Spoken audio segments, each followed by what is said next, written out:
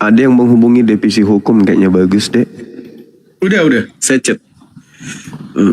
Kalau bisa naik.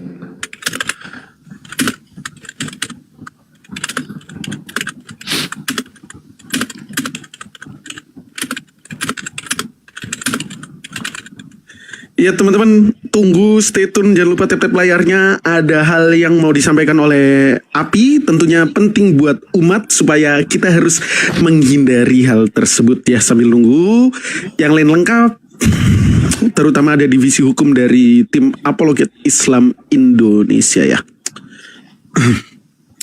Assalamualaikum dari gua. Assalamualaikum Bang Zuma, salam kenal dari Madura. Waalaikumsalam. Waalaikumsalam warahmatullahi wabarakatuh.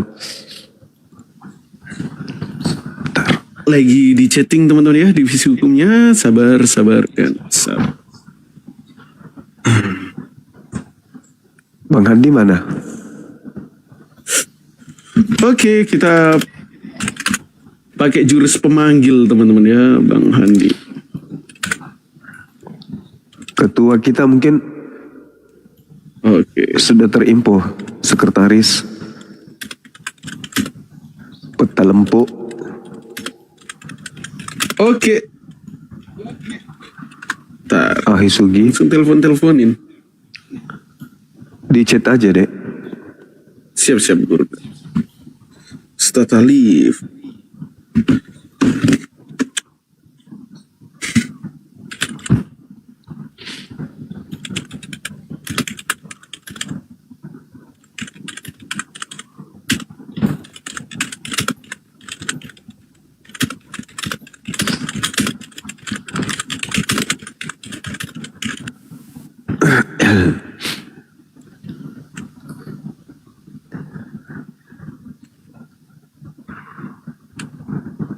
Oke.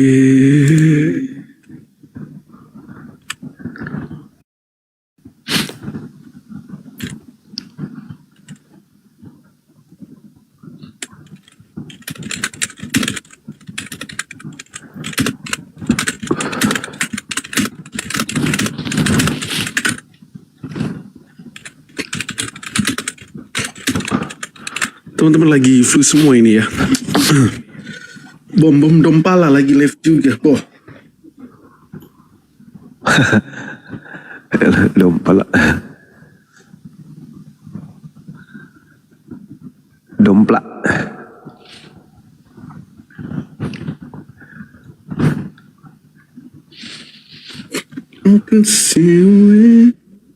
Nah ini Bang Glenn sudah baca, nunggu dia. Ini divisi Propok. Assalamualaikum, Ko Julius.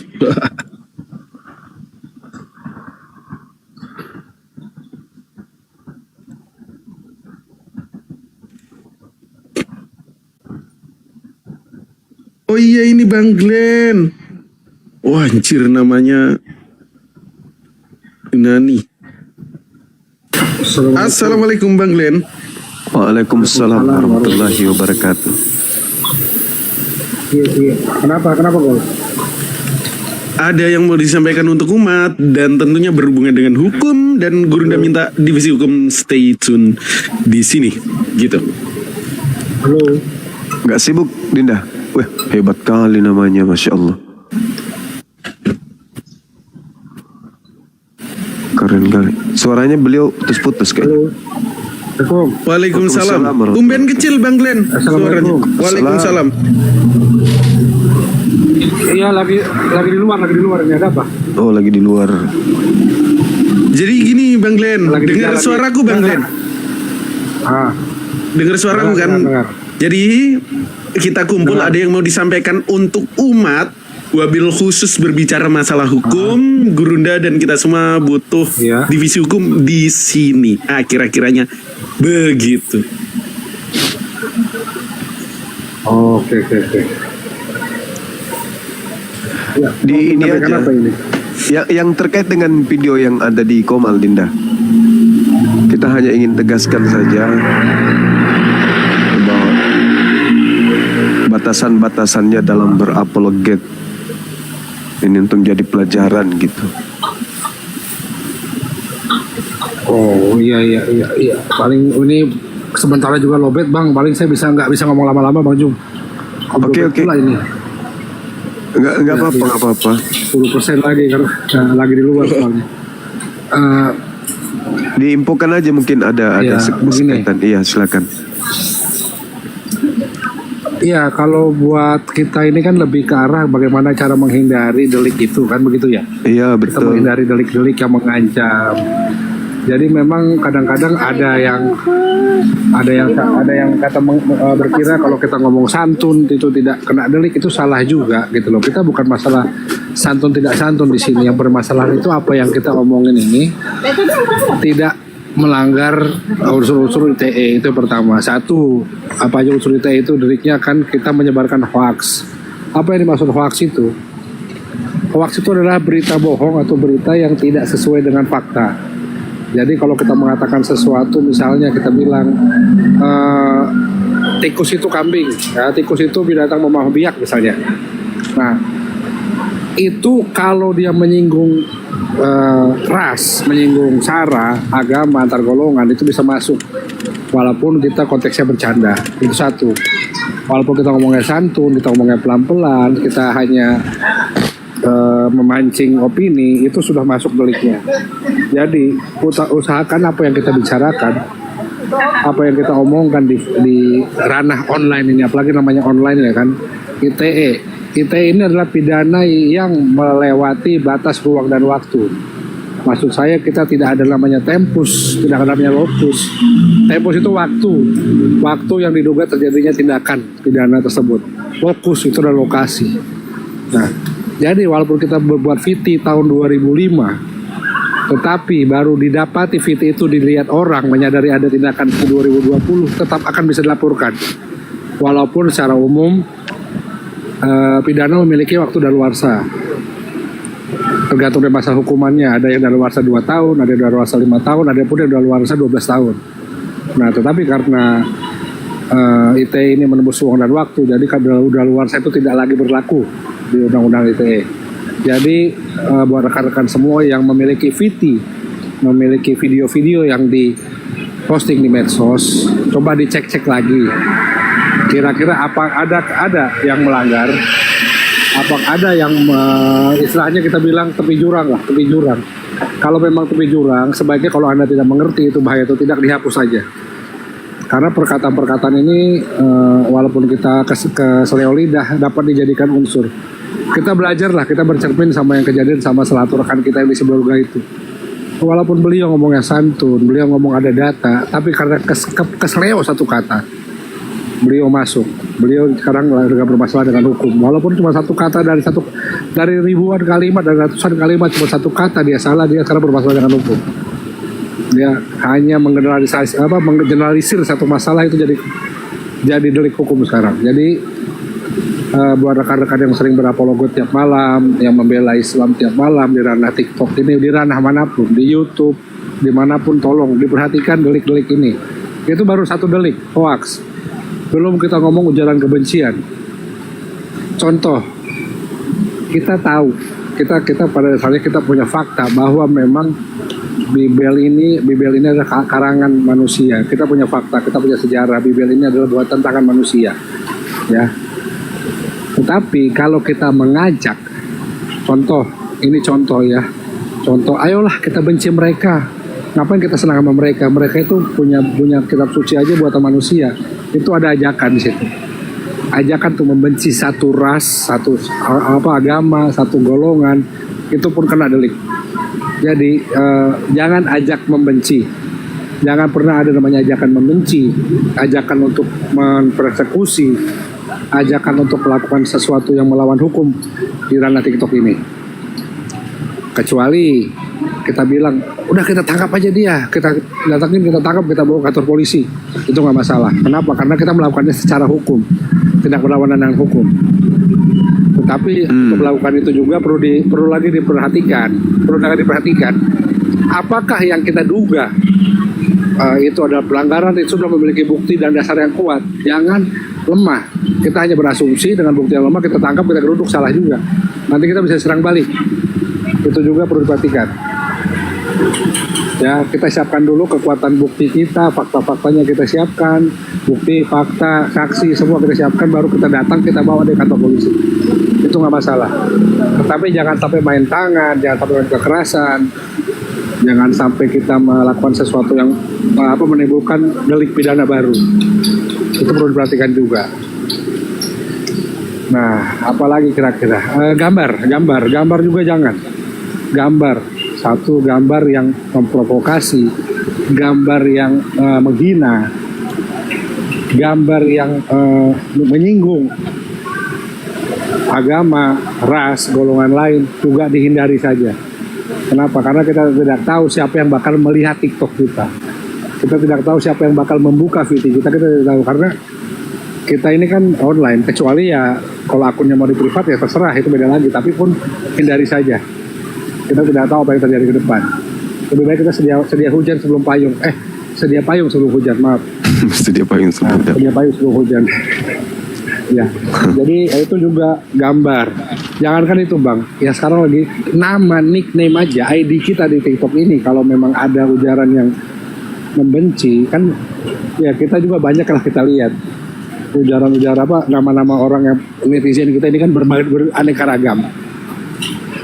ragam, banyak juga yang menyinggung, banyak juga yang memprovokasi. Ya sebaiknya dihindari aja. Kenapa? Kita tidak tahu gini loh, nasib buruk itu tidak ada di kalender, tanggal jelek itu tidak ada di kalender. Kita tidak tahu kapan kita jatuh. Bang Juma juga sudah mengalaminya, walaupun Bang Juma saya lihat tidak ada kesalahan apa-apa, tapi kan repotnya jadi repot gitu loh. Bang Juma, Ukti Nora, siapa lagi, Rifa, itu kan dia membawa sesuatu dengan ada buktinya.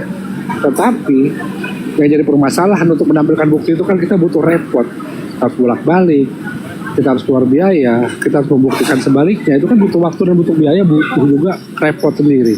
Nah, walaupun pada ujungnya bisa kita bantah itu, walaupun pada ujungnya bisa kita balikan itu dengan bukti-bukti yang ada, tapi kan sudah memakan waktu, effort, uang, biaya segala macam keluar banyak.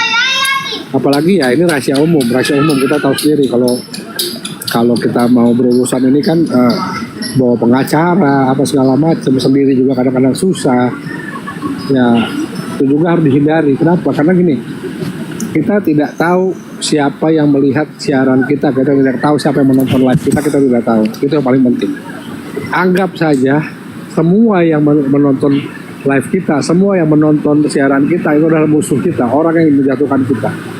Mulai sekarang anggap seperti itu. Kenapa? Supaya kita ke depannya hati-hati membuat VT, membuat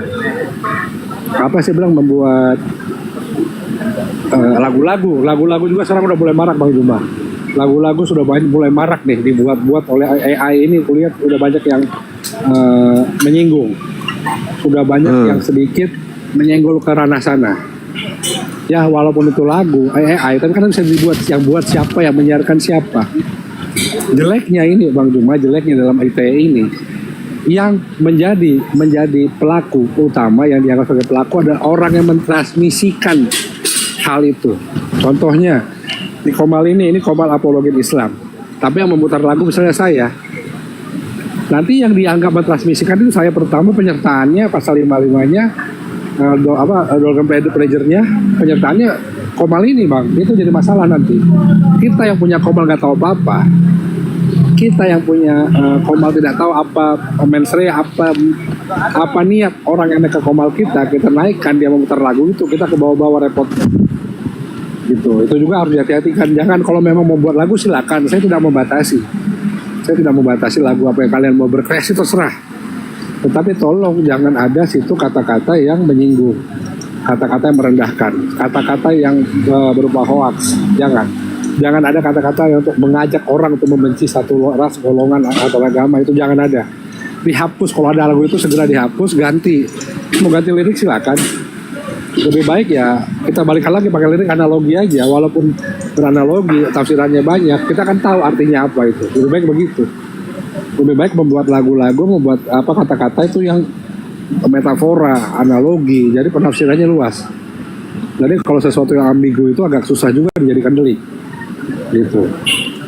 Jadi jangan tertuju pada sesuatu, jangan melakukan sesuatu, jangan berbohong, jangan kalau menghina pribadi, lebih baik gini. Kalau saya sih kalau mau menghina pribadi, urusan kita sama orang tersebut, tidak sama apa atributnya dia. Misalnya saya menghina Goldian di situ.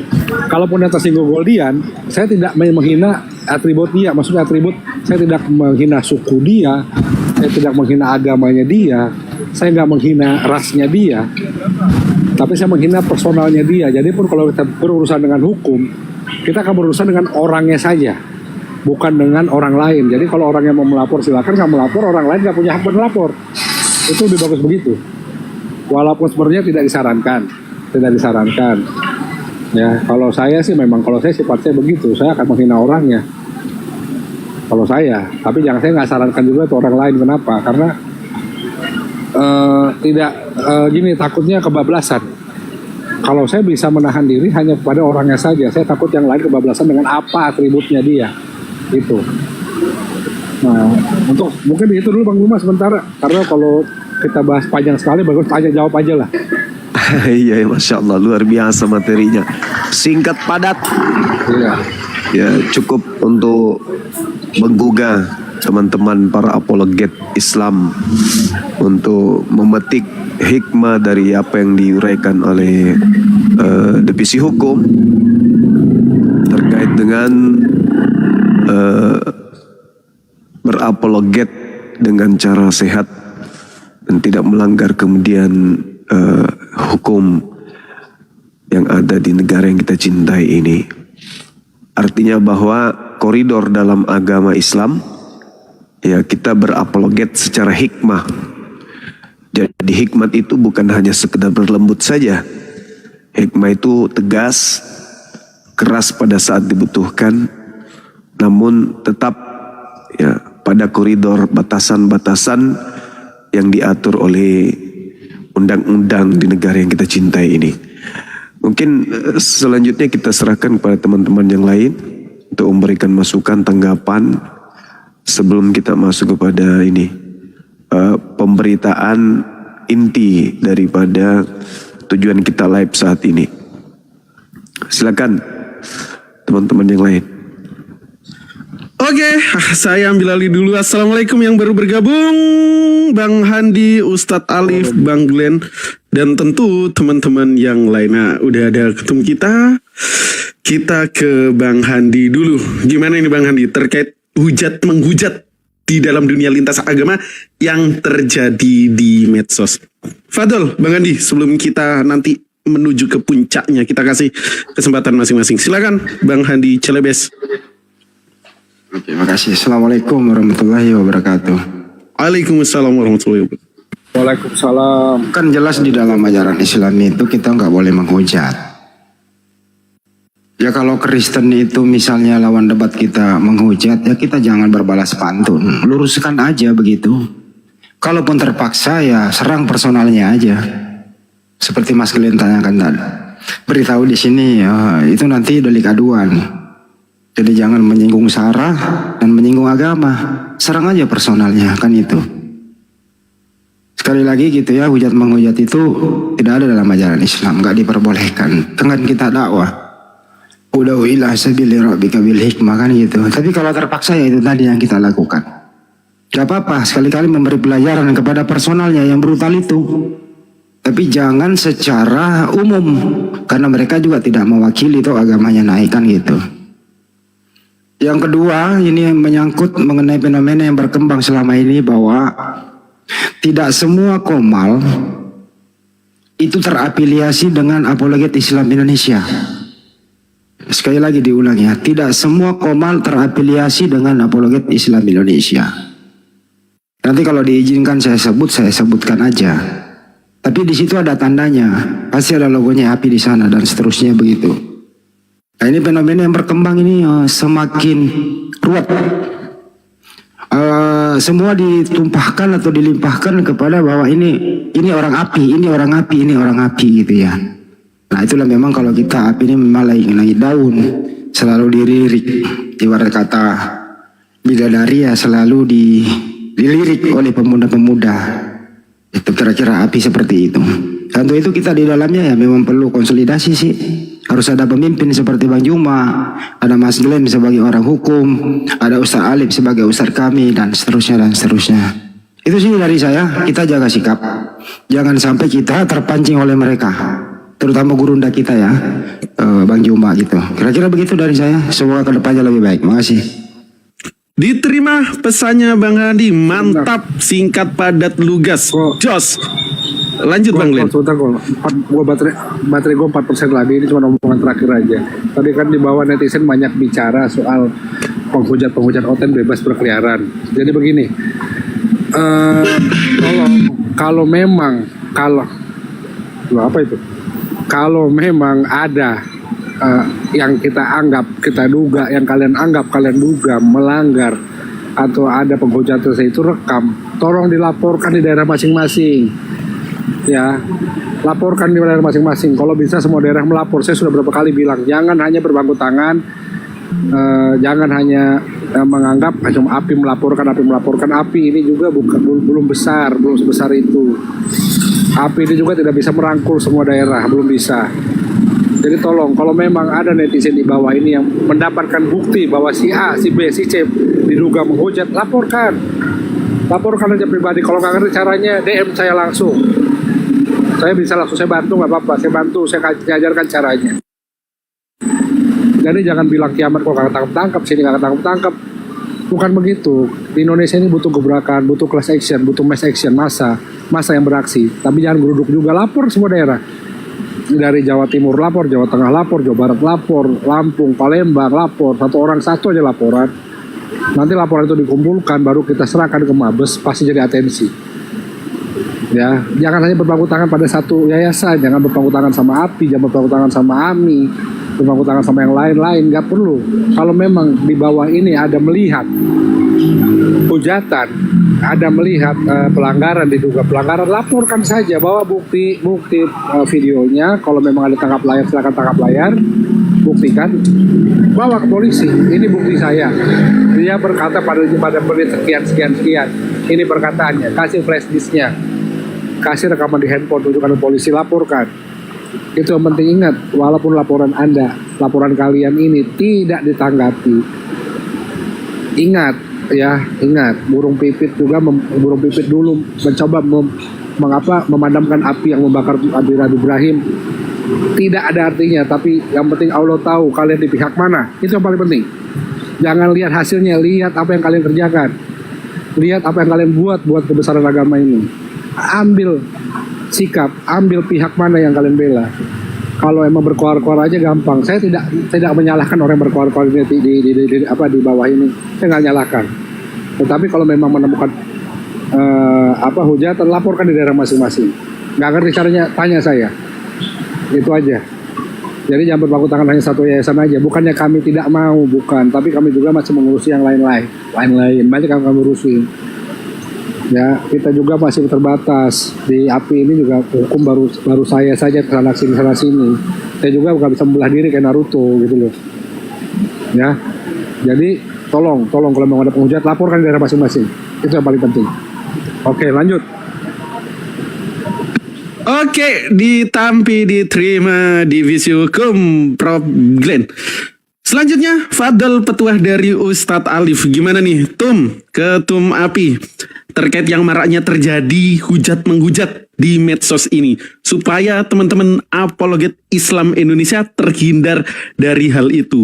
Dan jangan sampai ada duri dalam daging, orang yang di luar API mengatasnamakan dirinya API, lalu melakukan penghujatan. Itu juga tidak diperbolehkan. Fadl, Ustadz Alif. Baik, terima kasih Ahi Goldian. Masya Allah. Izin, Assalamualaikum warahmatullahi wabarakatuh. Kepada para guru semua, di sini ada Panglima kami, ada Bang Glenn, ada Ahi Kores, ada Pak Julius, ada Bang Handi dan semuanya. Tentu kita berdirinya satu yayasan ini wadah untuk para debater muslim, para apologet Islam, itu kan agar kita lebih tertata lagi, lebih tertib lagi, dan lebih terarah bagaimana kita yang ada di dalam dunia debat lintas agama. Apa yang menjadi landasan kita sebagai seorang muslim ketika kita terjun dalam dunia debat lintas agama? Berkali-kali disampaikan oleh kita semua dan guru-guru kita, landasannya satu, tidak boleh keluar dari patokan sebagai seorang muslim, landasan hukumnya Al-Quran dan As-Sunnah. Kedua, jangan pernah keluar dari aturan yang berlaku, undang-undang dasar negara Republik Indonesia atau undang-undang yang berlaku di negara kita tercinta, kan gitu. Itu patokannya. Dan sebenarnya aturan yang di dalam Islam itulah yang selalu digunakan atau yang selalu disampaikan dan menjadi sebuah landasan kita berdebat. Yang menjadi perintah itu ada di dalam Al-Quran, kan gitu. Makanya perintahnya apa nih? Oh, perintahnya tentang mengajak manusia, orang-orang itu ke jalan Tuhan, ke jalan Allah. Sebagaimana di dalam surah An-Nahl ayat 125. Bismillahirrahmanirrahim. Ud'u ila sabili rabbika bil hikmah wal mau'idotil hasanah. Itu yang menjadi perintah dari Allah kepada kita semua. Mengajak, berarti ini teman-teman, ikhwan fillah semua para guru, yang perlu kita awali adalah bagaimana kita mengajak saudara-saudara kita, orang-orang yang keluar dari jalan Allah atau yang tidak berada di jalan Allah, yang tidak berada di dalam agama yang benar, ajak mereka ke jalan Allah dengan penuh mau'idoh hasanah, contoh-contoh yang baik, kan gitu ya, dengan hikmah dan seterusnya. Itu yang menjadi perintah. Ada yang menjadi larangan di dalam Islam. Apa itu? Wala tasubbu, jangan kalian menghina. Kita tidak boleh menghina sesembahan. Wala tasubbul ladina yad'una min dunillahi fayasubbullaha adwam bighairi ilm. Nah, itu yang menjadi larangan. Kita tidak boleh menghina sesembahan mereka. Kenapa demikian? Karena mereka akan membalas hinaan tersebut atau celaan tersebut, kan gitu, tanpa ada ilmu. Nah, jadi ada poin-poin penting yang perlu kita pahami. Satu, tentang perintah. Kedua, tentang larangan, kan gitu. Nah, Al-Quran tadi, kembali ke surah yang tadi, An-Nahl, wajadilhum, dan kita boleh berdebat dengan mereka billati hiya ahsan, dengan sesuatu yang terbaik, kan gitu. Sesuatu yang terbaik. Nah, ada terusan di dalam ayat 126-nya dikatakan wa in aqabtum fa'aqibu bimisli ma uqibtum. Kalau kita mau membalas mereka, nah berarti nih ikhwan fillah semuanya, kita itu boleh membalas mereka dengan sebuah takaran, dengan sebuah kewajaran. Ketika ada yang mendebat kita, menyerang kita, kita balas mereka dengan takaran, dengan landasan, bukan dengan asumsi liar, membuat asumsi sendiri dan sebagainya. Tapi kita balas serang mereka tentu dengan cara ilmu itu sendiri, bukan ngarang sendiri atau apalagi merubah, ya kan? Merubah apa yang tertulis, merubah satu ajaran, jangan. Tapi kita ikuti, kita bisa kok. Ada bagaimana caranya membalas itu ada, tanpa merubah isi kitab orang tersebut. Kan gitu. Karena kita membalas mereka setelah kita perintahnya adalah mengajak mereka dengan cara yang terbaik. Tapi kalau mereka melakukan sesuatu ya yang menyerang kita dalam perdebatan, kita balas sesuai dengan takarannya. Jangan berlebihan, apalagi melakukan sesuatu yang melanggar, itu tidak boleh. Apalagi kita memulai menghina sesembahan mereka, itu tidak boleh. Itulah aturan jelasnya di dalam Islam dalam berdebat. Makanya saya pernah melihat tuh, pernah saya baca, pernah lihat siapa itu? Si penghujat ada, saya sebutkan aja inisialnya, si siapa? Yosep itu. Yosep yang suka monolog itu. Dia mengatakan bencong itu ya. Ya, dia katakan apa itu? Islam itu kan kalian itu cengeng. Dia katakan apa? Mengutip surah Al-Quran tadi, wala tasubbu katanya. Jangan kau menghina sesembahan orang lain di dalam surah Al-An'am itu kan. Kenapa? Karena nanti kamu akan dibalas kan gitu. Ingat buat orang itu kan, Islam itu jelas tegas aturannya. Kami tidak boleh. Dan bukti ayat Al-Quran itu benar. Ketika teman-teman kami muslim, mohon maaf, kalau ada yang memulai menghujat misal, ya kan, sesembahan mereka, padahal tidak diawali, itu mereka akan membalas dengan sebuah hujatan tanpa ada ilmu kepada Allah, kan gitu.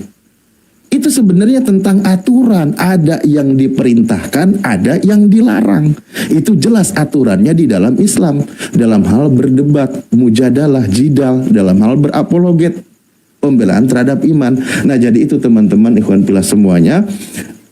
Itulah kenapa kita dibentuknya sebuah yayasan. Kita juga sering saling mengingatkan karena kita juga manusia, mahalul khoto wa nisyan, tidak lepas dari sifatnya salah dan lupa.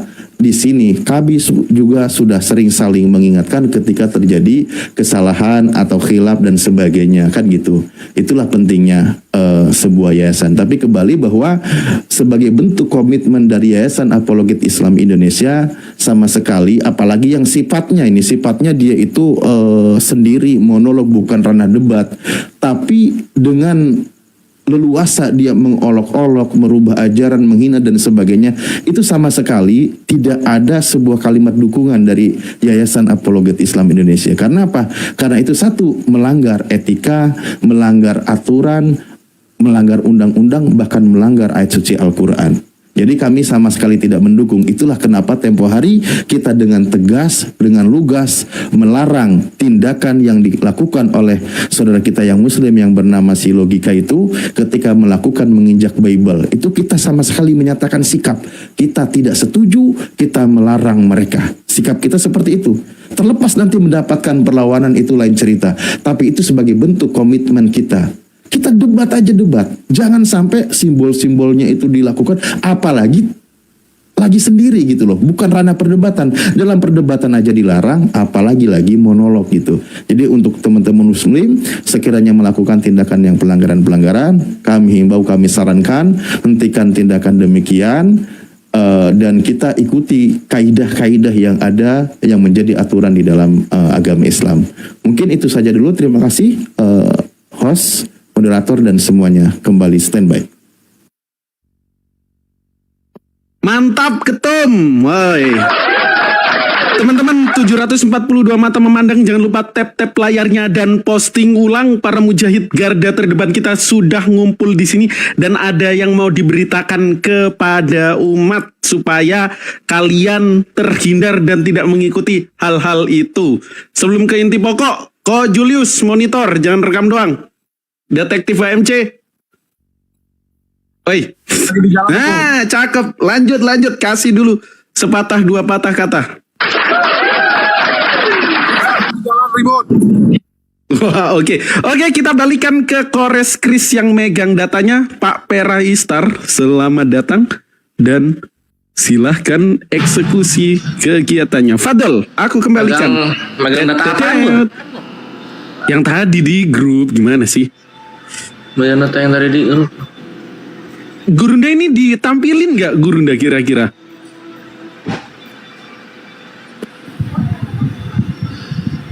Gurunda?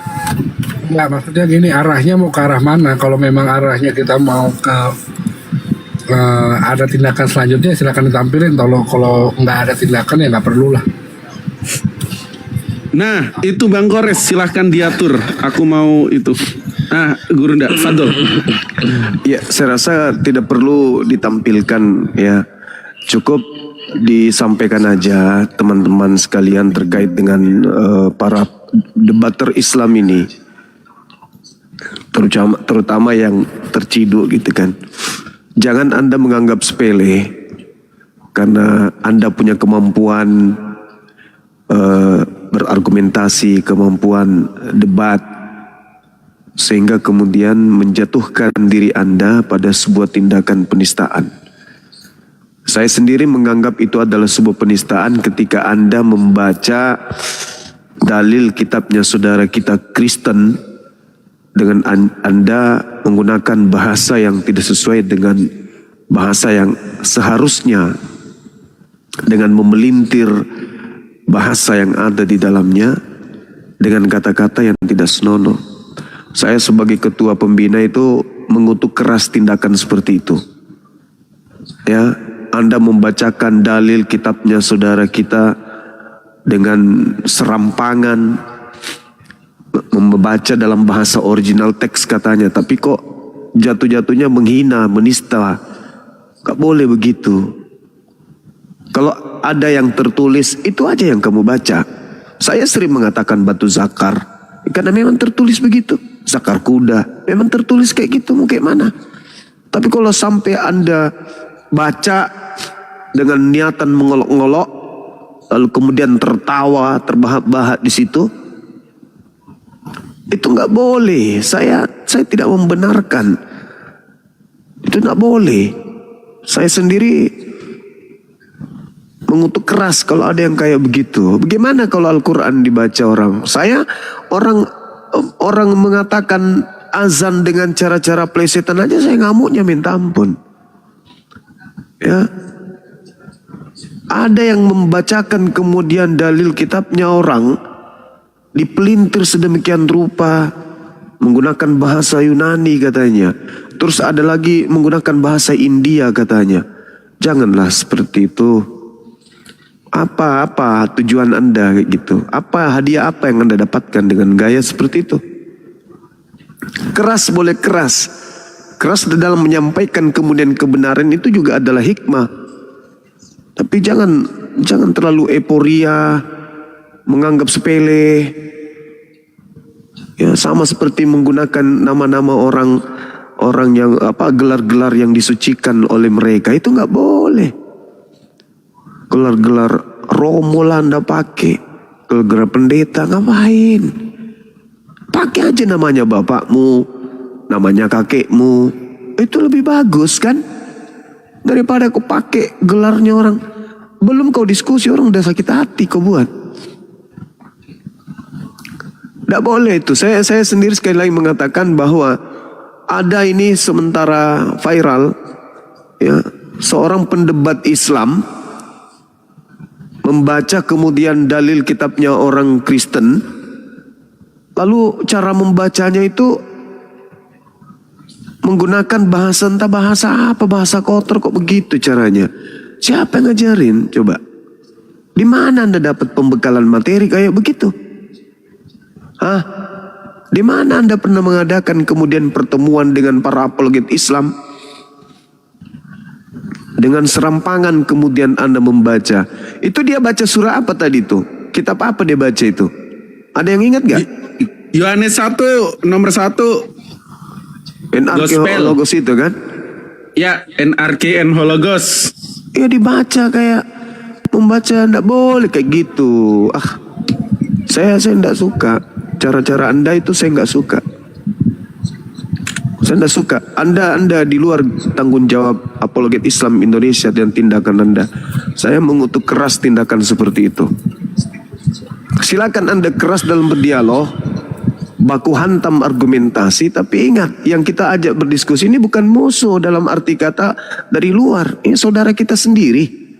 Tujuan kita kemudian hanya mengkanter aja.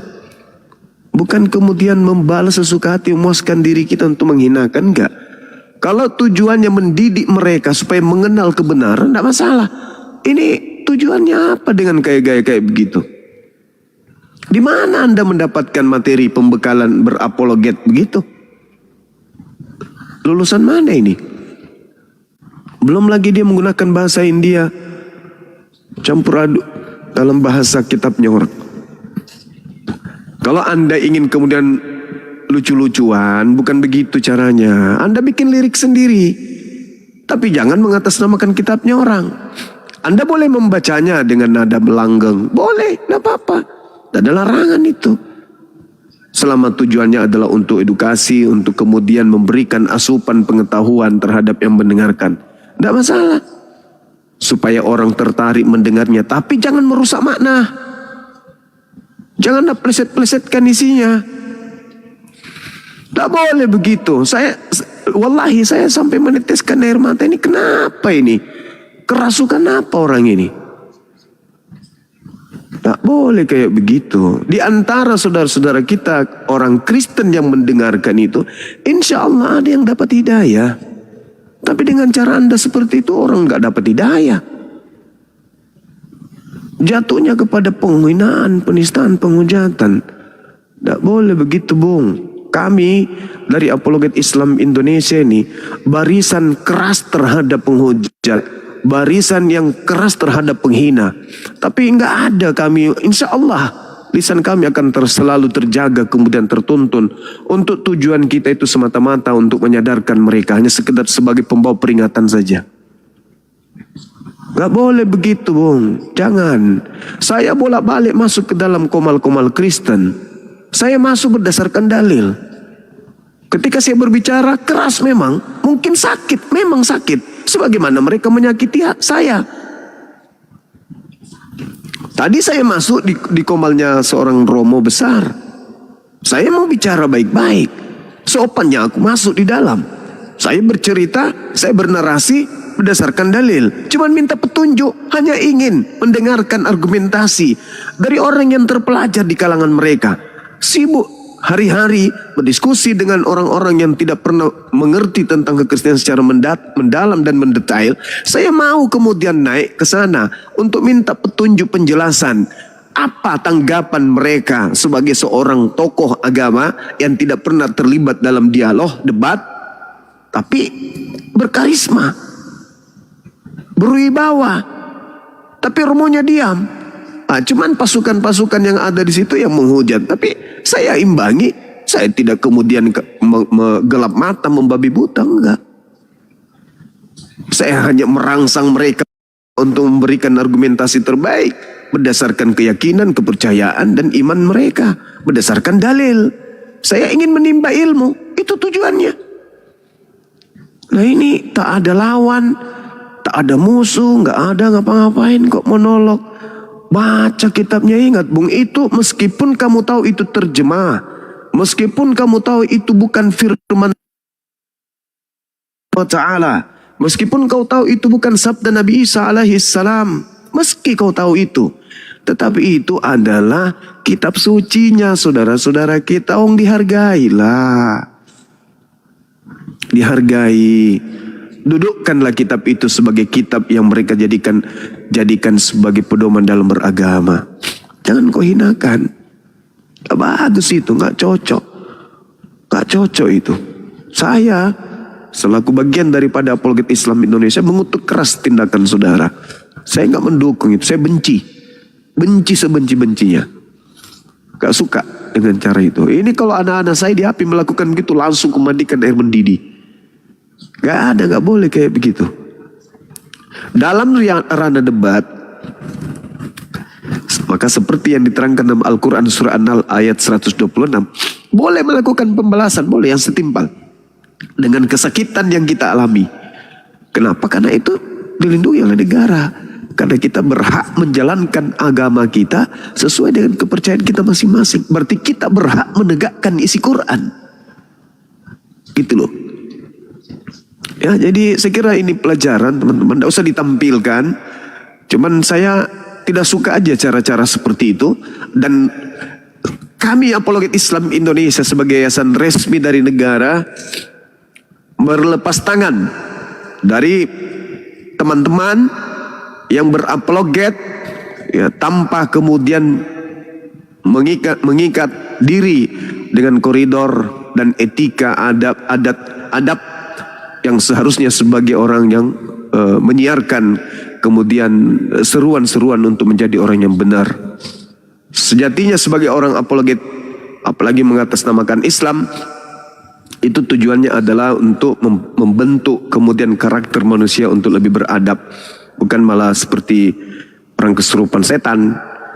Gak boleh begitu, sakit hatiku mendengarkan kitab orang dibaca begitu. Orang dari mana datangnya dia?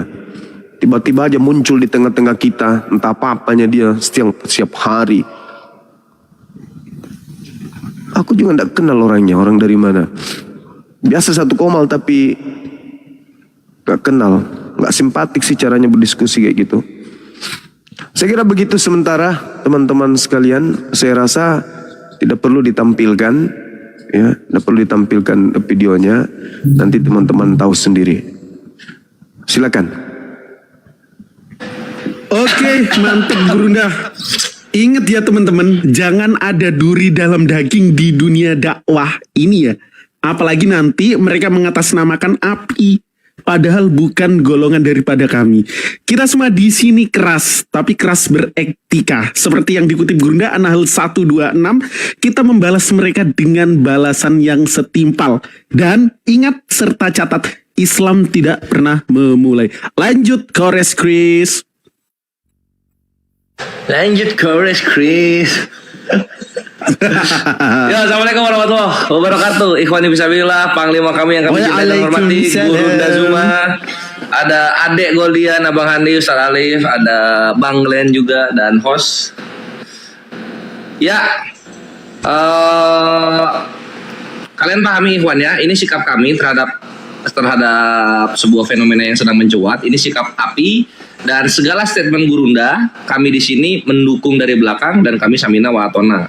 Karena apa? Karena apa yang Gurunda katakan itu sesuai dengan apa yang Allah firmankan dan apa yang Nabi titipkan gitu. Jangan mulai bre gitu.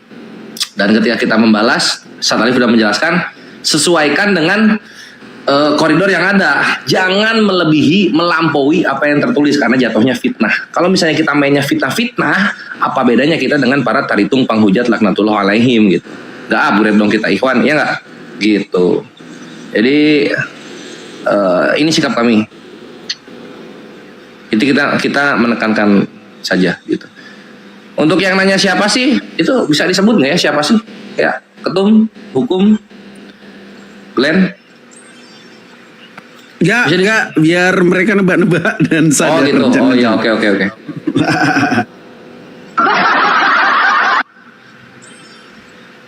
Oke. Nggak bisa disebut ikhwan, kalian cari sendiri aja ya. Namanya jangan keluar dari kami. Karena apa ya? Kalian tahu lah. Banyak dari apologet Islam juga dialognya sangat brutal sekali kalau udah ngeluarin data. Tapi perhatikan kaifiatnya. Lihat bagaimana mereka mengeluarkannya kayak gitu loh.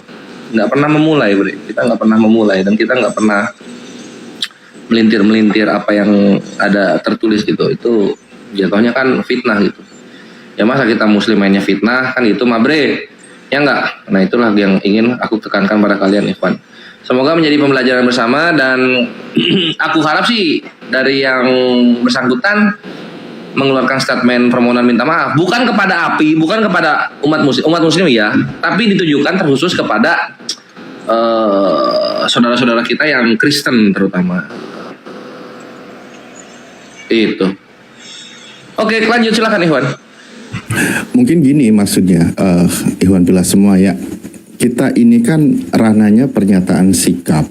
Fenomena yang semakin terus terjadi di dalam dunia debat lintas agama itu kan banyak terjadi tuh. Nah, hal-hal yang sifatnya keluar dari aturan yang berlaku baik secara aturan dalam Islam maupun undang-undang negara, maka kita menyatakan sikap. Nah, jadi ketika mereka melakukan demikian, itu berarti tindakan yang tidak didukung. Bahkan kaidahnya kita ini, kami itu berwasiat atau berpesan atau menasihati bukan hanya kepada saudara kita di luar, tapi nafsi kepada diri kami juga. Jadi nasihat ini berlaku kepada diri kami. Artinya ketika terjadi tindakan-tindakan, perilaku-perilaku yang kita lakukan, itu kan, apalagi dengan cara monolog, apalagi dengan cara sendiri mengolok-olok kitab orang, itu siapapun kan jadinya di antara kita, maka itu tindakan yang sangat kita tidak dukung. Kenapa? Karena itu akan memantik bagaimana terus terjadinya sebuah hujatan-hujatan. Mereka akan membalas dengan tanpa aturan gitu loh, seperti itu. Jadi Iwan Pilah mohon dipahami oleh kita semua.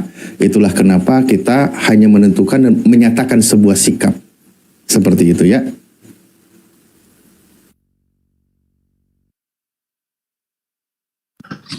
Jadi teman-teman sekalian, kenapa kemudian apologet Islam harus berdiri, harus ada di tengah-tengah antum semua? Yang pertama karena untuk mengkanter para penghujat, para penista terhadap Islam, kaitannya dengan Allah, Nabi Muhammad, dan juga Al-Quran. lepas daripada mengkanter para penghina, penghujat ini, ya kita sebagai umat Islam memang berkewajiban untuk menyampaikan Islam kepada seluruh manusia, kepada alam semesta. Negara menjamin kita untuk menjalankan itu. Al-Quran menjelaskan, bismillahirrahmanirrahim, inna arsalnaka bil haqqa basyira wa nathira wa la tus'alu an ashabil jahim.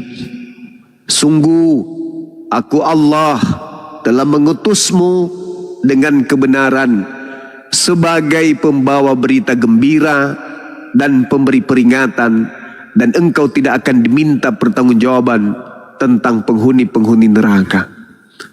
Jadi Islam, Al-Quran, Allah, Nabi Muhammad memang ditugaskan untuk disampaikan sebagai pembawa kebenaran, sebagai pembawa berita gembira dan peringatan kepada seluruh umat manusia. Tapi hanya sebagai pembawa kabar gembira, sebagai penghibur, sebagai pemberi peringatan. Berdosa kita kalau kita tidak menyebarkan berita gembira tersebut tentang keselamatan di dalam Islam, dan berdosa kita ketika kita tidak memberi peringatan terhadap manusia. Tabarakalladzi nazzala al-furqan ala 'abdihi liyakuna lil 'alamin nathira. Maha suci Allah yang telah menurunkan Al-Quran kepada hambanya agar hambanya menjadi pemberi peringatan kepada seluruh alam, minal jin nati wan nas. Jadi ini tugas kita memang. Berdosa kita ketika kita tidak menjadi pemberi peringatan kepada seluruh alam semesta. Maka memang Al-Quran itu harus disampaikan, Islam itu memang harus disampaikan. Wa ma huwa illa zikrul lil alamin. Padahal Al-Quran itu tidak lain adalah peringatan bagi seluruh alam semesta. Nah, kebenaran, kebetulan ada orang yang memasang diri, menghujat Islam, menghina Islam, menghina Rasulullah, menghujat Allah Subhanahu wa Ta'ala di sosmed. Kesempatan kita masuk kemudian untuk menjelaskan tentang Islam, di mana Islam itu tak lain dan tak bukan diwahyukan oleh Allah melalui Nabi Muhammad berdasarkan Al-Quranul Karim sebagai peringatan kepada seluruh alam semesta. Jangan justru kita kabur, lari dari koridor yang ada. Islam memang harus disampaikan. Wa ma huwa illa zikrul lil alamin. Kebetulan saja di tengah-tengah kita para penghujat, para penista yang juga memiliki misi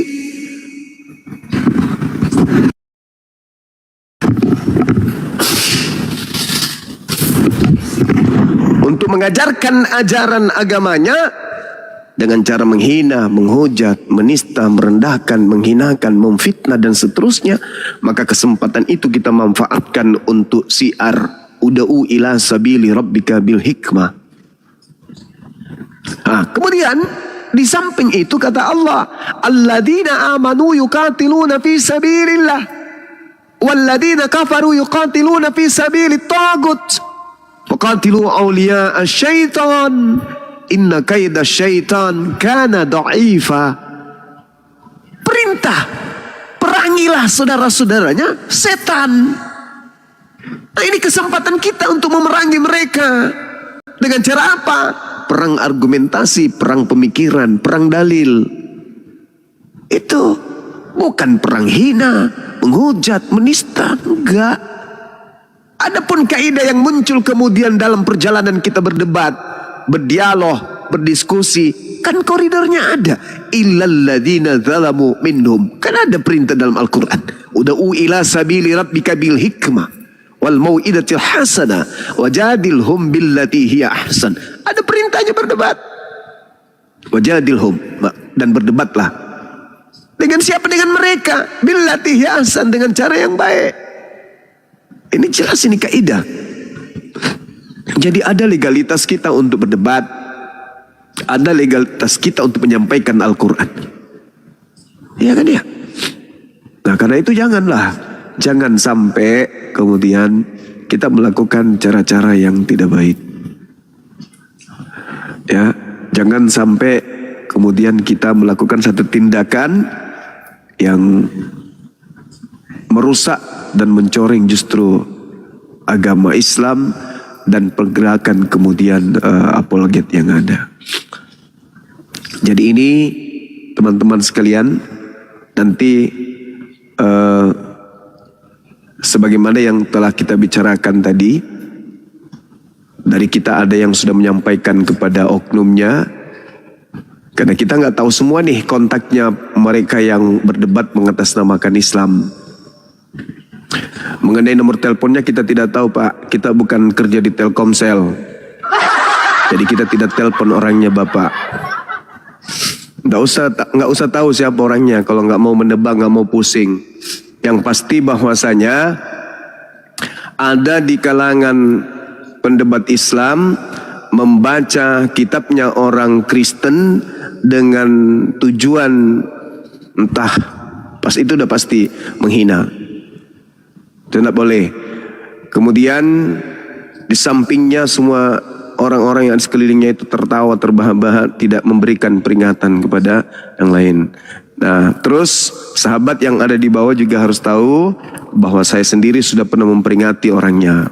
Bukan saya tidak pernah peringati, sudah pernah peringati. Bahkan sekedar gelar yang dia pakai itu, ya itu juga saya sudah pernah peringati. Gitu ya. Jadi jangan menganggap kenapa nggak telepon. Tidak semua masalah harus kemudian didudukkan dengan cara nelpon. Kenapa? Kalau dengan cara nelpon, yang lain akan tampil nanti minta ditelepon, menghina dulu, menghujat dulu. Ini pernyataan sikap Yayasan Apologet Islam Indonesia, Bapak. Supaya Bapak tahu, ini bukan pernyataan sikap sendiri-sendiri. Oke ya? Ini pernyataan sikap, kemudian dari Yayasan Apologet Islam Indonesia terhadap keadaan ini. Kalau penasaran silakan Anda cari tahu, insya Allah Anda akan ketemu.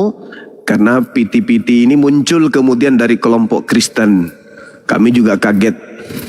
Tadinya kami kaget kok bisa ada yang sampai berlebihan di dalam kemudian memberikan satu tindakan atau respon terhadap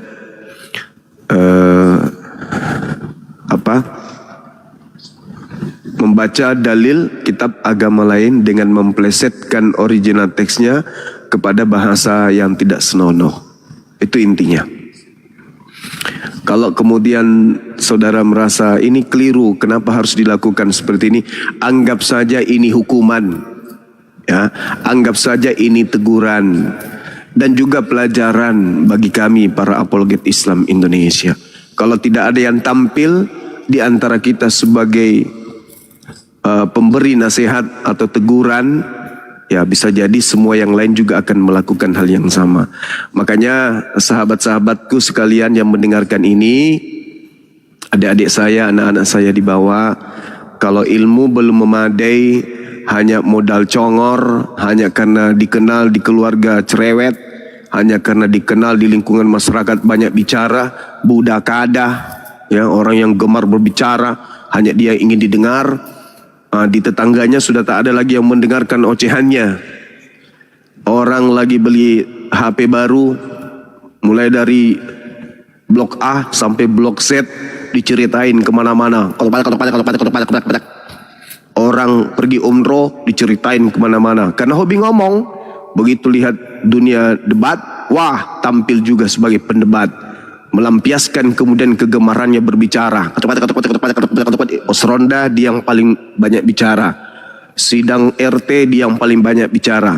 Apapun setiap berkumpul mulutnya yang paling banyak berbusa-busa. Karena lingkungannya sudah tak mau terima mulutnya. Begitu dia nonton, wah ini ada kok yang disebut debat-debat lintas agama. Wah ini bagus ini saya lampiaskan. Maka beli songkat, beli HP, beli komputer. Mulailah dia di situ. Baca kitabnya orang sembarangan. Ada yang kayak begitu. Nah, kurang kerjaan, pengangguran mungkin, udah dimusuhi sama masyarakat. Gurunda, Iya. yang kayak gitu harus dikasih donat Gurunda. Hanya tampil. Tak ada landasan pijakan. Seenak perutnya. Ya karena untuk melampiaskan hobinya, betul. Di pos rondang di rumah yang masak dia. Di rumah dia yang ke pasar. Semua pekerjaan ibu dia yang kerja. Makan anak-anaknya dia yang bagikan nasi di piring. Dia yang sendokkan ikan ke nasinya anak-anaknya. Dia yang make upkan anaknya ke sekolah. Dia yang nyisir. Dia yang pakaiin sepatu. Dia yang mandikan. Nah ini biasanya orang-orang yang kayak gini nih. Lihat dunia debat. Wah ikut-ikutan hanya modal NRK. Nah ini. Kayak gitulah jadinya. Karena memang sudah gemar berbicara. 17 Agustus ribut. Acara maulid ribut. Pemilihan kepala desa ribut. Entah apa-apanya ribut. Sedikit-sedikit ribut. Nah lihat sosmed. Ada yang disebut debat lintas agama. Wah masuk jadi apologet juga nya. Nah ini yang merusak. Entah dari mana datangnya. Tiba-tiba muncul. Kampus. Tidak boleh kayak begitu. Jadi sekali lagi saya sebagai bagian daripada apologet Islam Indonesia mengutuk keras siapapun, termasuk anak-anak apologet Islam sendiri yang ada di bawah naungan yayasan, kalau melakukan sebuah tindakan yang melanggar hukum, saya tidak membenarkan kemudian melakukan pembelaan. Ingat, kita bisa keras selama koridor kita tidak langgar. Bisa tegas, illal ladzina zalamu minhum wa qulu amanna billadzina unzila ilaina wa unzila ilaikum wa ilahuna wa ilahukum wahid wa nahnu lahu muslimun. Itu kaidah. Tidak boleh kita melanggar kaidah Quran. Saya kira begitu teman-teman sekalian. Sekali lagi sahabat-sahabat yang ada di bawah, insya Allah besok hari pasti kalian akan tahu siapa pelakunya. Yang pasti kami nggak mau membuat riak lebih luas lagi. Ya, kalau yang bersangkutan mendengarkan dan segera kemudian melakukan tindakan permintaan maaf kepada umat Kristen ya atas tindakannya ini, kami tidak menunggu permintaan maaf Anda kepada kami, enggak. Karena memang Anda tidak bersalah kepada kami, cuman melanggar etika di dalam menyampaikan narasi, sedangkan Anda dikenal sebagai apologet Islam. Oke, itu tadi yang saya katakan ya teman-teman. Entah di mana dia mendapatkan penataran, mendapatkan kemudian ilmu dasar dalam berdebat seperti itu. Sama seperti ada orang kemarin hanya gara-gara tidak mau kita sering masuk di komalnya, kemudian dia pergoi, habis itu dia injak kitabnya orang, dapat sendiri. Nah itulah ya, yang kayak begitu-begitu jangan sampai terulang lagi. Saya kira begitu sementara, silakan teman-teman yang lain. Ya, ini ada yang kenapa nggak di belakang aja ngasih taunya? Kenapa ini udah terjadi di publik, Ikhwan? Kenapa kami ngasih tahu di depan? Karena kami yayasan. Nanti kalau ada gimana-gimana, kalian ngadunya ke kita. Ya nggak? Api ini begini, api ini begitu. Kalian ngadunya ke kita. Makanya kami ngasih tahu di depan. Ini sikap kami, ya. Jadi kalau misalnya ada gimana-gimana, kalian ingat-ingat ini hari. Gitu, Ikhwan ya. Ngerti nggak? Tadi ada tuh yang nanya, bener ya bang? Bukan. Kenapa nggak di belakang? Kenapa di belakang? Kami ngomong di depan. Karena nanti kalau kejadian apa-apa, kalian akan ngomongnya ke api gitu, minta tolongnya ke api. Ini kami ngasih tahu di depan. Gitu. Supaya apa? Supaya kalau salah ya salah, kalau bener ya bener. Toh misalnya kalau bener kita bela habis-habisan kok, lupa kalian Unik Rifa. Lupa kalian Ukhti Norah, lupa kalian. Ya enggak? Toh kalau misalnya salah ya kita tegur. Lupa kalian Tuan Logika. Iya enggak? Ya inilah api, bre. Enggak, Bu, jangan sampai terpecah. Bukan terpecah. Tadi ada yang ngerti kenapa enggak ngasih tahu di belakang. Ini gua nanggepin itu gitu. Kami ngasih tahu di depan, ini gua ulang lagi supaya kalau kejadian apa-apa kalian tahu bagaimana sikap Yayasan Apologet Islam Indonesia. terhadap apa yang sedang terjadi gitu. Oke, dipahami ya? Dipahami? Ikhwani fisabilillah? Kalau firasatku kores ini.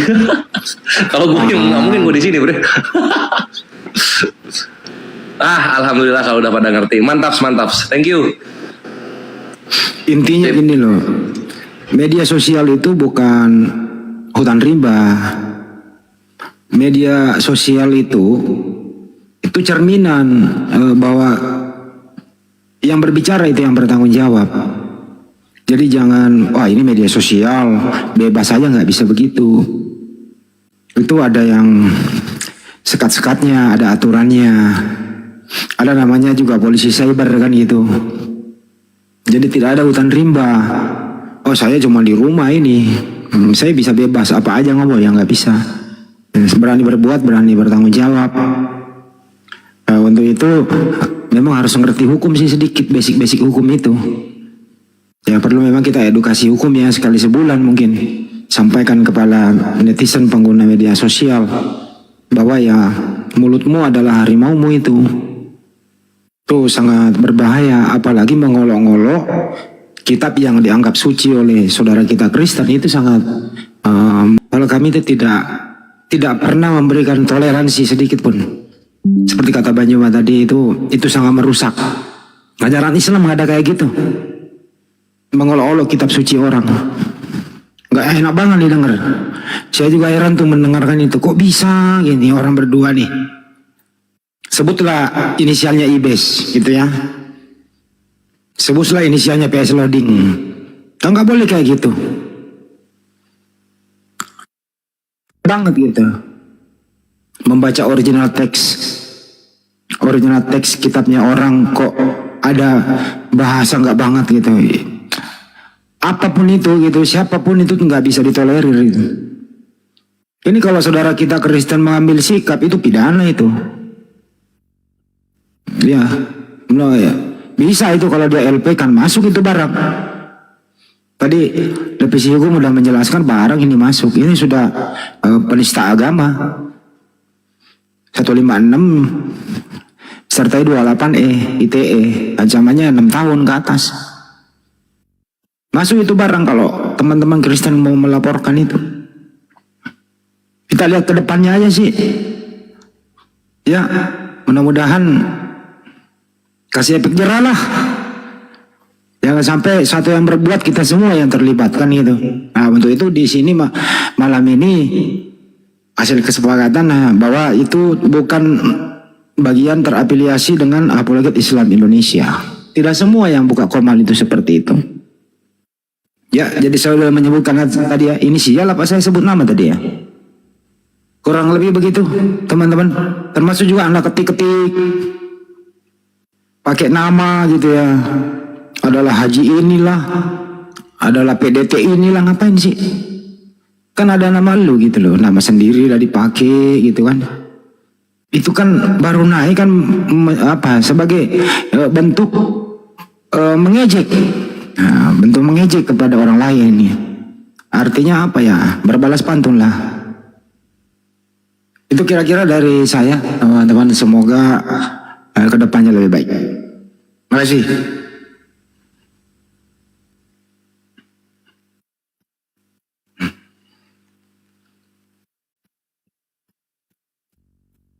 Kenapa? Kalau saya sebut namanya boleh dong, nggak apa-apa. Nggak apa-apa ya, saya sebut namanya ya, aman ya? Itu meleset.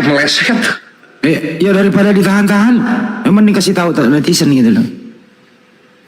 Ini apa namanya, teman-teman yang netizen ini kan punya pertanyaan lucu-lucu, tapi sebenarnya ini sudah agak berlalu ya, gini loh. Terus gimana teman-teman Oten yang menghujat? Itulah kenapa kita hadir. Itulah ada namanya para debater muslim. Itulah kenapa adanya Yayasan Apologet Islam Indonesia. Kita hadir untuk melawan mereka. Yang kita larang tidak boleh itu adalah kita memulai penghujatan.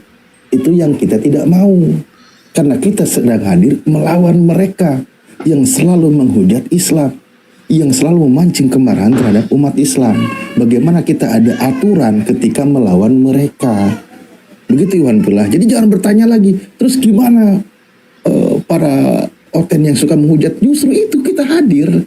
Tapi kita tetap harus saling mengingatkan sesama saudara kita. Ya kan, kalau ada yang salah dalam bertindak, ya tetap kita ingatkan. Gitu. Oke, lanjut. Tunggu sebentar Ikhwan, yang Bang Handi sebut itu salah ya Ikhwan ya. Bukan, itu hanya contoh itu. Gini Dinda, ini kan dibawa teman-teman ada yang mengatakan Islam kok kayak gitu. Ya terus kita mau kayak mana? Bukan kita yang mengangkat materi ini. Itu sudah diangkat sama pihak sebelah. Jadi sebisa mungkin kita sebagai yayasan mengambil sikap. Jangan kita diam ketika ada dari kelompok dari kita ini yang melakukan satu kesalahan. Apa yang harus kita lakukan coba? Ya memberikan peringatan. Tentu dengan cara seperti ini untuk jadi pelajaran bagi yang lain. Dinda Kores bisa nggak diputar suaranya aja perdengarkan. Biar mereka tahu di bawah. Gimana perasaan kalian mendengarkan suara ini? Silakan, terlanjurkan ya. Apa nggak termasuk ikut mentransmisikan Bang Joma? Apa itu? Kalau yang diputar video itu nanti disangka Jangan juga ikut Kita meringatkan enggak? Ya sama kayak kita mutar videonya Yusuf Manubulo ini penghujat. Aman. Suaranya aja, jangan diputar video, perdengarkan suara. Oh iya. Atau Oke. gimana? Gimana ini Glenn ngomong lah. Glenn, bisa nggak Iya. Glenn? Repot lagi kita ntar ke depan. Ya tanya dulu kuasa hukum. Bisa nggak suaranya aja didengar supaya kalian senang nggak dengarkan suaranya tuh kayak gitu?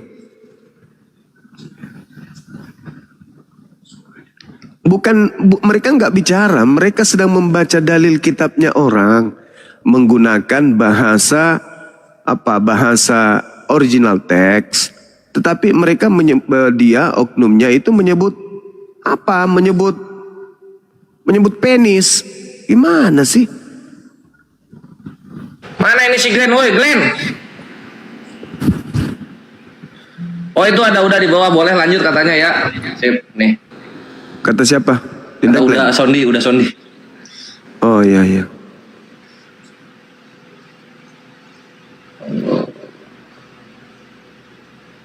Tunggu ya, sabar Ikhwan. Aku scroll dulu ke atas. Disclaimer dulu ini sebagai contoh yang salah. Disclaimer dulu. Nah itu ya. Ya, kita disclaimer dulu bahwa ini adalah kita ini tegaskan bahwa ini adalah kita memberikan edukasi bahwa yang begini yang tidak boleh dilakukan. Ya, sekali lagi netizen ini bahwa kami di sini memberikan contoh bahwa seperti ini nih hal-hal yang tidak bisa dilakukan dan berpotensi menimbulkan delik hukum ya. Gitu. Oke, lanjut. Bisa ya. Sip. Bismillah.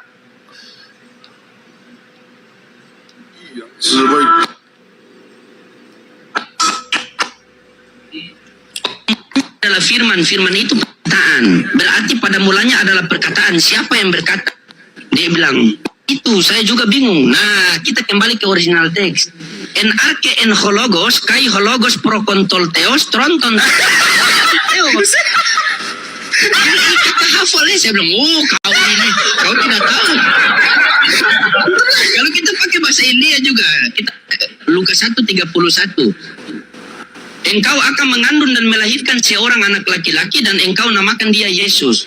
Kalau bahasa India kan aserehe katumbar jahe orma ortodos to pure-pure jendegi karte marne hanoma nehi sehotahe. Berarti Yesus di India hanoma. Kan setiap daerah kan dia berubah-ubah nama. Yang pertama, saya mau bilang semoga Tuhan Yesus mengampuni kalian ya. Itu yang ngomong yang pertama itu dari pihak Kristen. Udah itu Guru dah. Nah, Jelas nih itu. Gimana teman-teman di bawah? Gimana perasaanmu? Gimana perasaan kalian menyebut nama kitabnya orang, babnya dan nomornya lalu membaca seperti itu? Gimana? Ayo. Kalian setuju? Setuju nggak dengan perbuatan kayak gitu? Dan suara orang ketiga tadi yang berbicara itu adalah orang yang sudah melakukan reaksi terhadap aksi mereka. Makanya kita angkat suara di sini, Bung, Bapak, Paman, gitu loh. Setuju nggak kalian? Nggak kan? Perih loh. Belum lagi yang bahasa India, dia sebut nama surah, nama babnya dan nomor dalihnya. Habis itu dia mengatakan hal seperti itu. Sakit, saya aja kaget gitu loh. Nah, mata saya berkaca-kaca. Kok kitabnya orang sampai, kamu sudah berapologet berapa lama sih? Sampai kejam kali segitunya, ya Allah ya Karim. Nah ini, aduh udahlah. Saya no comment. Yang pasti apologet Islam Indonesia, kami berlepas tangan dari tindakan-tindakan, perbuatan-perbuatan seperti yang dilakukan oleh oknum tersebut. Kami lepas tangan, dan bukan hanya lepas tangan, kami mengutuk keras. Maafkan atas tindakan kami ini. Demikian. Dimengerti yang di bawah ya Ikhwan ya. Jadi memang harus api mengambil sikap supaya apa? Kalian tahu batas mana menghujat, mana membalas. Salah.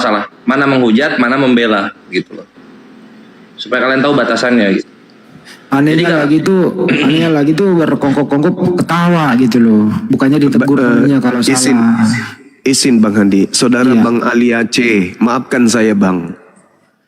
Menghadapi penghujat terkadang kita harus membalas gurunda. Yes, sepakat saya. Soalnya permasalahannya mereka cuma berdua di Komal, Bang. Tidak ada penghujat di situ, abangku. Mereka monolog. Tidak ada lawan diskusi, abang. Orang yang paling keras membalas hujatan itu orang kenal namanya Bang Suma, Bang. Saya sampai masuk di komal-komal mereka, Bang. Masuk ke markasnya, ke kandang mereka, Bang. Ketika mereka buka komal untuk menghujat Allah, menghujat Islam, menghina Rasulullah, Bang. Bang Ali Aceh yang kusayang. Memang wajib illalladzina zalamu minhum, abangku. Tetapi pada saat mereka menghujat, pada saat mereka menghina Islam, kita harus lampiaskan kesakitan kita. Pembalasan yang setimpal dengan yang mereka rasakan, abangku. Ini mereka berdua tidak ada lawan diskusi di sana, Bang. Bagaimana perihnya ketika ada Kristen membahas Al-Quranul Karim berdua di atas komal. Mereka juga membaca original teks kitab kita, seakan-akan membaca tapi dipeleset. Gimana perasaan kita, Bang? Samanya itu. Nah makanya ketika ada komal-komal seperti itu, saya terkadang naik untuk meluruskan, memberikan kemudian pernyataan sikap terhadap hujatan mereka, abangku. Memang betul, tapi kita tidak boleh membabi buta asal-asal. Menghadapi penghujat terkadang, bukan terkadang lagi, harus Bang. Kalau kita nggak bisa sabar dan ilmunya kita punya, silakan. Yang penting tidak melampaui daripada perbuatan mereka. Silakan, Al-Quran mengatur itu. Tetapi kalau tidak ada, Bang, tidak ada lawannya. Membaca kitabnya orang di segitu amat. Tidak semua orang Kristen itu penghujat loh. Tidak semua orang Kristen itu penista Islam, nggak semua. Tidak semua.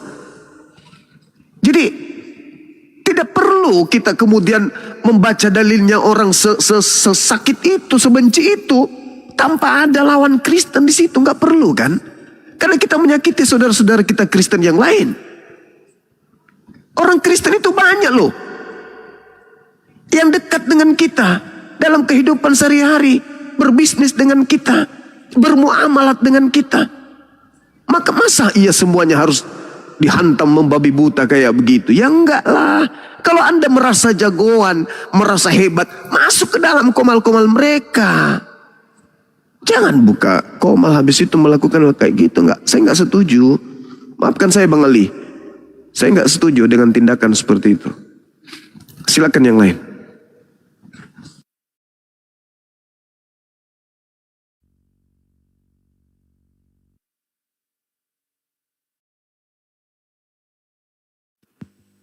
Ya, jadi itu sikap kami Api, Ikhwan. Sehingga nanti kalau misalnya ada ke depan ada bagaimana, kalian jangan nanya lagi, Api gimana ini, Api gimana ini sikap Api. Jawaban sebelum pertanyaan. Terkecuali kawanku, saudaraku, di situ ada Kristen, ya silakan. Kalau di situ ada Kristen, apakah kemudian dirasa itu bisa dilakukan? Ya silakan aja. Kita ini hanya melihat video yang ada, yang masuk ke dalam tim kita. Ini ada video kayak begini, apa yang harus kita lakukan? Mohon tabayun. Maksud lo tabayun? Maksud lo apa? Tabayun.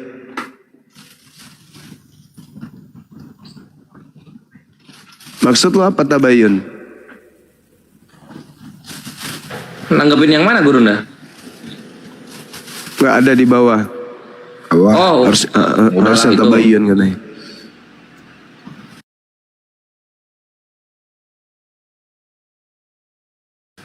Ya, jadi ini pernyataan sikap Ikhwan.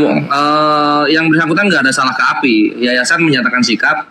Balik lagi, kalau nanti ke depan ada gimana-gimana, kalian tahu sikap API. Oke, sip, itu aja. Mungkin ada lagi nggak? Mari kita lanjut. Bubukin Tritung Panghujat.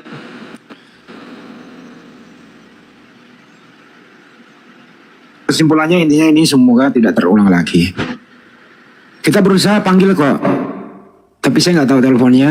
Udah diundang juga mungkin. Mudah-mudahan yang bersangkutan bisa ke sini. Kalau bisa minta maaf. Oh, mau diundang ke sini Bang Andi?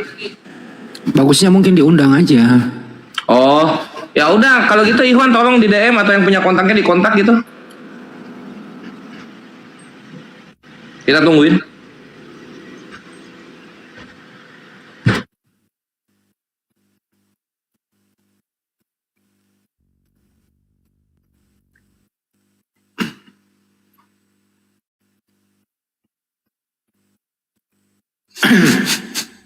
Ini kagak digoreng teman-teman. Ini sebagai bentuk sikap daripada apologet Islam Indonesia. Pernyataan sikap bahwa tindakan demikian itu salah, sangat-sangat keliru. Gitu. Ini bukan digoreng, ini pernyataan sikap. Betul ya Res ya, ini pernyataan sikap, bukan gorengan. Iya. Dan udah ya Iwan, kalian udah cukup mengerti juga, kalian tahu memang ini sebuah keharusan. Macam kayak inilah waktu kita ke topik logika, terus ke Gurunda, Uktinora sama Unif juga kan, API ada pernyataan sikap gitu. Sama kayak gitu ini. Jadi silakan digas. Kalau ini Bang Andi nunggu. Sambil nunggu, kalau misalnya ada yang mau berdialog, mari naik.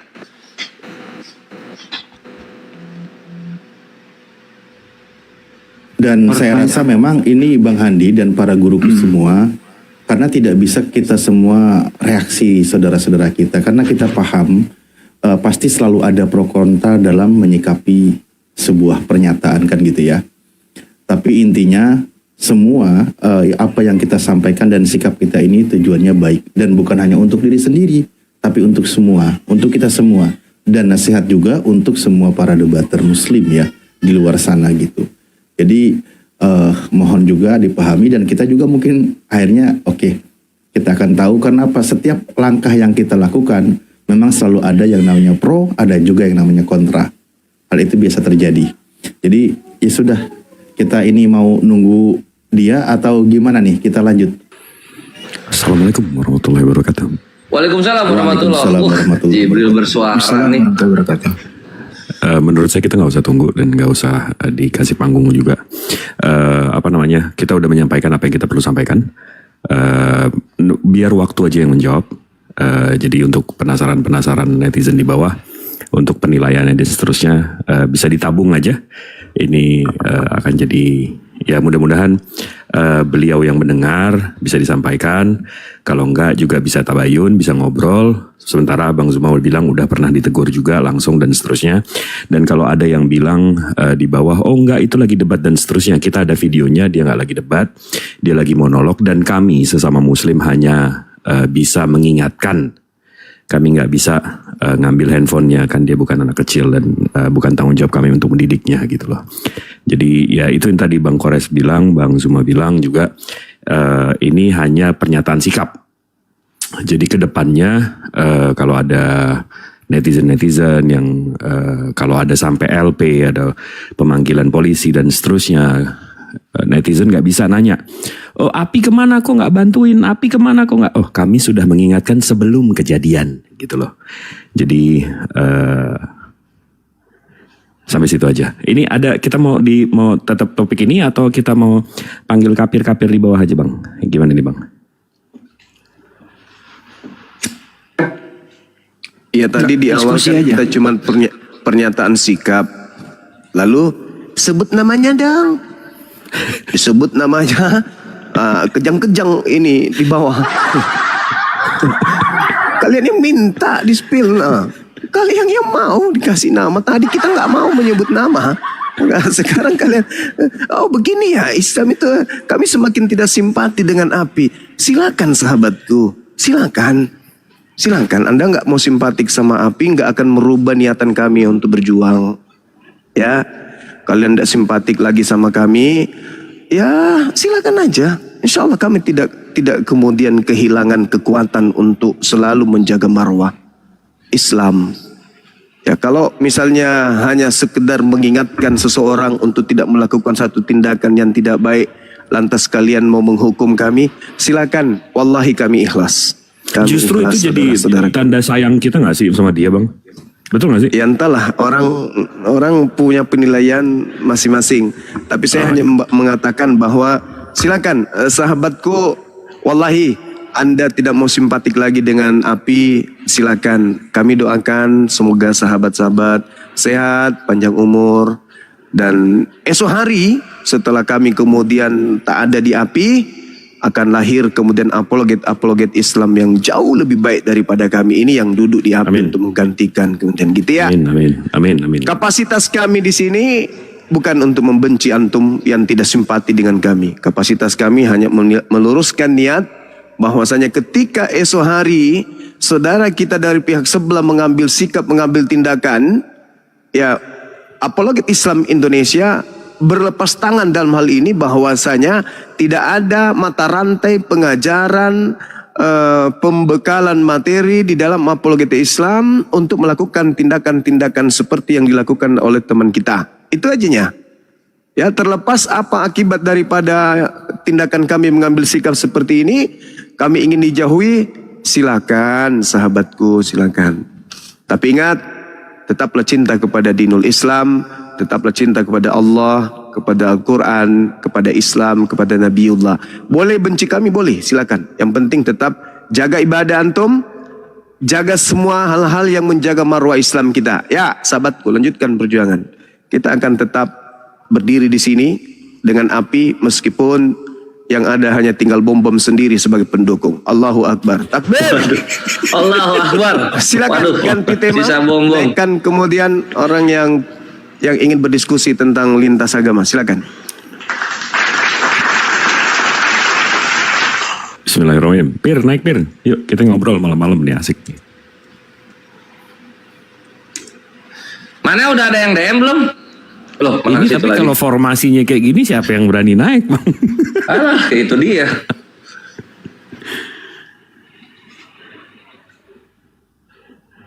Coba ayo dong, kapir kayak masa dari 1.400 10%-nya ada 140 orang, masa nggak ada satu-satu acan?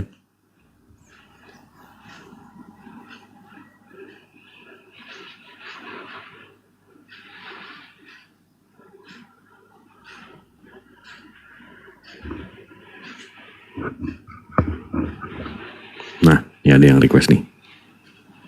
Iwan Ganta. Yah, hilang. Oh, ini ada si Gabriel. Ah, si Gabriel ini. Gabriel kayaknya muslim dah. Kayaknya ya. Dia yang bukan ke family itu. Kafir dia, Bang. Oh. Bukan ya?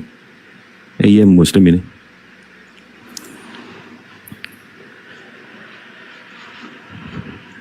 Pir, naik Pir. Nah nih, Alfred.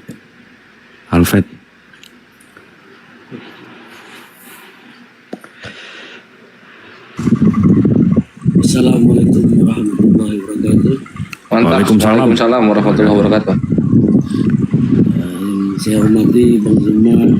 Saya Berjuang apologet Islam. Sedikit saya ini kan ahli typing saja nih Bang Zuma nih, kawan semua nih, saudara-saudara saya semua nih. Waalaikumsalam Kebetulan saya juga Iya. kebetulan Iya, Bang. loading sama Bang apa namanya, Rasid, saya juga lagi nonton itu. Waduh, Cuma maaf, memang itu satu kekilapan itu Bang Zuma. waduh. Abang yang hilaf, abang yang nonton. Bang, udah jangan diwakilin Bang dia. Udah. Mendinginkan suasana aja Bang. Oh iya, kita dingin Bang. Udah kirang dingin. Apologet Iya. Islam lah. Saya sangat mantap. bangga, senang, selalu mendoakan di setiap doa saya kan. Tapi saya tidak ingin satu perpecahan terjadi di antara para mujahid Islam. Siap, siap. Sukron abangku. Assalamualaikum Iya. warahmatullahi wabarakatuh. Ya, harapan saya nanti kalau Bang Lodi bisa ditelepon langsung. La haula wala quwata illa billah. Udah dia assalamualaikumin Bang. Beliau bisa menerima dengan baik lah apa yang menjadi kesalahan beliau kan. Siap. Assalamualaikum Maaf ini, warahmatullahi Abang wabarakatuh semua Bang. ini. Saya tidak. Ya. Satu hal yang perlu saudara-saudara pahami ya. Ini kita tidak sedang menghukum. Yang kita sedang bicarakan ini tindakan beliau. Tindakannya Masih tanggapin aja Gurunda. hubungan enggak apa-apa terkait dengan hubungan persaudaraan ukhuwah Islamnya, ya dia saudara kita. Dia saudara kita. Ada yang macam-macam sama dia, kita dulu yang pasang badan. Pahami itu. Ini hanya berbicara mengenai proses hukum. Kalau misalnya pihak sebelah ngambil tindakan hukum. Tapi jangan coba-coba Anda nyakitin saudara kita, mau menyentuh tangan atau apa. Ya kami apologet Islam yang lebih dulu menjaga beliau. Jangan Anda berpikir kami musuhan, membenci, wah hanya api aja yang mau tampil. Enggak, wallahi enggak. Yang kami hadapi ini adalah tindakannya yang kami enggak suka. Tapi jasadnya, keluarganya, dirinya, beliau adalah bagian dari tubuh kami. Saudara seiman, saudara muslim, wajib hukumnya kami menjaga dan saling menjaga satu sama lain. Yang kami maksud di sini sikapnya itu loh. Siapa yang berani ganggu saudara-saudara muslim? Kita nggak ada. Kami yang duluan kemudian pasang badan kalau dia mau ganggu. Tapi ini kan sudah terlanjur jatuh keluar dari koridor yang ada saudara-saudara. Jadi sebagai yayasan yang bukan kemudian yayasan yang bergerak dalam disiplin yang lain, tapi ini bergerak mengenai pembekalan umat terkait perbandingan agama, maka yayasan resmi harus mengambil sikap atas tindakan tersebut. Bukan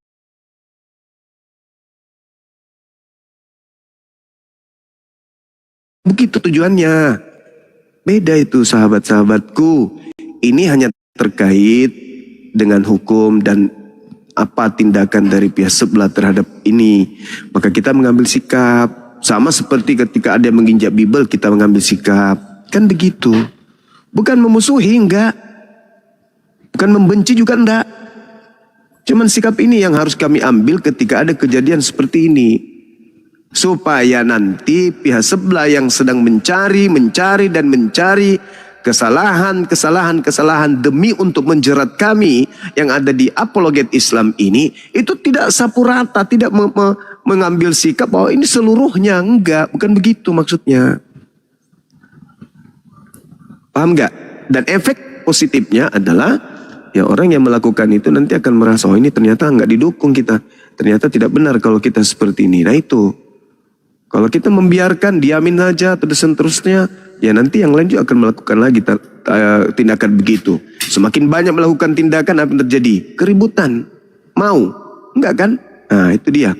Saya kira begitu sahabatku ya. Jadi kita tutup kasus ini. Nanti kalau sahabat loading mau ke sini silakan aja. Untuk membantah, untuk memberikan sikap pernyataan atau apalah namanya, silakan ke sini. Kita menunggu. Kita menunggu itu. Saya mau menghubungi, saya nggak ada kontak beliau. Saya kira begitu. Adinda, lanjutkan. Naikkan saudara kita Oten untuk diskusi. Ya. Mereka ingin menjadikan kita menjadi Kristen. Mereka ingin menjadikan kita sebagai murid dari Kristus yang mereka kenal. Tanya, Apa manfaatnya, apa faedahnya kalau kami menjadi muridnya? Siapakah dia sebenarnya yang ingin menjadikan kami murid ini? Siapa dia itu? Tuhankah, manusiakah, atau apa? Lanjutkan. Yuk, Pir. Naik Pir, request. Kita ngobrol santai aja. Nih Jasani Sino, nah ini mungkin Kapir nih. Yang naik Kapir pokoknya. Bang Jasani. Assalamualaikum warahmatullahi wabarakatuh. Waalaikumsalam warahmatullahi wabarakatuh. Kenapa langsung diturunin?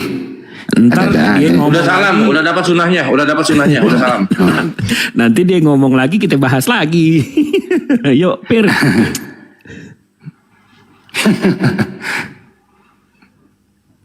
Tapi kalau formasi kayak gini kayaknya susah deh mereka ini. Kalau kecuali yang nyasar ya. Iya. Udah saya sebenarnya itu kalau tidur aja, nggak dengar. Lanjut. Sampai Padahal kan di bawah, sebenarnya itu Bang kalau- Suma tidur. kalau kita formasi kayak gini gitu loh, kalau sudah ada satu yang berbicara, yang lain diam loh, dijamin teratur. Tapi kalau Bang Juma naik ke room Komal Kristen gitu ya, misalnya ada 7 orang di atas Bang Juma sendiri, 7 orang yang berbicara loh, Bang Juma bareng-bareng lagi ngomongannya gitu.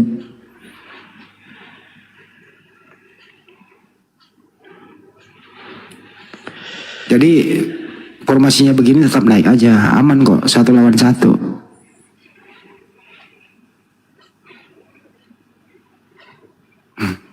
Kau udah di sini ya, apa nih ya saya? Naikin, saya mau debat sama dia berdua dong ya saya itu. Bang Jibril naikin dia berdua sama gua. Coba naikin dia. A2H sama gua ya. Nah, saya naikin. Nanti kasih timer apa gimana nih? Boleh nggak apa-apa. Dialog sama siapa itu? Itu Ada dia iya bilang. saya. Andi kuat ngatur tapi nggak bisa diskusi gitu. Ya udah naik sini diskusi sama gua, kita tes. Aduh. Bapak-bapak ini ya. Ini kalau abang adek begitu, kalau nggak ada musuh, nah kita ribet sendiri. Iya. Mau siapa Makanya pun gua Pir, libas. naik Pir. Ayo naik Pir. Aduh. daripada gue di sini ledek-ledek. Judul Bang Jib, judul Bang Jib. Apa itu? Apa ya? Apa kita mainkan ini?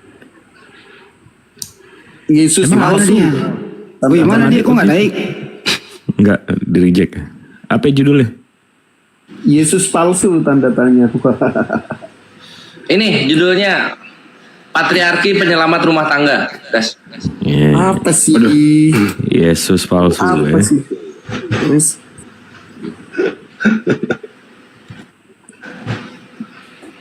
Gue lihat tergores batinnya karena dia cowok feminis, Ikhwan. I am male feminist. Itu teman-teman. Pilih mau lawan siapa? Tuhan 3 gelarnya 1 naik. Tafir, sini Tafir. Bang Glenn, monitor.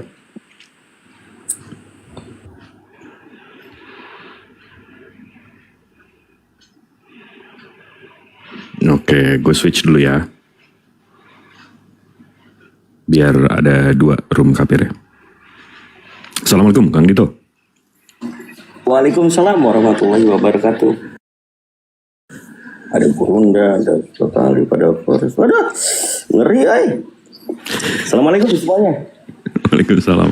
Waalaikumsalam warahmatullahi wabarakatuh, Kang Dito.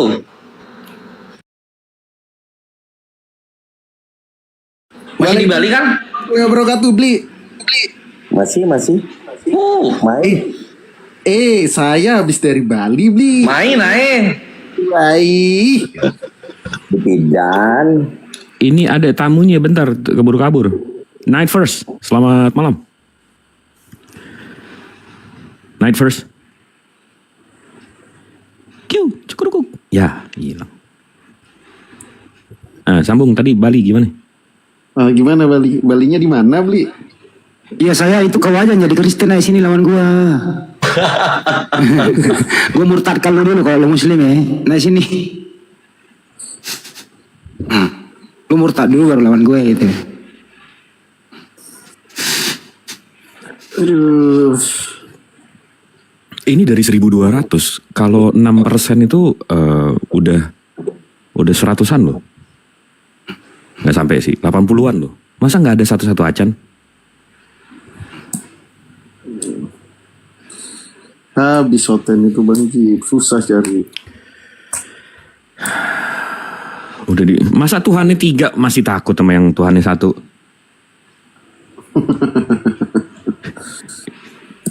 Ya harusnya kan kalau udah tahu 3 itu kan harusnya sayang semuanya kan. 1, 2, 3 sayang semuanya. Siap.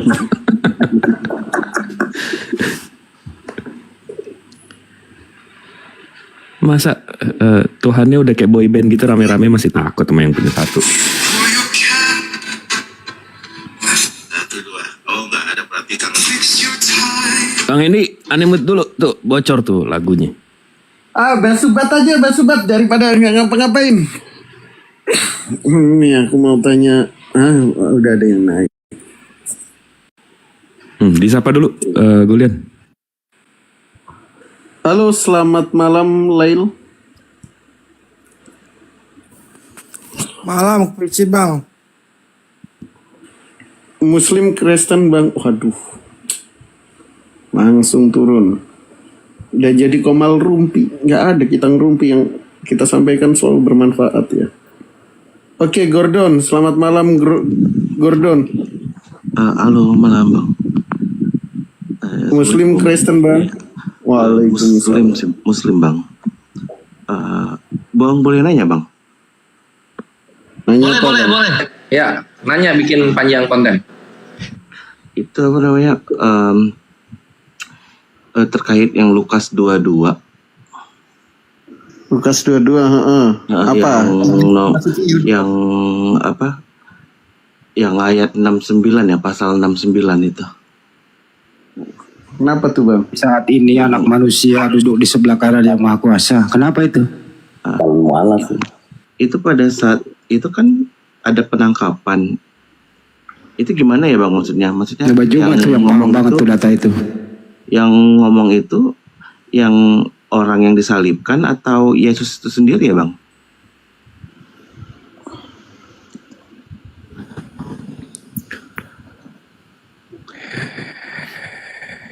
Banyuma bisa menjawab itu? Silakan. Iya. Masya Allah. Ini kan ada ditanyai. Ya, di data nomor 67 itu kan dia ditanya, jikalau engkau adalah Mesias, katakanlah kepada kami. Masalahnya sekarang adalah, apakah imam-imam kepala mahkamah agama yang sedang berkumpul di sana tidak mengenal Yesus? Ahli Taurat, para tua-tua bangsa Yahudi, imam-imam kepala yang ada di mahkamah agama itu tidak mengenal Yesus. Sama seperti Pak Prabowo di depan mahkamah agama, depan hakim, ditanya, apakah benar kau ini adalah Prabowo, presiden? Kan ini pertanyaan yang tidak mungkin dipertanyakan di persidangan. Karena sudah sangat jelas bahwa yang ditangkap menurut mereka adalah orang yang oknumnya disebut dengan nama itu. Tapi itu bisa saja terjadi kalau ada keraguan. Ragu, iki sopo? Apakah ini bom atau siapa? Ragu. Maka ditanya, apakah engkau Mesias? Katakanlah kepada kami. Nah, jawab oknum itu apa? Sekalipun aku mengatakannya kepada kamu, namun kamu tidak akan percaya. Dan sekalipun aku bertanya sesuatu kepada kamu, namun kamu tidak akan menjawab. Lalu apa katanya? Mulai sekarang anak manusia sudah duduk di sebelah kanan Theos yang Maha Kuasa. Ayo, apa itu maksudnya? Itu sama halnya dia mengatakan, aku bukan Mesias. Karena yang Mesias yang kamu cari itu mulai sekarang sudah duduk di atas sana. Gimana, Bung? Oke.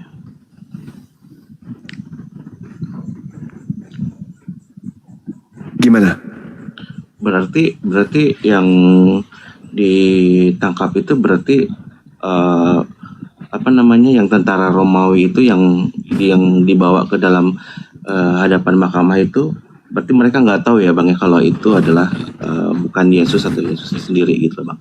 Bukti Anda bisa lihat di dalam Yohanes 18. Siapakah yang engkau cari? Kami mencari Yesus dari Nazaret. Ya kalau mereka nggak ragu langsung aja kamu. Sehingga orang yang bertanya itu mengatakan akulah dia.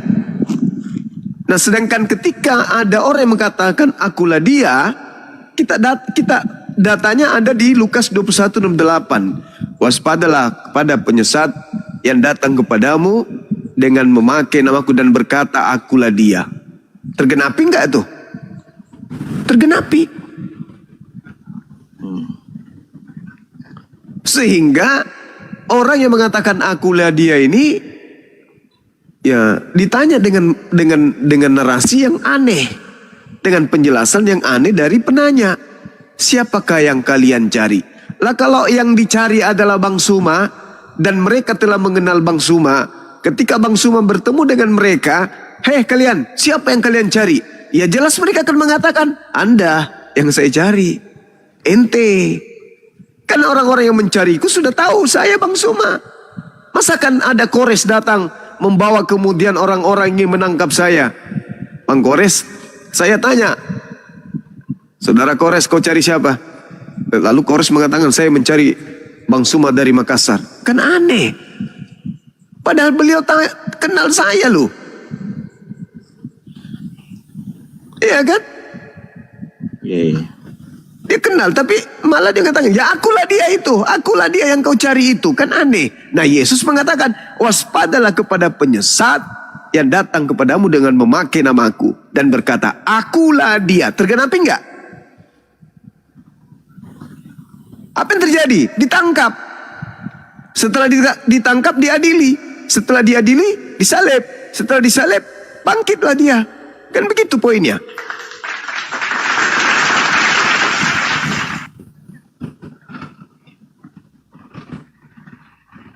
Tadi aku bilang pura-pura tidur. Bang Handi sebut nama aku, bangun lagi. Lanjut.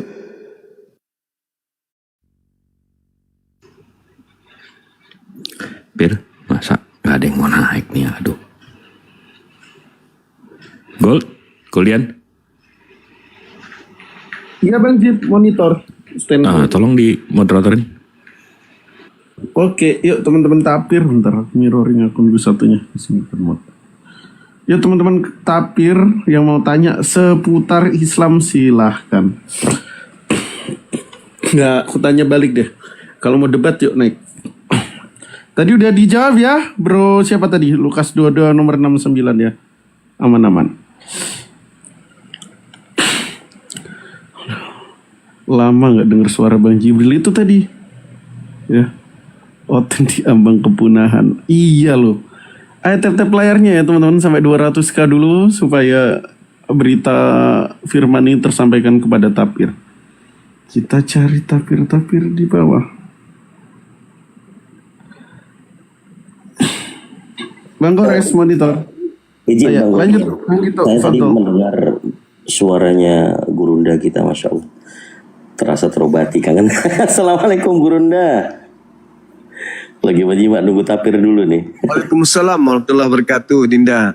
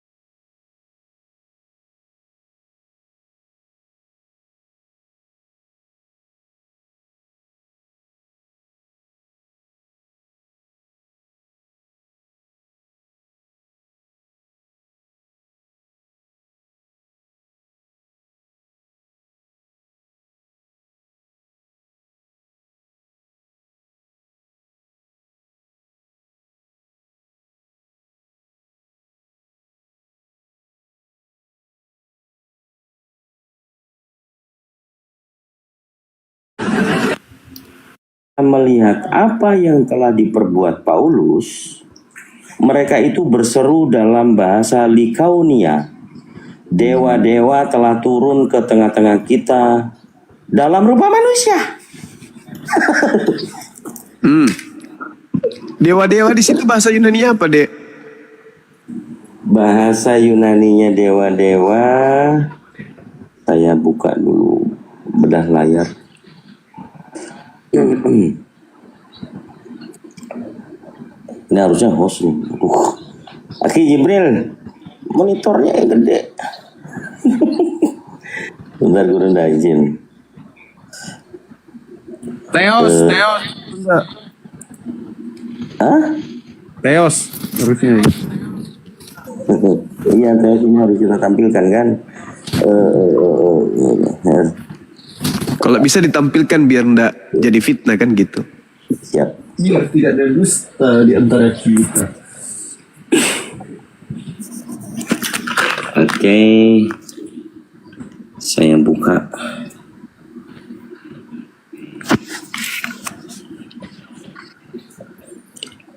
Tadi gimana Gurunda? Yang dewa-dewa ini Gurunda ya? Iya, itu bahasa Yunaninya apa di situ, Dek? Dewa-dewa ini, waduh kalau ini mah Teos ini Gurunda. 2316 ini hafal saya ini. Teos. Teos ya? Teos Gurunda. Oh, oke. Boleh, mumpung masih buka kamera, coba dibuka 1 Petrus 4:16. 1 Petrus 4:16. Iya. Sebelum kita ke sana, saya mau tanya dulu. Yang dianggap kemudian dewa di situ Theos di ayat tadi itu merujuk kepada apa? Sesembahan pagan ini Gurunda. Paulus di situ dianggap dewa-dewa itu merujuk kepada siapa? Dianggap Theos di situ Sesembahan merujuk pagan ke Yunani. Barnabas dan Paulus. Iya. Itu mereka anggap sebagai Theos. Anggapan mereka kepada Theos ini, Theos yang mana maksudnya? Oke. Ini sudah tersedia Gurunda 1 Petrus 4. Sebelum ke situ, yang tadi yang Kisah Para Rasul 14 nomor 11 ini, orang-orang menganggap Paulus sebagai Theos di sana itu merujuk kepada Tuhan siapa, sembahan siapa? Ketika orang banyak melihat, oh orang Yunani Gurunda. Berarti dia menganggap Theos di situ sembahan siapa? Orang Yunani. Sembahannya orang Yunani. Apa itu? Sembahannya orang Yunani apa? Dewa. Dewa ya? Iya. Bukan Tuhannya Yahudi, bukan? Bukan. Jadi orang-orang di situ menganggap Paulus ini sebagai dewanya orang Roma Yunani, atau mereka menganggap Theos itu adalah Tuhannya Yahudi? Tuhannya Yunani Gurunda. Tuhannya Yunani, oke. Silakan masuk ke dalam 1 Petrus 4:16.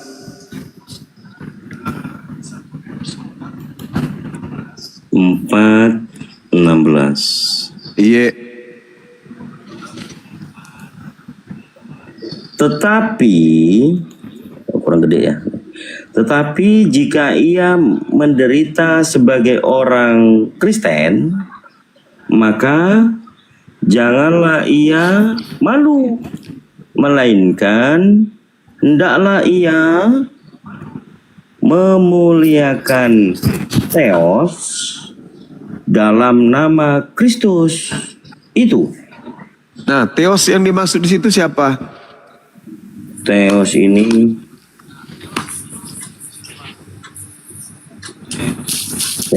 sama Theos yang tadi dewa. Dewa juga? Iya. Iya. Nah, itu merujuk kepada dewa mana lagi? Dewanya Kristen. Ya, dewa yang mana ini? Dewanya Paulus. Saya serius bertanya. Ya, dewanya Petrus, Gurunda. Dewanya Petrus. Ini tidak merujuk ke Tuhannya Yahudi. Bukan. Tapi karena ini tulisannya Petrus katanya, ya dewanya Petrus, Gurunda. Ini di sini disebutnya Kristen. tetapi jika ia menderita sebagai orang Kristen, maka janganlah ia malu, melainkan hendaklah ia memuliakan Theos dalam nama Kristus. Yang mereka muliakan di sini Theos yang mana? Dalam nama Yesus.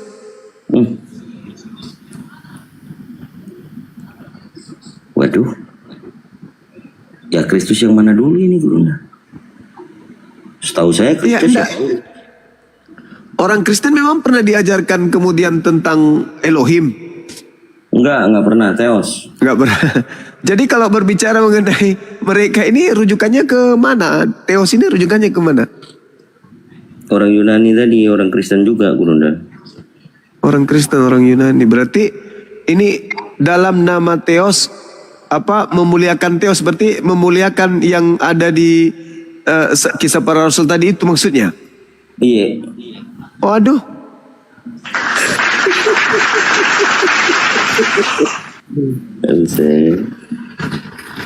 Terus kenapa nama Tuhan kita yang dibawa-bawa ya? Nah itu dia, memang biadab ini alai, Gurunda.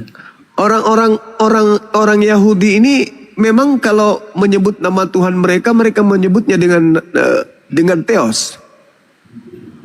Orang Yunani menyebut Tuhan mereka dengan nama Theos. Ya. Kalau orang Yahudi? Elohim. Pernah menyebut Tuhan mereka dengan sebutan Theos? Tidak pernah, Gurunda. Jadi yang dimaksud Theos di dalam 1 Petrus 4 ini mati mija.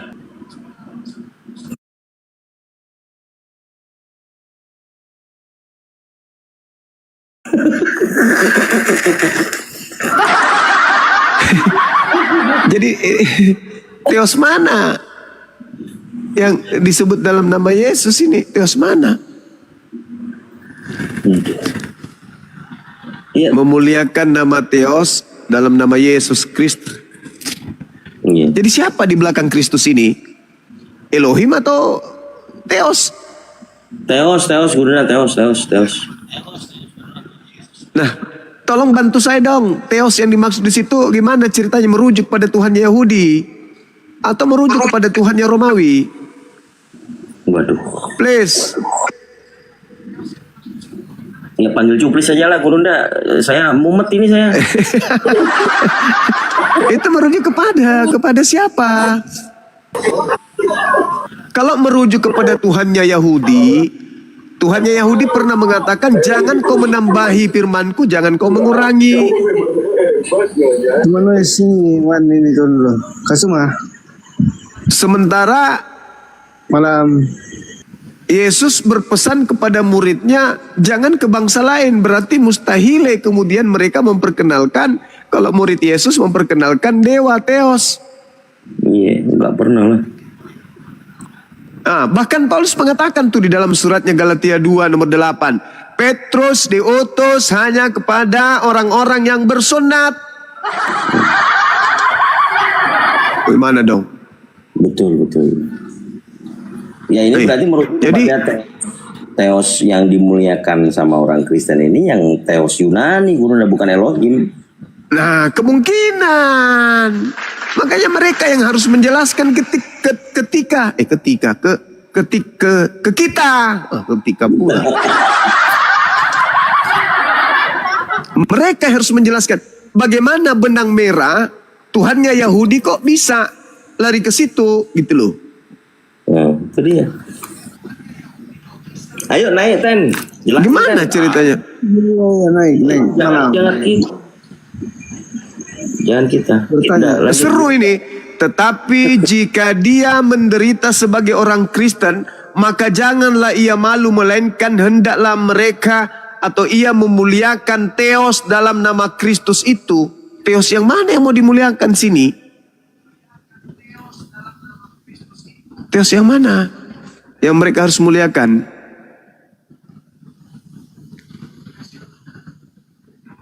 Mereka memuliakan Theos dalam nama Kristus. Yesus berpesan, waspadalah kepada penyesat yang datang kepada kalian memakai namaku dan berkata, akulah Kristus. Yesus berkata, iblislah yang menjadi bapak. Wah, bahaya ini. Bahaya. Dan kamu mau melakukan keinginan-keinginan bapakmu. Nah, ini si Theos ini yang ada di sini yang harus dimuliakan dalam nama Kristus. Ini Theos yang mana ini? Ini teman Kristen harus menjelaskan ke kita ini. Saya masih bingung juga ini.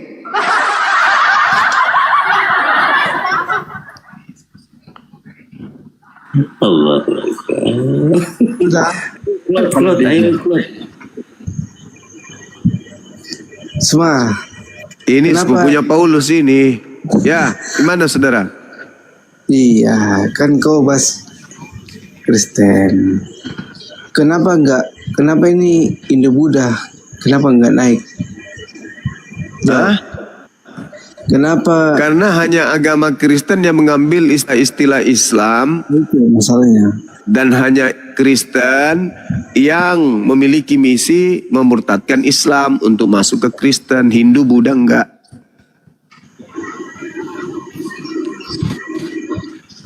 Itu kan saya nggak tahu juga ini. Tapi kan Buddha, Hindu gimana nggak masuk itu ke semua bertanya. Ya kan udah ku jawab, saudara. Udah ku jawab.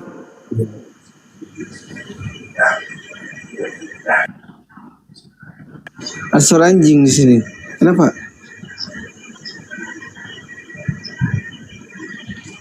Kenapa Hindu? Mungkin mau dirubus kali. Kan sudah ku jawab. Apa jawabannya? Karena Hindu Buddha tidak mengambil istilah Islam dalam Al-Quran masuk ke kitab mereka. Dan mereka tidak punya misi memurtadkan umat Islam masuk ke agama mereka. Berbeda dengan kalian punya cara begitu. Oh, cara. Siapa itu caranya? Siapa itu?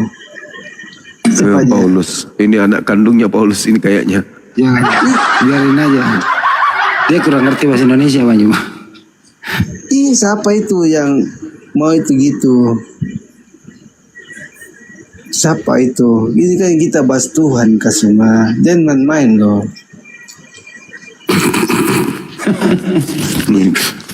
Yang main-main siapa? Iya, ini kan bahas Tuhan.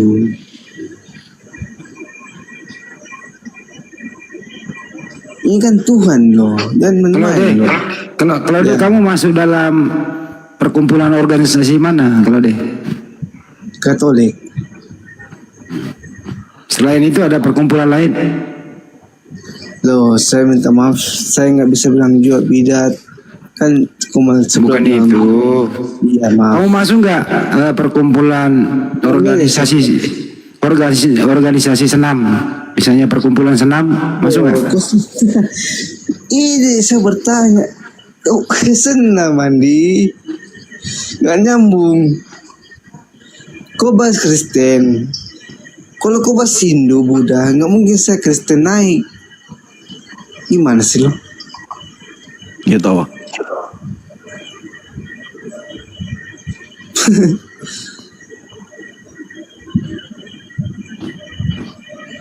Itu gimana kan deh? Ada kunci Inggris nggak ada situ banyak? Ada. Jauh-jauhin dikit lah, jangan sampai kepake ya. Kayaknya aja. Gimana kan dia?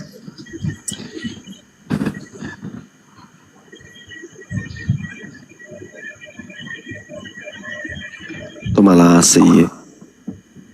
Gimana tuh sama Hindu, Buddha, Kristen terus orang lain like Kristen bantah-bantah. Gimana tuh semua? Udah 2 kali dijawab lo tadi. Oh iya gitu lah. Sudah.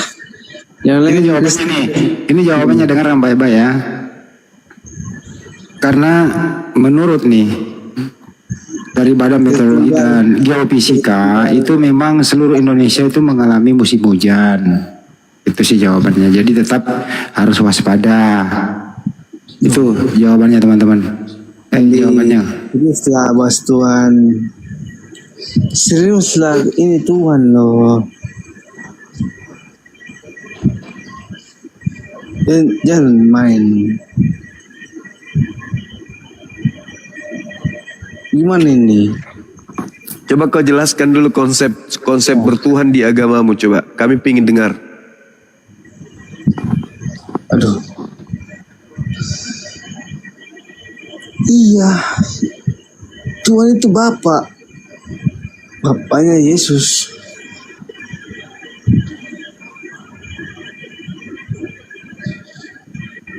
Maaf, Gusti. Tuh. Yesus bersujud, berdoa di taman Getsemani.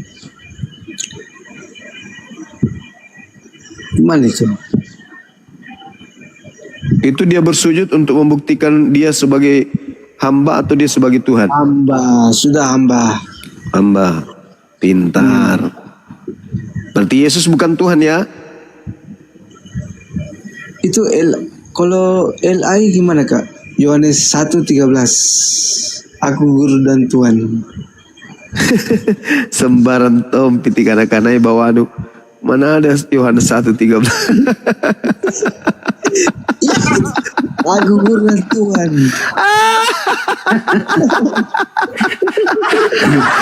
Sembaran tom piti kana-kanai bawanu. Ngapa nak tulis 1 Yohanes 1:13? Tanjak nur sepolong.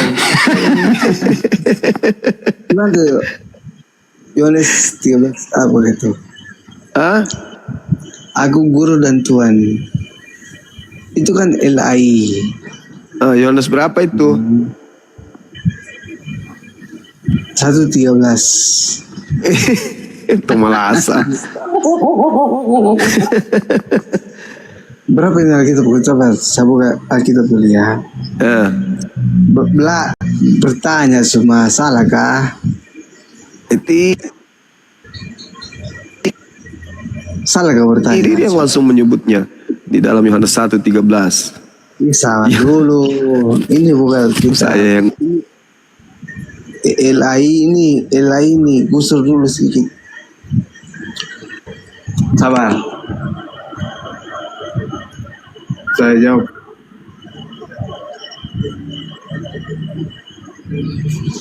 Yohanes 13:13. Betul enggak? Kamu menyebut aku guru dan Tuhan.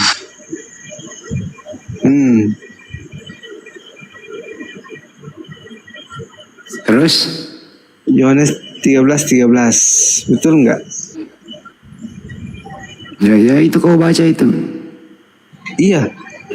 Kamu menyebut aku guru dan Tuhan, dan katamu itu tepat, sebab memang engkaulah guru dan Tuhan.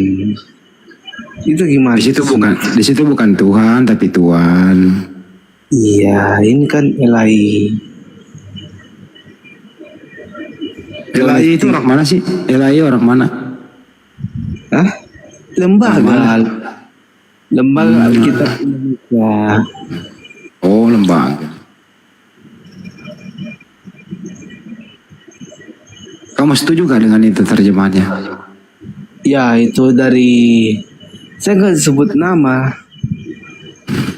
Kan ini bertentangan, ada guru, ada Tuhan. Ya itu aja Kak. Ya saya nggak paksa imanku. Kalau memang ada Kristen, ya gitu aja Andi. Ini kan dalil.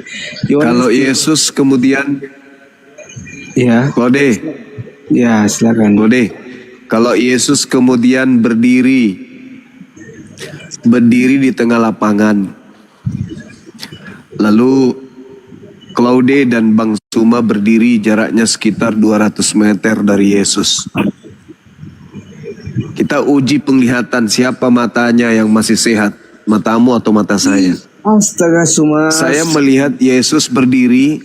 Ini Yohanes 13:13. Saya melihat Yesus berdiri.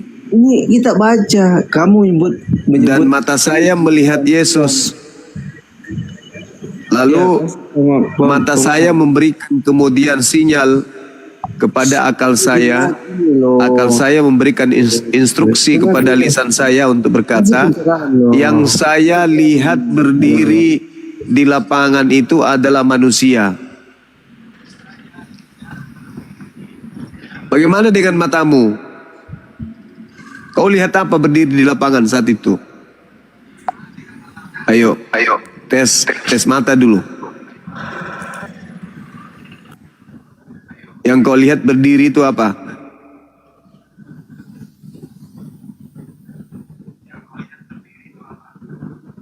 Oh, udah pergi dia. Tes mata aja kau sudah kalah. Matamu tuh sudah tidak sehat.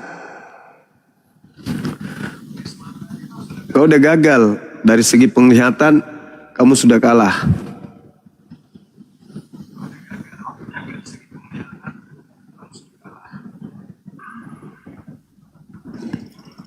Iya, matanya kabur. Lalu kita maju lagi, mendekat. Lalu Yesus disuruh bersuara, maka bersuaralah dia. Uji kuping. Maka menurut kuping saya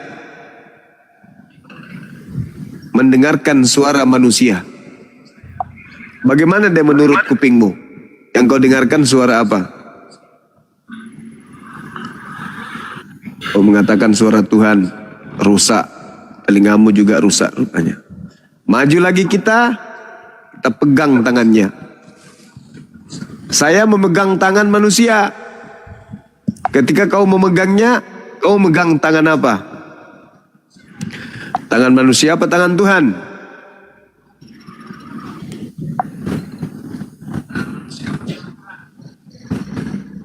Alhamdulillah, indera peraba saya masih normal. Saya memegang manusia. Kamu memegang apa? Tuhan. Rusak sudah kau, udah dibawa rumah sakit.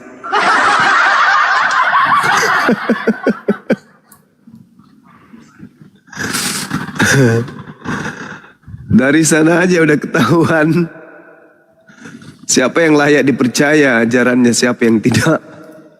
Hal sepele, sederhana. Dari sana kita bisa melihat siapa yang sehat otaknya, kamu atau saya.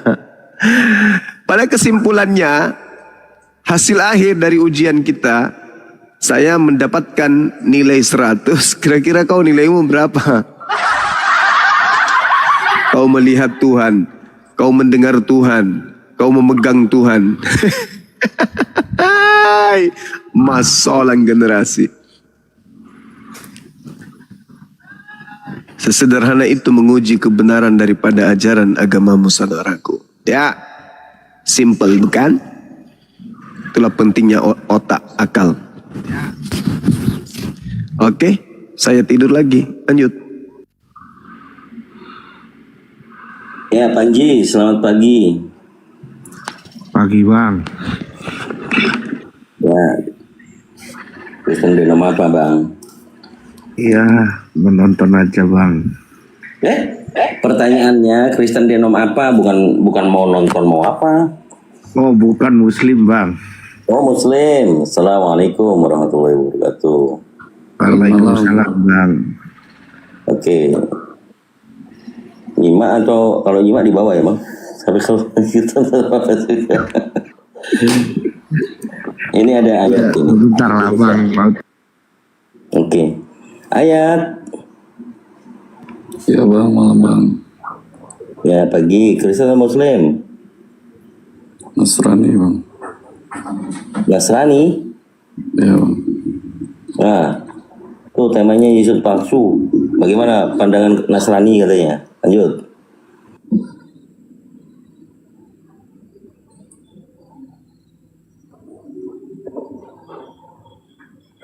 Bang. Ya Bang. Itu temanya Yesus palsu Bang. Ada tanggapan nggak?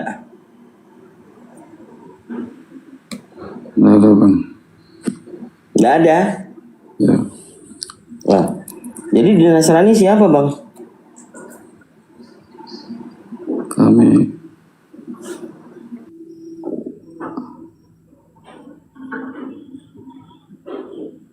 Apa? kami bang. Kami? Ya bang. Oh nggak ada Yesus, adanya kami gitu. Ya bang. Jadi nggak kenal Yesus? Kenal bang. Bukannya Nasrani itu Paulus? Bukan bang. Lah, kitabnya apa bang? Belum bang. Hah? Belum. Apa sih nggak jelas? Abang mau diskusi atau mau gimana sih abang ini? Nggak ada bang, mau turun aja bang. Bangunlah bang, kalau mau diskusi ini ada Bang Zuma lo, ada Gurunda kami lo. Masih tidur, masih molor kayaknya di bocah nih. Belum kenal. Mau bertanya nggak? Apa yang mau ditanya? Tanya tentang itu bang, tentang benar. Tanya tentang benar ke bulan terbelah bang. Bener, hadisnya jelas bener. Mau ditampilkan datanya nih, hasil fotonya, bener. Ya bang.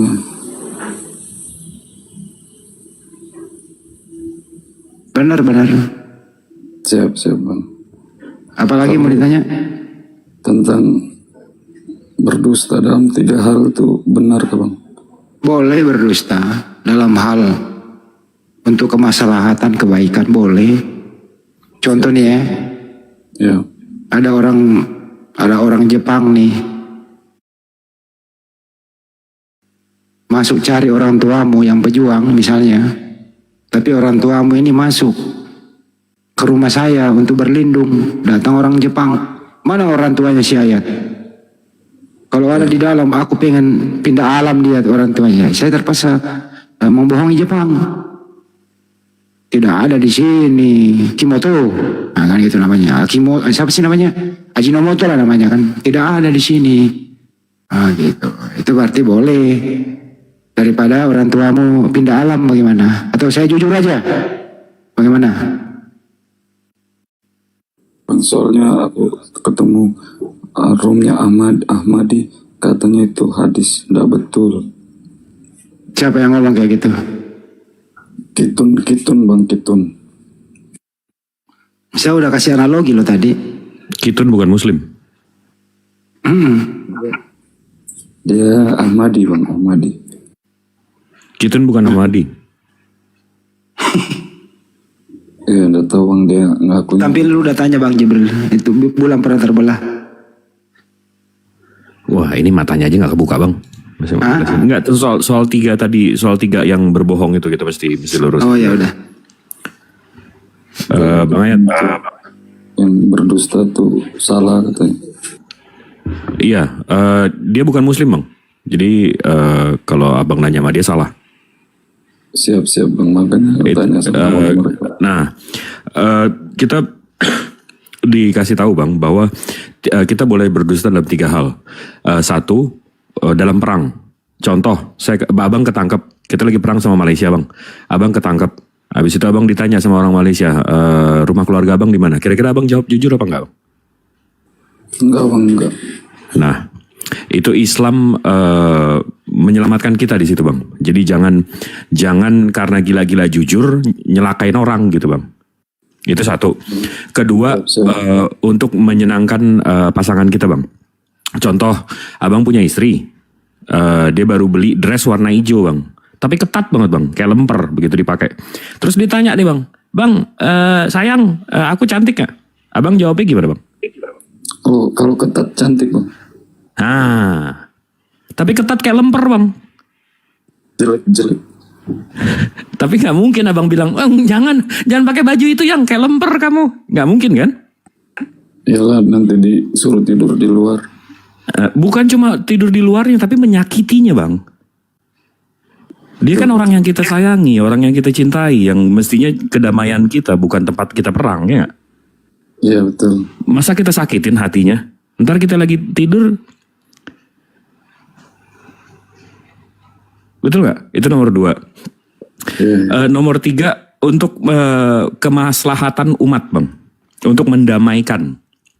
Jadi contoh, abang nih lagi duduk di teras rumah, ibu abang datang, itu bini lo masakannya nggak enak ini. Habis itu ibu abang pulang, bini abang datang, bilang apa tadi mama kamu bilang? Abang kira-kira nggak bilang apa? Nggak ada bang, diam-diam aja. Islam itu nggak membebankan, jangan karena gila-gila jujur malah nyelakain orang, malah menyakiti perasaan orang. Gimana itu bang? Paham nggak sampai sini bang? Dapat bang, paham. Masya Allah. Jadi nggak dibebanin dosa karena mau jujur malah malah nyelakain keluarga, mau jujur malah nyelakain, malah nyakitin hati istri, mau jujur malah ngancurin keluarga orang, betul nggak?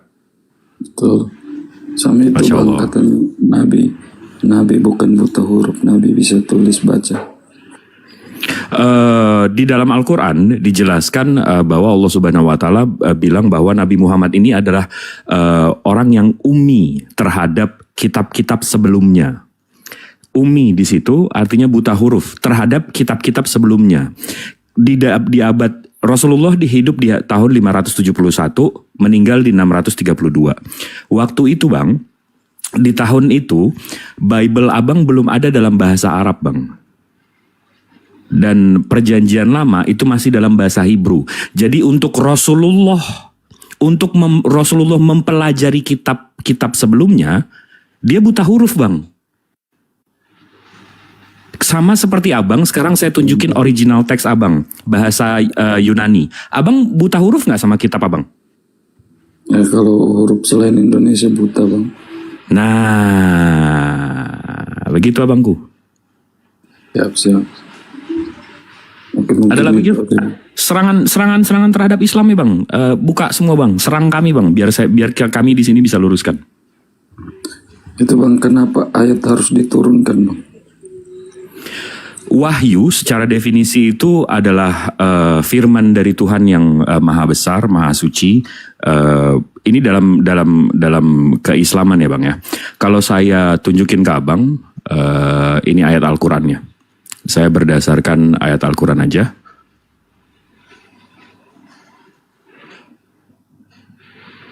Di Asyura ayat 51, sebentar.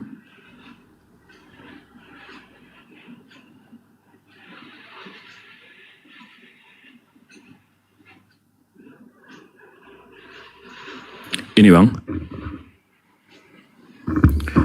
di Asyura ayat 51, dan tidak ada bagi seorang muslim pun bahwa Allah berkata-kata dengan dia, kecuali dengan perantara wahyu atau di belakang tabir atau dengan mengutus seorang utusan, malaikat. Lalu diwahyukan kepadanya dengan seizinnya apa yang dia kehendaki.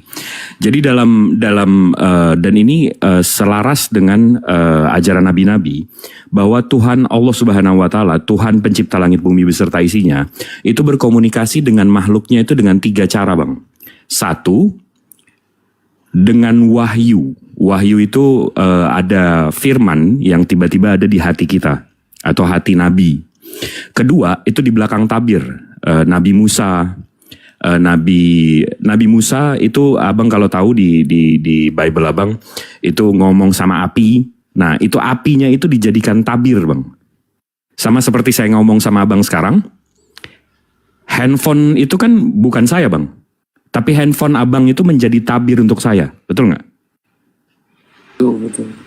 Nah habis itu ketiga, dengan mengutus utusan atau malaikat. Jadi Allah Subhanahu Wa Taala, pencipta langit bumi beserta isinya, itu komunikasi dengan nabi-nabinya ini dengan 3 cara itu bang. Makanya itu diturunkan. Kan tadi pertanyaan abang, kenapa wahyu atau firman diturunkan? Karena ya itu, karena memang firmannya itu diturunkan. Begitu abangku. Kenapa Allah harus memilih namanya Allah bang? Itu hak prerogatif dia, Bang. Allah Subhanahu wa taala menamakan dirinya Allah, itu hak prerogatif dia. Dia pemilik, dia pencipta segalanya. Dia punya hak untuk karena yang nggak bisa milih untuk atau yang nggak bisa milih nama untuk diri dia sendiri. Contoh makhluk, Bang. Contoh saya kan nggak punya hak untuk memilih nama saya. Saya dinamain dari orang tua saya. Kecuali nama TikTok. Nah, itu kan alias kita. Ada lagi, Bang, serangannya yang lebih ini, Bang, yang abang denger di room kafir tuh apa tuh yang kok Islam begini, kok Islam begitu, coba tanyain aja, Bang. Banyak sih, Bang, tapi itu juga, Bang, lagi betul kayak itu ayat mengatakan kalau Islam sama Kristen bersaudara, tapi sama Yahudi enggak. Saya nggak pernah dengar tuh ayat mana tuh, Bang. Karena kalau justru terbalik, Bang. Islam dan Yahudi itu bersaudara. Islam dan Yahudi itu Kristen enggak. Kenapa? Karena Islam itu turun dari Nabi Ismail alaihissalam turun ke Nabi Muhammad alaihissalam, Nabi Muhammad SAW. Dari Ishak ke Israel ke Yahudi. Siap. Nah, sementara Kristen kan kalau ditanya abang dari mana Kristen? Oh, abang Nasrani ya? Ya, Nasrani. Abang berarti tidak mentuhankan Yesus ya?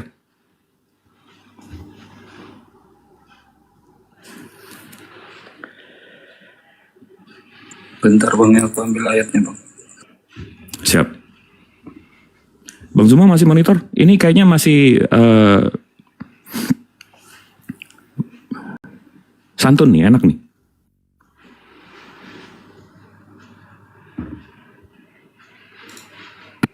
Ada lagi nggak, bro, pertanyaannya? Ada, itu dia mau bawa ayatnya. Ya. Pokoknya yang buruk-buruk deh lu tanya. Iya, tanya, kita penyembah batu, bawa semua. Al-Mahdi ayat 81, Bang, tentang sahabat. Ahmadi, Bang. Iya, Madinah. Madinah. Al-Maidah mungkin. Al-Maidah ya, 81. Al-Maidah ayat 61. 88. Oh, ayat 88. 81. Oh, 81. Oke. Bentar ya, bismillahirrahmanirrahim. Sekiranya mereka beriman kepada Allah, Nabi Musa, dan kepada apa yang diturunkan kepadanya, Nabi, niscaya mereka tidak akan mengambil orang-orang musyrikin itu menjadi penolong-penolong, tapi kebanyakan dari mereka adalah orang-orang yang fasik. Kenapa tuh, Bang, di situ, Bang? Sampai gitu, Bang, ya. Bentar, Bang, ya. Bentar.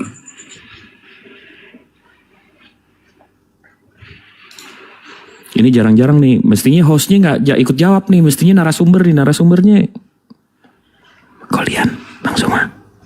Nih, kacau nih. Hostnya jadi jawab nih. Pusing gitu. Nggak jadi main game. Aku pura-pura tidur aja dulu.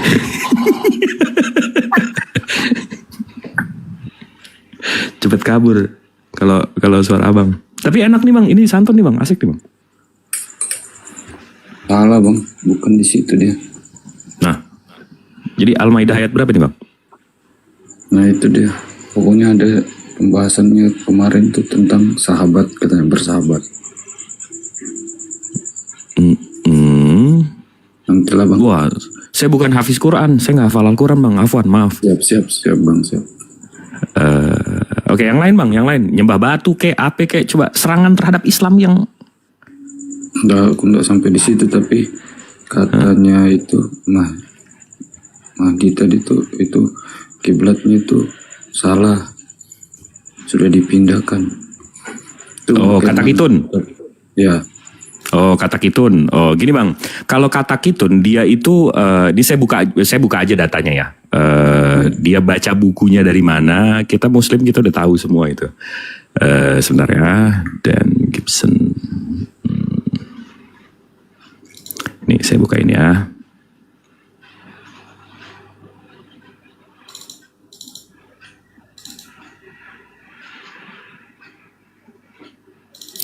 ini. Habis itu ini. Ini bang. Bismillahirrahmanirrahim. Jadi tadi si Kitun itu yang ngaku-ngaku ya, Muslim ini apa segala macam. Dia baca buku ini bang, The Islamic Qiblas, Dan Gibson. Ini buku orang orientalis, pembenci Islam. Di sini dia fitnahannya Ka'bah itu bukan di Ka'bah yang sekarang, tapi di Petra. Petra itu utara dari Ka'bah. Jadi di sini Ka'bah, di sini Petra. Dia bilang menurut buku ini saya yakin abang bisa undang Kitun nih ke sini. Dia udah baca belum satu buku ini? Karena saya yakin dia belum baca buku ini. Kenapa? Karena di ujungnya ini dia tidak pasti, dan Dan Gibson ini dia bukan seorang astronomer. Dia bukan seorang ilmuwan. Kenapa? Karena dari buku ini pernah dibantah oleh ini judulnya The Petra Fallacy, kesalahan fitnahan si Dan Gibson. Dan di buku ini dijawab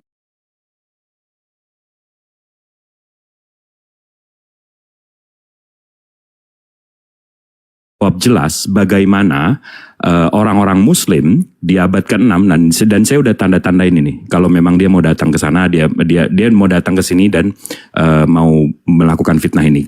Saya udah baca semua. Dan di sini dijelaskan bahwa si Dan Gibson ini nggak punya kredibilitas sama sekali untuk membahas soal ini. Dia bukan astronomer dan segala macam.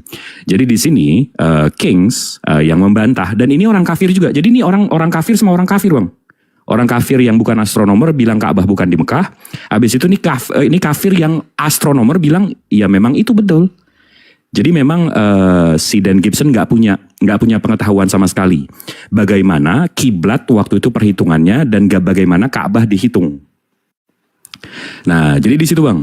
Jadi kalau memang si Kitun itu, feeling saya sih dia belum baca bukunya jelas, tapi ya itu bang. Kalau gosip-gosip kan itu dibuat oleh orang botol, disebar oleh orang tolol, dan didengarkan oleh orang yang tidak berpengetahuan. Makanya kami di sini meluruskan bang. Itu abangku. Lanjut bang. Pertanyaan apa lagi? Mantap sos. Saya numpang tenar aja di sini. Lanjut. Gak gitu. Gimana bang? Yuk. Ya mantap bang. Aku mau cari tahu aja bang. Iya. Karena itu yang ku dengar kan.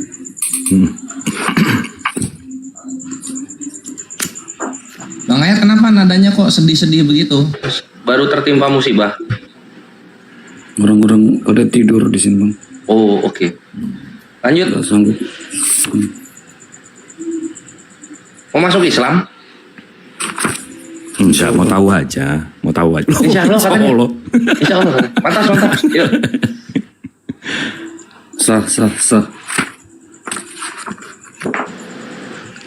Islam dihujat, orang-orang jadi penasaran loh. Emang bener ya yang diomongin orang-orang seiman saya? Gitu mereka.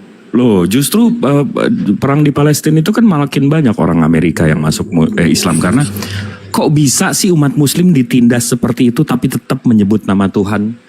Ada apa di Al-Quran ini? Kenapa iman mereka kuat sekali? Akhirnya orang-orang Amerika baca Al-Quran dan banyak yang mualaf.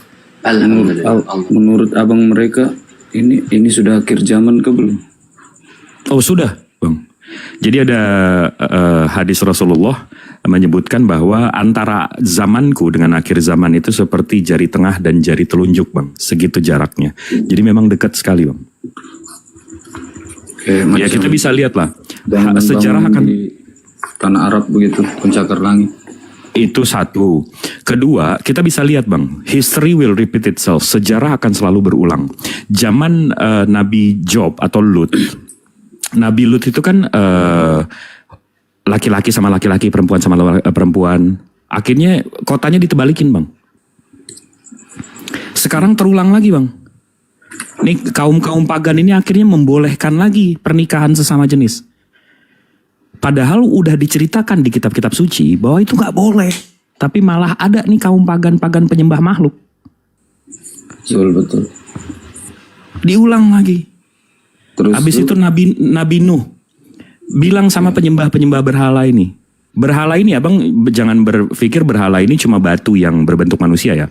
Berhala ini segala sesuatu yang ada di dunia yang dituhankan. Itu semua berhala bang. Nah jadi waktu Nabi Nuh dapat firman dari Tuhan yang tidak terlihat untuk buat bahtera, Nabi Nuh buat bahtera. Habis itu dikasih tahu nih sama umatnya. Umatku, aku dapat firman, dapat wahyu, suruh bikin bahtera. Kaum-kaum penyembah makhluk, penyembah anak-anak Tuhan, itu bilang, mana Allahmu? Allahmu gak kelihatan. Lihat nih Tuhan saya berkuasa, turun ke sini. Lihat ada bentuknya. Nyata, kata mereka. Sampai 40 hari bang hujan. Mereka tetap gak mau naik bahtera Nabi Nuh. Mereka tetap menyembah Tuhan yang kelihatan itu bang. Jadi ya, history will repeat itself bang. Sejarah akan selalu berulang. Kita bisa lihat scroll TikTok sekarang. Siapa yang ngomong kayak gitu bang? Siapa yang menghina Tuhan yang tidak terlihat bang? Sejarah akan selalu berulang. Begitu abangku. Betul. Bang itu tadi ayat yang salah tadi itu ternyata 82 dia bukan 81. Oke, bismillahirrahmanirrahim. Al-Maidah ayat 82. Sesungguhnya kami dapati orang-orang yang paling keras permusuhannya terhadap orang-orang yang beriman ialah orang-orang Yahudi dan orang-orang yang musyrik. Dan sesungguhnya kamu dapati yang paling dekat persahabatannya dengan orang-orang yang beriman ialah orang-orang yang berkata sesungguhnya kami ini orang Nasrani. Yang demikian itu disebabkan karena di antara mereka, yaitu orang-orang Nasrani, terdapat pendeta-pendeta dan rahib-rahib juga. Karena sesungguhnya mereka tidak menyombongkan diri. Oke, baik. Saya luruskan di sini ya bang ya. Jadi tunggu dulu. Sebenarnya pertanyaan abang di mana di sini bang? Tentang persahabatan bukan sama Yahudi malah sama Nasrani. Tadi yang abang sampaikan sebaliknya ke Yahudi yang malah. Oh enggak, ini sama bang. Saya baca lagi ya. Saya baca sambil menjelaskan ya. Sesungguhnya kamu dapati orang yang paling keras permusuhannya terhadap orang-orang yang beriman ialah orang-orang Yahudi dan orang-orang musyrik. Orang-orang musyrik ini siapa bang? Gak tahu bang, tapi Yahudi di situ. Orang-orang musyrik ini orang-orang yang menyekutukan Tuhan bang. Menyekutukan Tuhan dengan anaknya, menyekutukan Tuhan dengan malaikatnya, menyekutukan Tuhan dengan segala macam.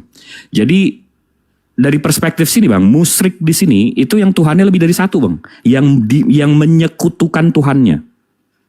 Tritunggal itu termasuk musyrik bang. Abang sudah main room Tritunggal kan? Kenapa bang? Sudah pernah main-main ke room Tritunggal? Oh selalu, mereka ngakunya satu bang Tuhannya. Nah, iya, memang kalau itu dia mah selalu akan ngakunya satu bang. Tapi begitu ditanya, Yesus itu Tuhan, Bapaknya Tuhan. Lah udah ada berapa itu Tuhannya? Berarti nggak Maha Esa kan bang? Itu kalau menurut abang, tapi kalau menurut mereka kan tetap Esa itu. Nah itu soal keimanan kan bang, betul nggak? Ya. Mereka menuhankan keilahian Yesus. Siapa yang bisa mendefinisikan keilahian Yesus kalau bukan iman bang?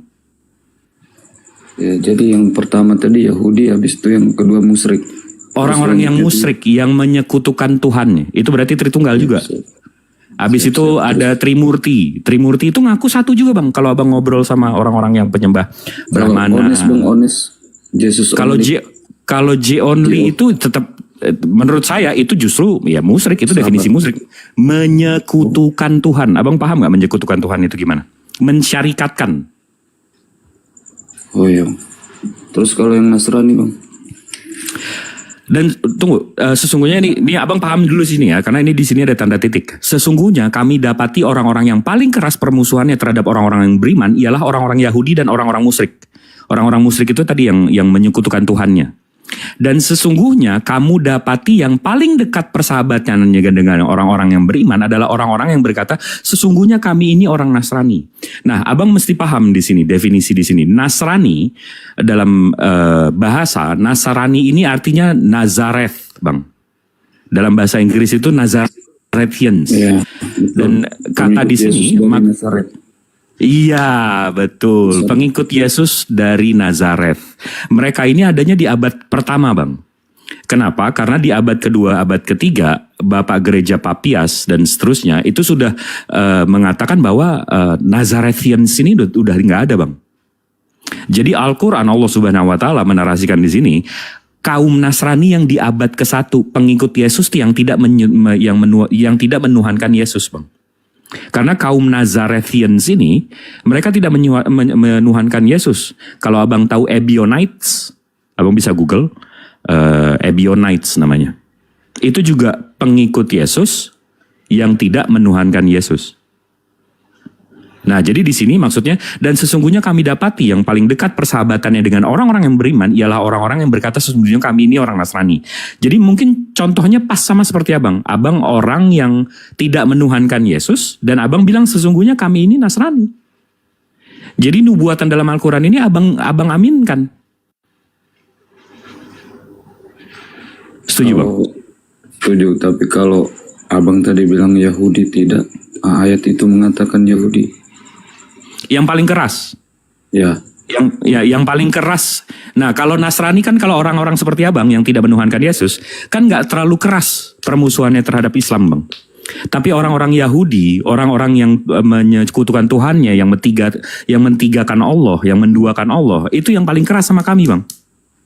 Tadi abang bilang justru sama Yahudi enggak di awal. Oh, kalau itu yang saya bahas kemiripannya, Bang. Oh, iya. Tuhan kami sama-sama tidak terlihat. Tuhan kami sama-sama tidak turun-turun. Yahudi punya kiblat, kami punya kiblat. Mereka punya hari kurban, kami punya hari kurban. Kami sama-sama, karena Yahudi keturunan dari Ishak, kami keturunan dari Ismail. Siap. Ini Bang, apa lagi tadi?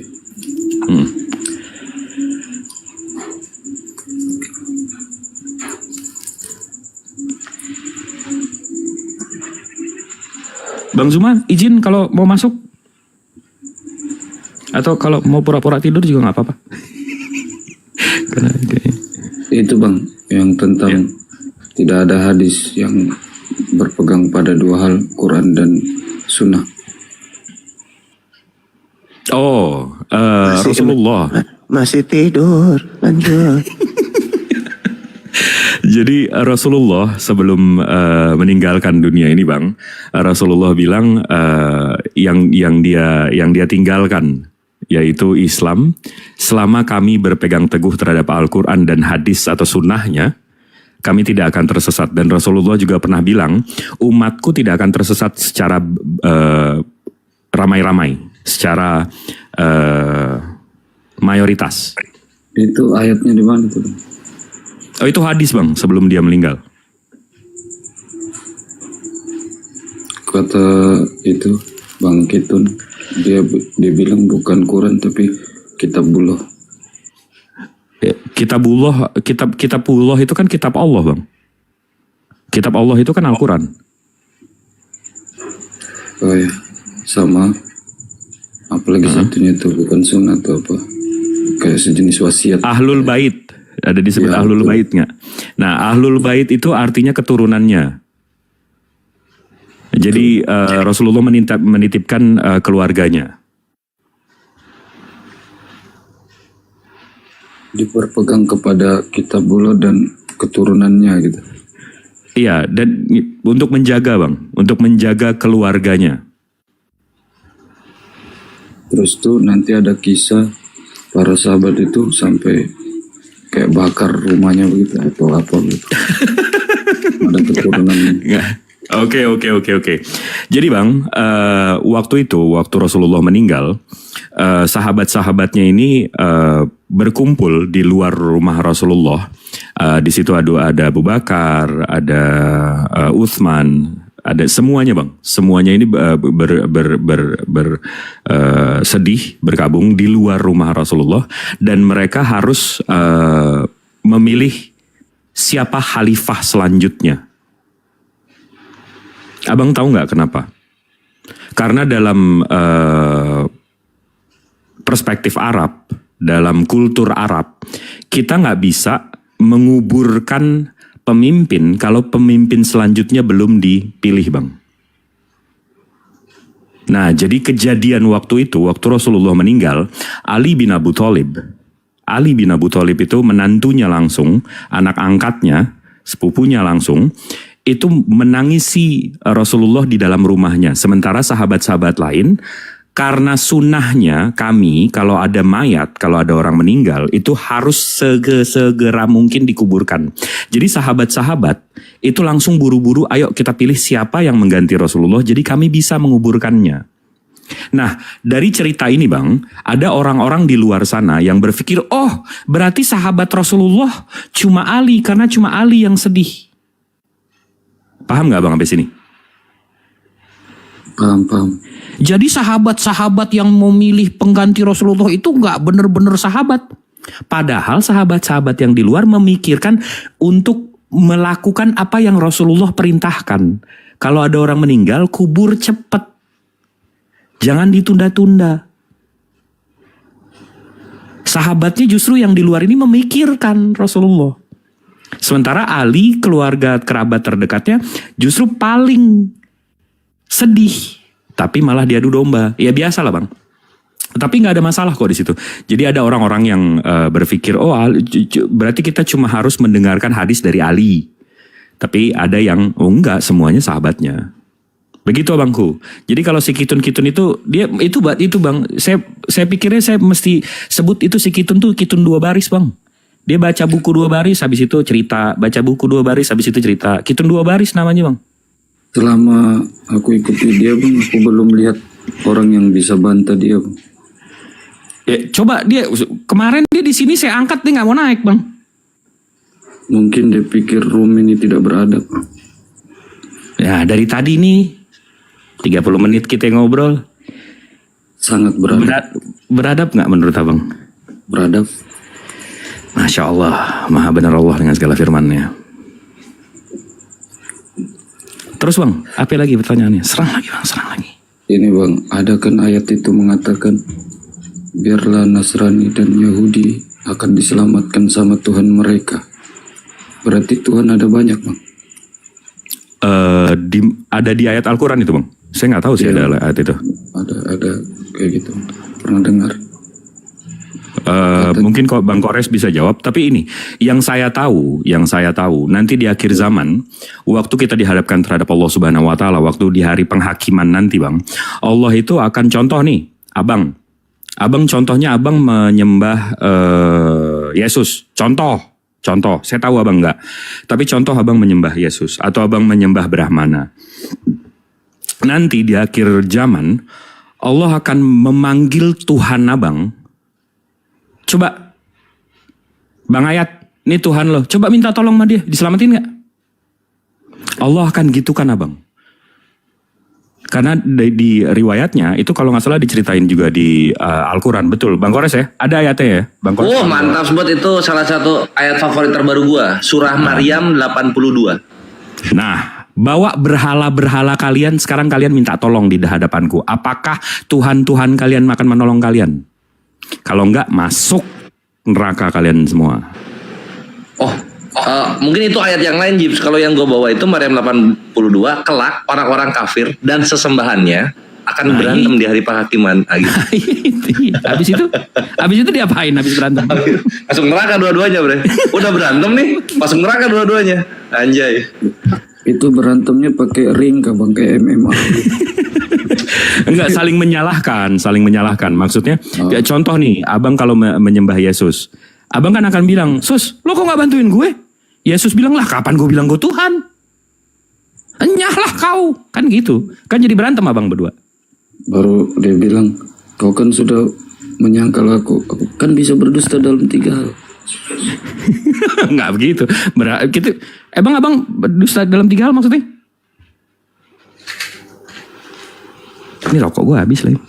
Itu kayak Abang jelaskan tadi. Ya, kan Abang, emang Yesus bini Abang? Mendamaikan pertikaian. Ini udah di depan Allah, harus diselesaikan Bang. Tapi kan letterlek itu Bang bilang, Tuhan biarlah mereka diselamatkan Tuhan mereka. Jadi seolah-olah Tuhan di situ membiarkan mereka. Coba buka ayatnya, Res. Tunggu, gue mau ambil rokok dulu. Rokok gue habis di luar. Res?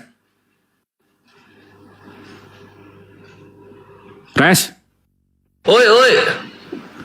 Buka ayatnya, dia kayaknya belum ini. Oke. Tunggu, ambil rokok bentar ya. Itu ada yang komen, tapi nama Allah itu banyak. Gue paling suka Al-Quran tuh ya siapa ayat sangat menjelaskan banget mana Tuhan, mana berhala gitu. Tuhan itu keagungannya seperti apa, berhala itu kayak gimana waktu di dunia dan di hari penghakiman. Itu gue suka banget di situ.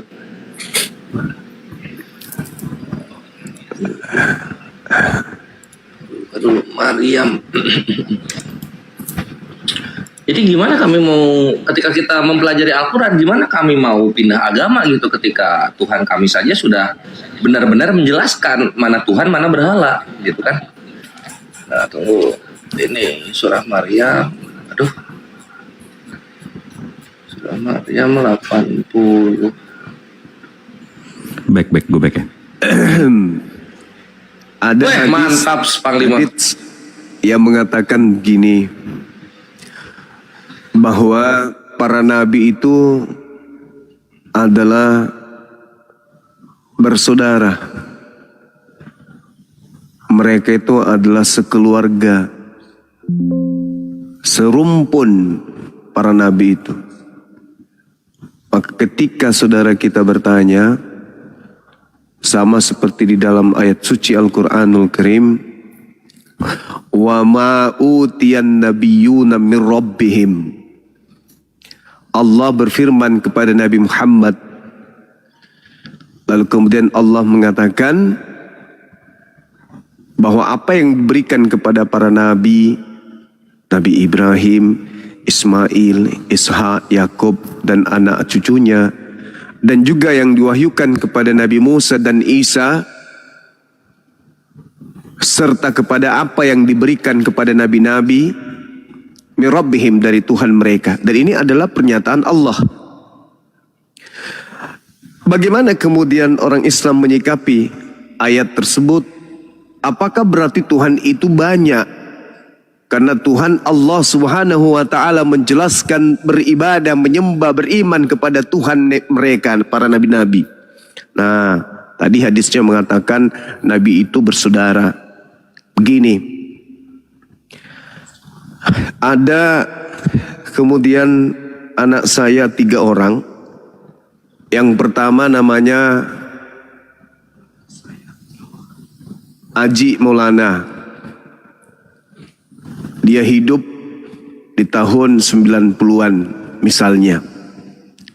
Anak saya yang kedua hidup di tahun 2000-an. Anak yang kedua. Anak yang ketiga hidup di 2010. Kemudian ada yang muncul di tahun 2020 lagi.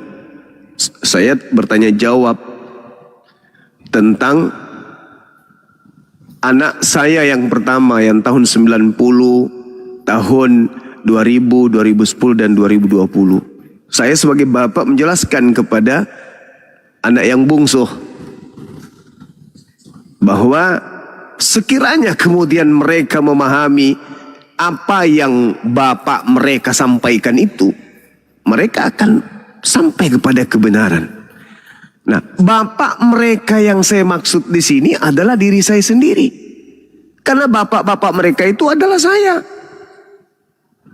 Sayalah satu-satunya bapak di antara 4 anak saya, nggak ada bapak yang lain. Maka ketika saya bercerita kepada anak saya yang bungsu, anak saya bertanya, bagaimana bisa kemudian Haji Maulana, si Khalid, dan juga kemudian Ridwan bisa memahami itu dan bisa mendapatkan kemudian warisan tersebut?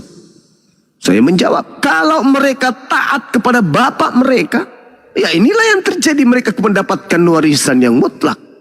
Nah, maksudnya saya sedang menjelaskan tentang diri saya sendiri. Maka ketika Al-Quran mengatakan Qulu amanna billah wa ma unzila ilaina wa ma unzila ila Ibrahim wa Ismail wa Ishaq wa Yaqub wal asbati wa ma utiya Musa wa Isa wa ma utiya nabiyuna mir rabbihim. Nah tuh, dari Tuhan mereka Maka maksudnya itu merujuk kepada saya. Sampai di sini penjelasan yang sederhana ini dari si fakir ilmu ini saudara paham? Alhamdulillah paham. Alhamdulillah paham. Masya Allah. Ini gimana ini udah mau masuk Islam ya? Istilah-istilahnya Islam. Kalau gitu saya tidur lagi. Banyak teman Islam. Baik-baik semua. Ini Muslim dari lahir nih. Bukan Kristen ya? Nasrani bang, Nasrani. Apa nama gerejanya?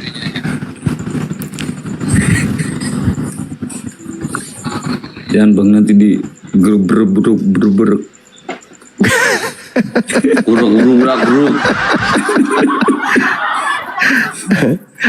Allahu Akbar, Masya Allah. Ya begitulah barangkali Bung. Silakan. Ini sedikit inilah bang. Apa keluar pakai jam hiburan lah. Nah dari anak-anaknya tuh kalau datang lagi anak satu mengaku.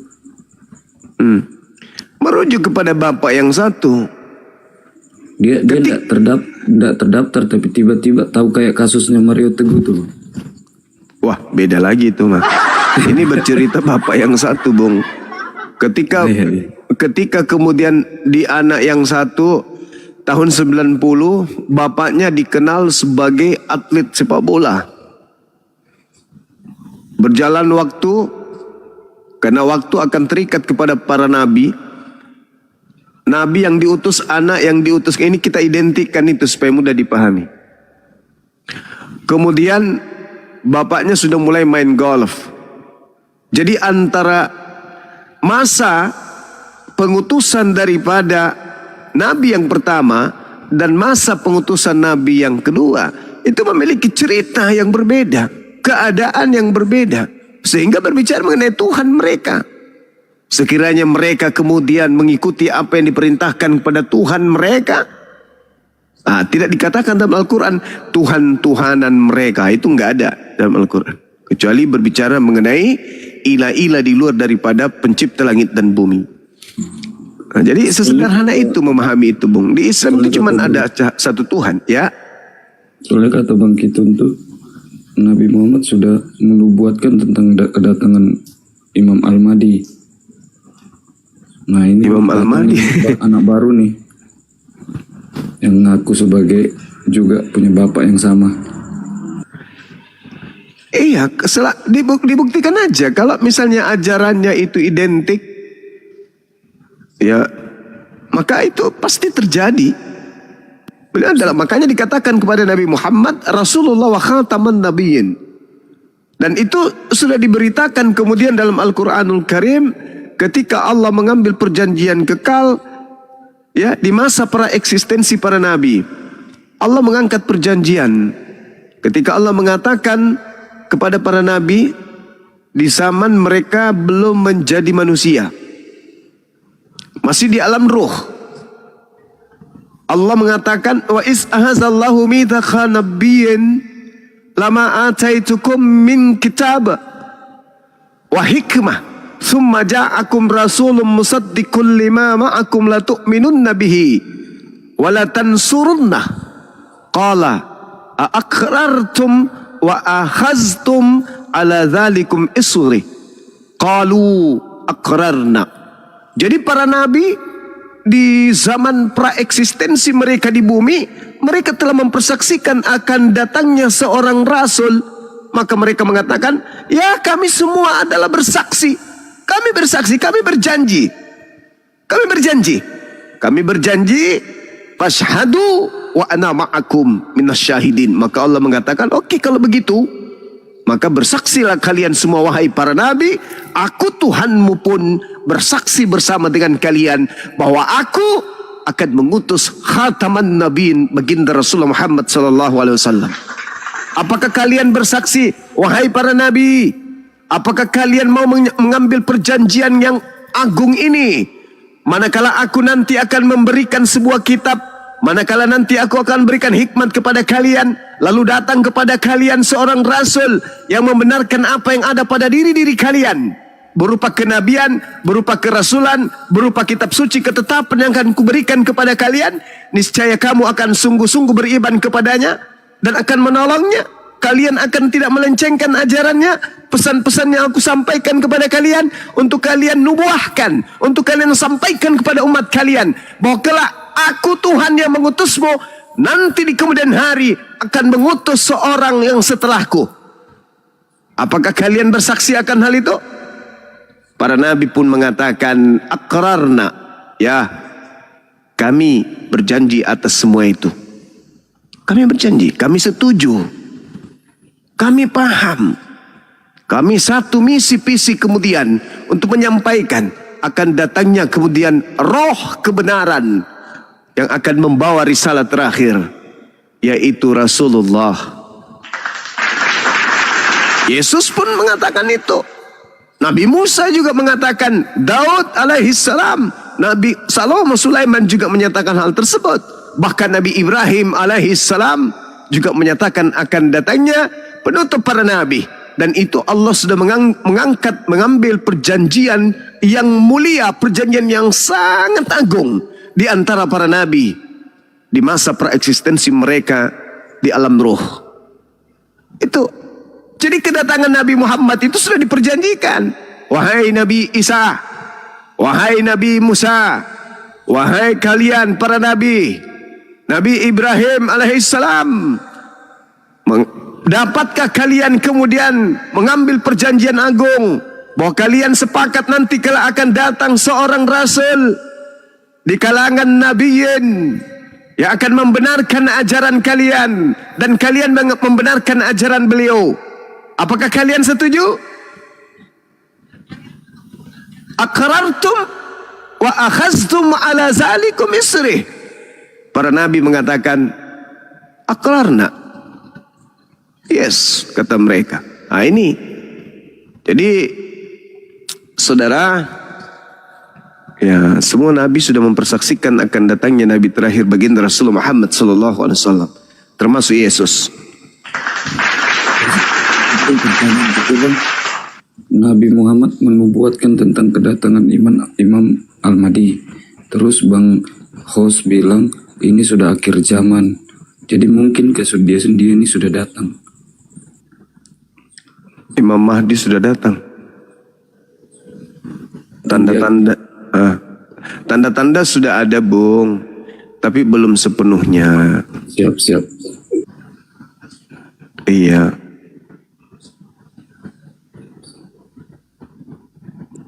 Kalau seandainya dia datang dan Bang Zuma masih ada, maukah Bang Zuma mengikuti Imam Al-Mahdi? Mau mengikuti Imam Mahdi seperti yang dibuatkan Nabi.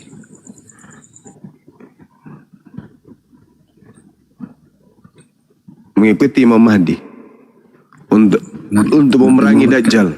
Iya, mau. Betul. Ini sekarang kami mengambil strategi awal. Ini sudah memerangi Dajjal kami ini, Bang. Berarti Dajjal sudah ada, Bang. Yes, pasukan-pasukannya sudah banyak di mana-mana. Akhir zaman sudah nyata. Dajjal sudah ada, tinggal Imam Ahmadinya nih yang belum tahu di mana, Bang ya. Ya. Siap.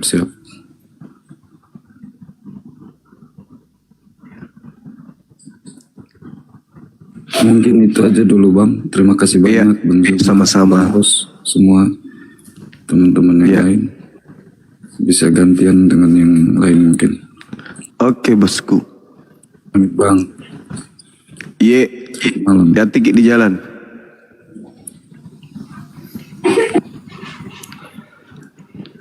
Mantap.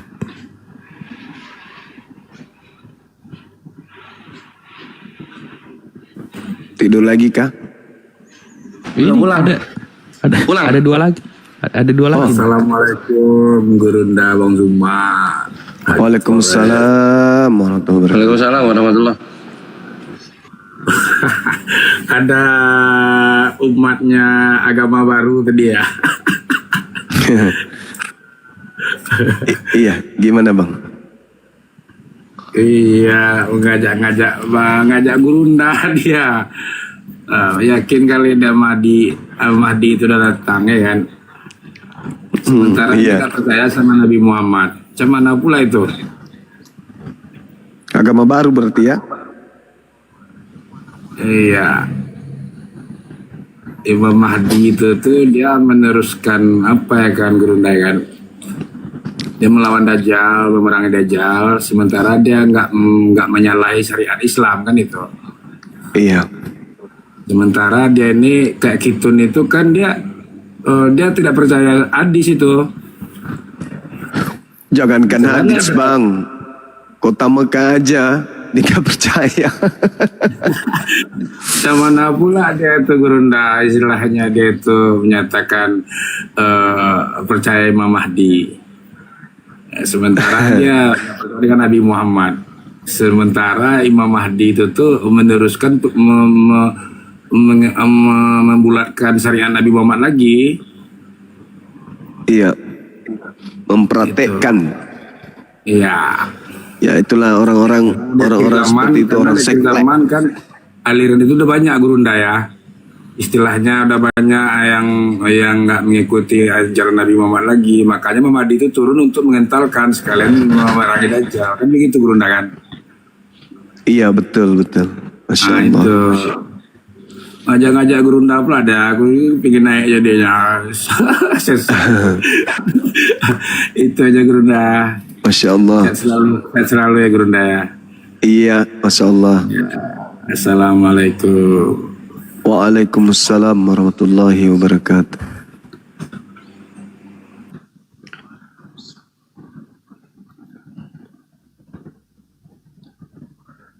Memang banyak kelihatan orang cari panggung ya kan ya, membuat satu penjelasan tentang Islam, menguraikan tentang Islam, ya tapi mereka kemudian menyalahi kaidah Islam itu sendiri. Inilah saudara-saudara kita. Kalau mereka mempelajari terkait dengan Al-Quran, berarti kan harus mereka juga paham bahwa Al-Quran ini tidak hanya berdiri di atas satu surah. Al-Quran ini tidak hanya berbicara mengenai satu keadaan. Tidak hanya berbicara tentang satu umat atau satu tempat atau satu keadaan. Tetapi Al-Quran banyak membahas tentang hal-hal yang bisa kita lihat pembuktiannya di akhir zaman. Contoh misalnya, dalam Al-Quranul Karim, innama umirtu an a'buda rabba hazihil balad. Aku hanya diperintahkan menyembah Tuhan negeri ini yang Dia telah menjadikan suci padanya. Kota ini dijadikan suci. Kalau yang dibawa oleh si Nyik-Nyung itu benar dan ternyata Ka'bah itu keliru, palsu kata dia, lalu implementasi daripada Al-Quran surah An-Naml ayat 91 ke tempat aslinya itu mana? Kan kudu berjalan itu. Apa yang diterangkan Al-Quran kalau dia imani sebagai firman Tuhan mutlak harus berjalan. Masakan kemudian nubuah atau kemudian ketetapan Tuhan bisa berubah oleh seorang Nabi Muhammad SAW ketika dikatakan bahwasanya Rabb hazihil baldatil ladzi harramaha walahu kullu syai'. Berarti kota yang dimaksud oleh si siapa namanya? Siapa namanya itu? Kenapa dibiarkan menjadi kota asing? Kenapa dibiarkan menjadi kota yang tidak disucikan? Sementara yang dijelaskan di situ bahwasanya negeri itu dijadikan menjadi suci oleh Allah.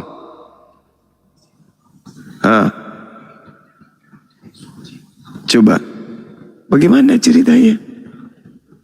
Mana pembuktiannya? Nah, sedangkan yang diceritakan oleh Al-Quran bahwa kiblat diarahkan dari Masjidil Aqsa, Masjidil Haram. Terbukti nggak? Terbukti. Kenapa kemudian tidak mereka gaungkan itu?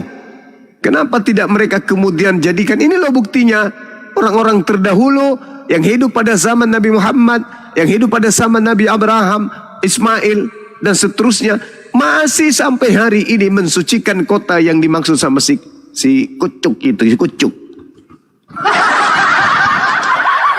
Ini buktinya nggak ada kan? Yang menggenapi justru Mekkah Al-Mukarramah. Nah, inilah bukti bahwa orang-orang ini orang nggak ada kerjaan, cari panggung aja, yang kemudian tidak perlu terlalu serius kita tanggapi, tapi harus kita tanggapi. Saya kira begitu teman-teman. Halo. Assalamualaikum Bang. Salam, ada caplang.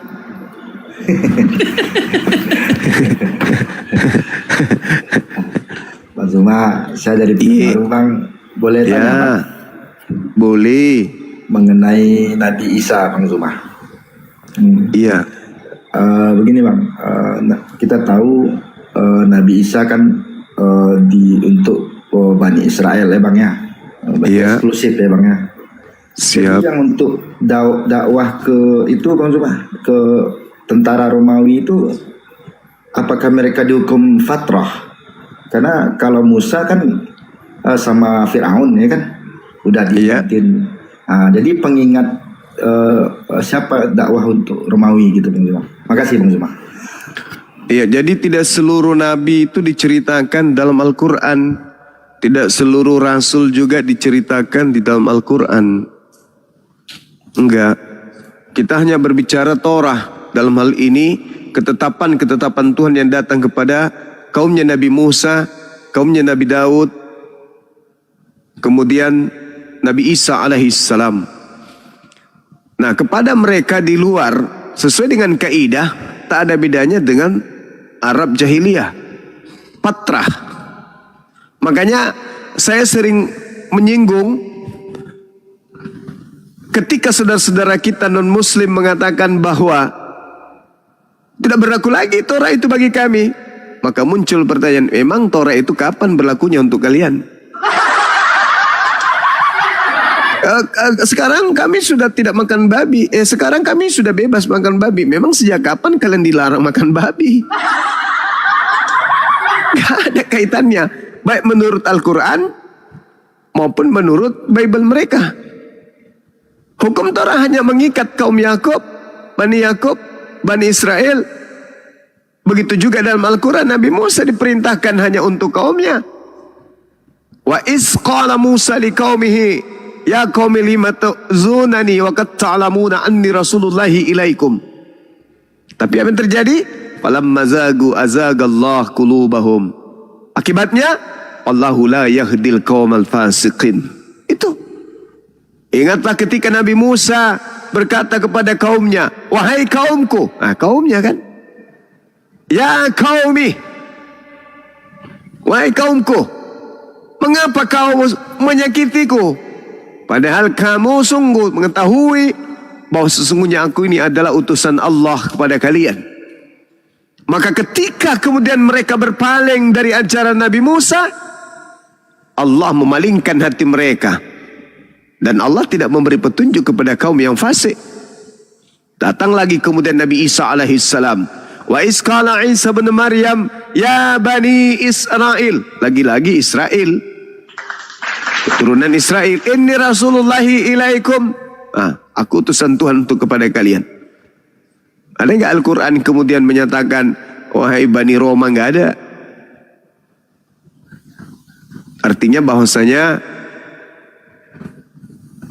ikatan simpul akidah umat Islam untuk menuju kepada keselamatan itu dibawa hanya oleh baginda Rasulullah Muhammad sallallahu alaihi wasallam. Terlepas di luar daripada itu, kita tidak memiliki pengetahuan karena juga Allah mengatakan sebagian aku ceritakan kepadamu, sebagian aku ceritakan, sebagian tidak aku ceritakan kepadamu. Tapi hari ini ketika kita berbicara mengenai kaidah Quran, ya bisa jadi mereka fatrah. Karena kita tidak mendapatkan kemudian informasi bahwa ada nabi yang diutus kepada mereka secara spesial, sebagaimana Nabi Isa, Nabi Musa, dan seterusnya. Sekira begitu, Bung. Terima kasih Bang Zuma. Jazakallah. Siap, 86,3. Lanjut. Assalamualaikum warahmatullahi wabarakatuh. Waalaikumsalam warahmatullahi wabarakatuh.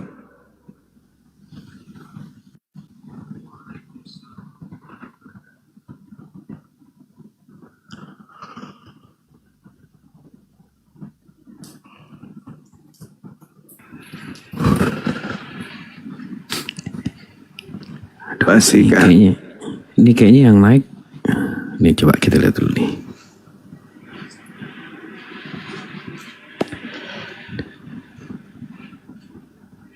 Aduh, nggak ada lagi. Kamu besok flight jam berapa? Pagi, Dinda, pagi. Waduh. Kuat nggak? Oh iyalah. Nggak, maksudnya kuat nggak malam ini sampai malam-malam? Iya, kuat. Mantap. Pir, naik Pir. Kores aja udah tidur. Itu dia.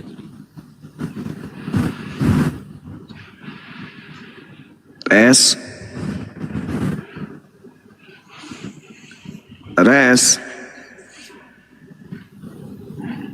Oi!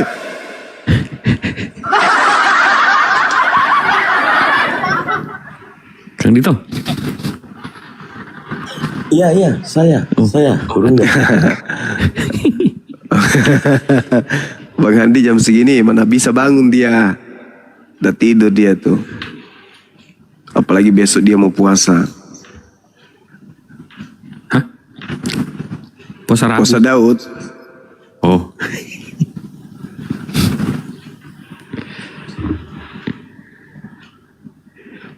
Ini segini lemesnya lo Pir, Pade nggak berani naik. Aduh. Tadi yang nanya santun aja kita bisa ngobrol sejaman. Coba kita yang naik di Komal Nyoten. Aduh. Ya, jadi santapan kita di sono.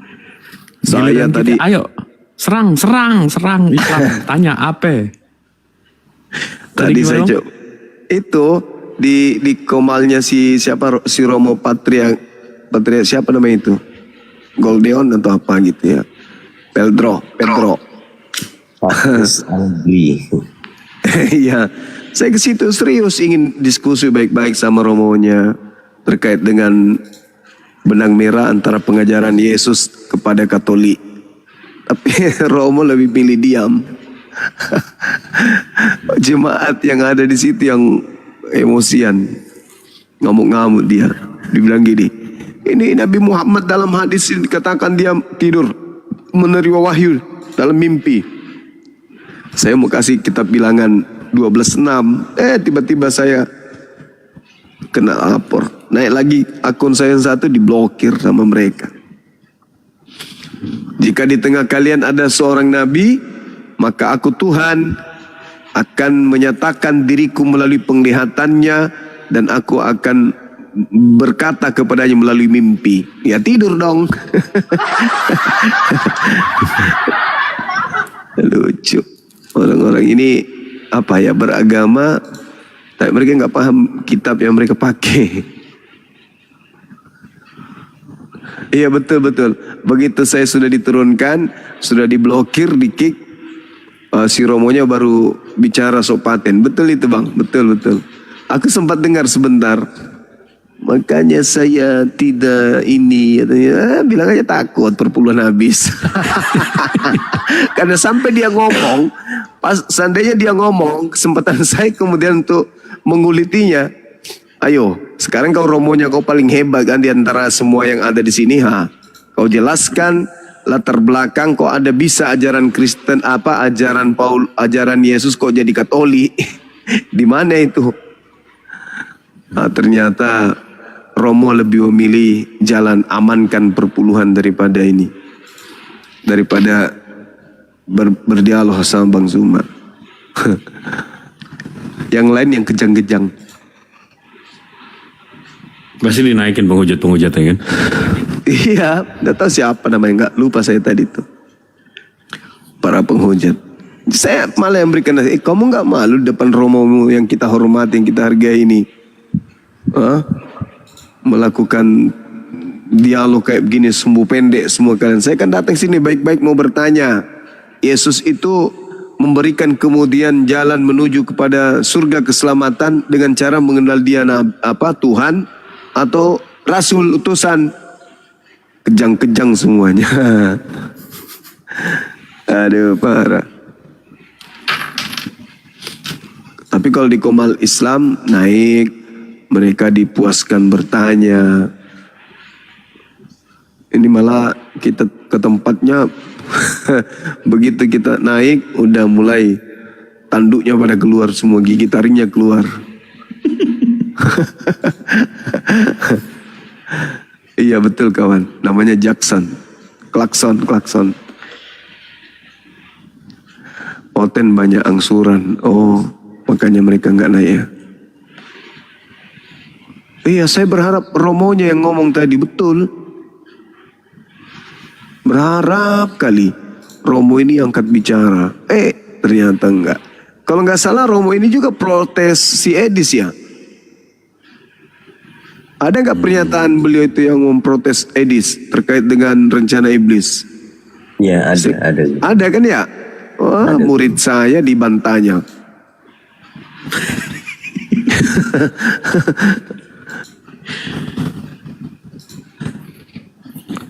Terus ada yang ngomong di YouTube saya bilang gini, kau Suma, Romo Patrik itu tidak pernah hujat Islam.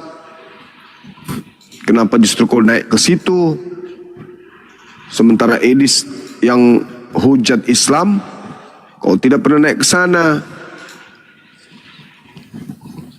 Ya ngapain saya harus ladeni orang gila sih?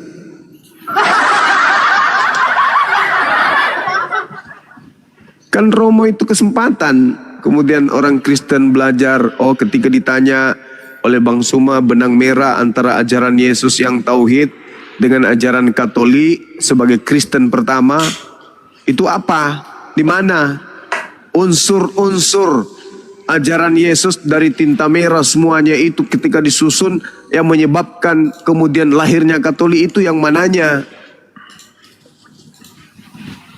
Ternyata nggak ada, digubris begitu saya turun baru angkat bicara. Saudara-saudara, tadi saya melihat,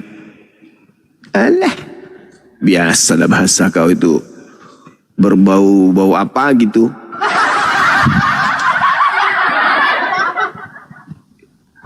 Ya saya lihat mereka memang saling membenci ya antara Katolik dan juga Protestan. Nampak kali ininya. Beberapa Qomal itu apa itu istilahnya mereka ya? 3 Tuhan, apa itu istilahnya? Suruh naik sini semua. Ini Qomal ini dibuka untuk yang 3 Tuhan. Antar Kristen ribut masalah Tuhan. Al-Quran semakin benar. Mereka berselisih paham tentang Tuhan, tentang oknum yang mereka tuhankan.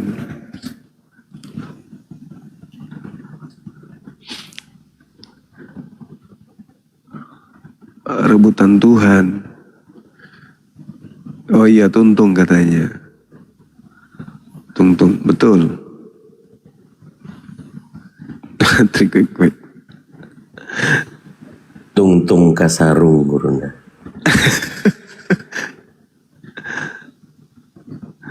Allahu Akbar. Ya Gurunda, saya ada dalil yang mana tadi ya, Galatia 6 nomor 11 itu pengakuan Paulus menulis sebagai pelanggar hukum Taurat itu yang Galatia 2:18 apa Galatia 6:11 itu Gurunda ya? Gimana Dek? Gimana? Apanya Dek? Itu yang dia menulis dengan keimanannya sendiri. Aduh, saya lupa dari 1 Korintus 11:17. Kenapa itu? Galatia ada Gurunda. Galatia 6:11. Galatia 6. Iya. Dia menyatakan bahwa dia menulis bukan firman Tuhan. Iya. Yang huruf-huruf itu dengan tangannya.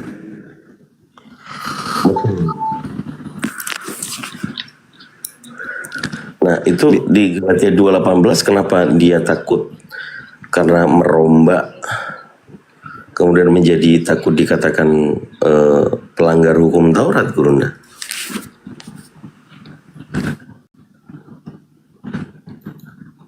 Ya barangkali itu yang disebut munafik. Ya kan ya? Benar nggak? Benar. Iyalah. Celakalah engkau wahai orang munafik.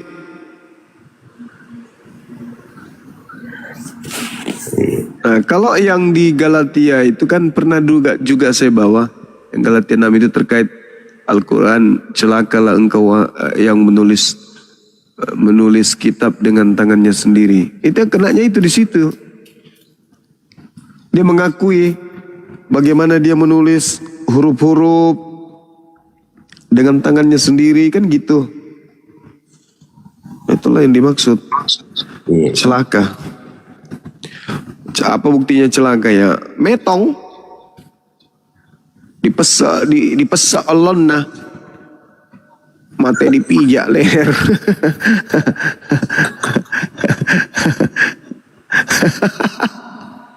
Al-Quranku luar biasa memang.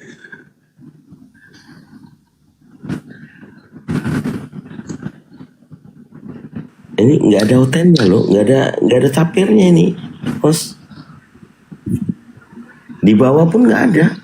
Makanya itu ini kita berasa inflasi kapir nih belakangan ini terbalik-balik nih.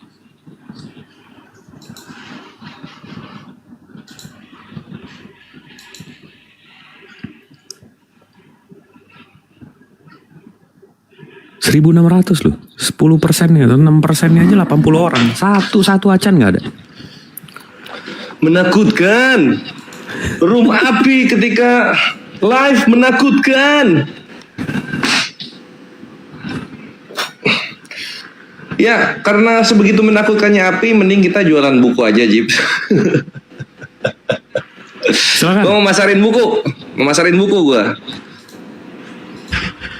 Ya, izin ya untuk Panglima, Jibril, Bang Handi, dan Kang Dito. Semenakutkannya api ini alangkah sangat kurang afdol kalau ini tidak lestari sampai nanti akhir zaman, ikhwan. Bagaimana caranya untuk melestarikan ini sampai akhir zaman?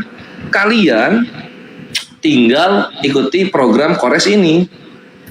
Program apa Kores? Program wakaf buku untuk santri. Wakafkan buku ini, Jawab Tuntas Fitnah Terhadap Islam, karya dari Ustadz Wafi dan Akhimoto, yang dinaungi dalam Apologet Islam Indonesia, ke pesantren. Untuk pertama ini pesantren Darut Tauhid di Bandung, besutannya Agim Ikhwan. Insya Allah kita akan wakafkan buku ini untuk santri-santri di sana. Nah, kalau kalian terketuk hatinya agar lestari pergerakan kami api ini sampai ke generasi-generasi berikutnya, ikuti program ini, Ikhwan. Kores targetkan kita bebaskan 300 buku untuk santri di sana. Alhamdulillah sekarang sudah terkumpul 44. Jadi sisa 256.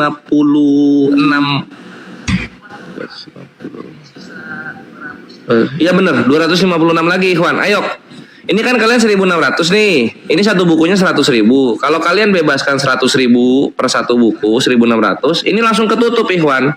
Jadi insya Allah besok atau lusa kita langsung berangkat ke pesantren dokumentasi penyerahan buku untuk santri-santri di sana. Gitu. Jadi tafadhol kalian langgengkan, lestarikan pergerakan kita ini, karena semua argumentasi kita insya Allah sudah terangkum di dalam buku jilid 1 ini. Gitu. Oke Ikhwan, gimana caranya Kores? Kalian DM akun Kores ini untuk mendapatkan nomor rekening pencetak bukunya. Atau yang punya nomor Kores, kalian chat ke nomor Kores di 0813 3753 4473 gitu. Dan untuk semua yang sudah berpartisipasi dalam pewakafan program wakaf buku ini, jazakumullah khairan katsiran bil jannah, kami ucapkan gitu. Ya Ikhwan, gas. Kalau dari Malaysia macam nak beli bang, bisa, Akhi Haji bisa. Tinggal DM aja, kasih alamat, nanti aku cek ongkirnya berapa. Tinggal nambah ongkir doang. Dan ini Ikhwan ya, Kores bantu program ini nggak ngambil bati. Jadi memang dari pencetak bukunya 100.000 satu buku. Aku nggak ngambil bati sama sekali dari kalian. Ini supaya cepat kelar aja program ini gitu. Jadi bantu umat, bantu yang jual buku, bantu giroh kalian. Yuliana, saya udah beli Bang Kores, jazakallahu khair Ukhti. Ini mungkin masih pada belum nangkap ya. Ini buku dibeli bukan buat kalian pribadi ya Ikhwan ya. Ini program bukunya kalian beli, ini untuk santri. Kalian beli ini untuk santri. Dairus Norek, DM dulu Akhi. Kalau nggak chat ke nomor ini. Ini bukunya berapa halaman ya Jips ya? Belum gue buka 300 lebih. 300-an ya Ikhwan. Nih tabelnya segini. 300 lebih. Nggak ada ongkir kalau beli langsung ke Ustadz Wafi. Iya kalau untuk pribadi tafadol. Cuma kalau untuk apa? Ke Ustadz Wafi COD, bayar ongkirnya begitu sampai rumah. Oh iya. Iya, dan itu ini buat pesantren Uhti, bukan buat pribadi. Jadi misalnya Uhti beli ini buku 1, ini nggak ke Uhti jampenya, ini ke pesantren nanti. Gitu. Alhamdulillah. Nah, ini kalian bisa chat ke sini ya Ikhwan ya untuk yang ingin berpartisipasi wakaf buku. Wakaf buku.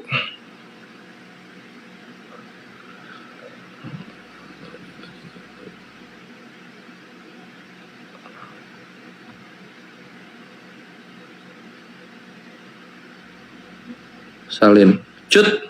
Tuh Ikhwan, kalian chat ke situ atau enggak DM. Dua-duanya nanti akan aku kasih norek pencetaknya gitu. Dan kalian nanti akan didata sehingga ketahuan bukunya udah 300 atau belum gitu. Ini aku update lagi ya. Sudah ada yang terjual sebenarnya 49 buku Ikhwan. Cuma ada beberapa ahlus sedekah mau beli buat santri sekalian buat pribadi. Kayak gitu juga nggak apa-apa. Oke? Sip. Aku tunggu partisipasi kalian Ikhwan. Cepet bikin ini 300 supaya gue berangkat ke Bandung nyerahin ini buku-buku. Jazakumullah khairan katsiran bil jannah untuk semua yang berpartisipasi. Thank you Jib waktunya. Langsung norek saja Res. Kalau langsung norek gue nggak bisa data bukunya udah berapa kekirim. Kalau langsung norek. Misalnya gue kasih norek terus transfer. Terus kalian konfirmasi ya ke nomor-nomor gue juga sama aja. Gitu, oke? Sip.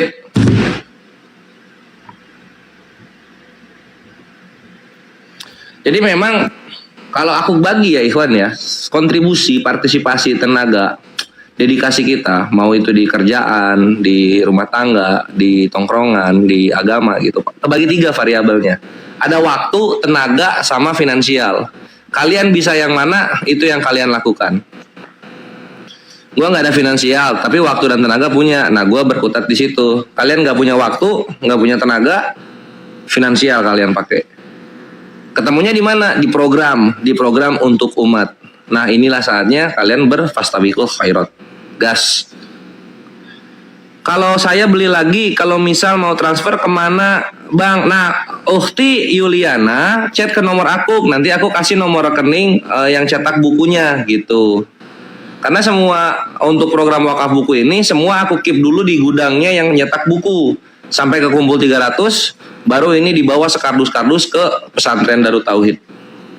Nomor gua kelihatan gak Jips itu Jips? Nampak. Oke mantap. Ke situ ya Ikhwan ya. Kalau yang ribet mau DM dulu DM silahkan gua balas juga.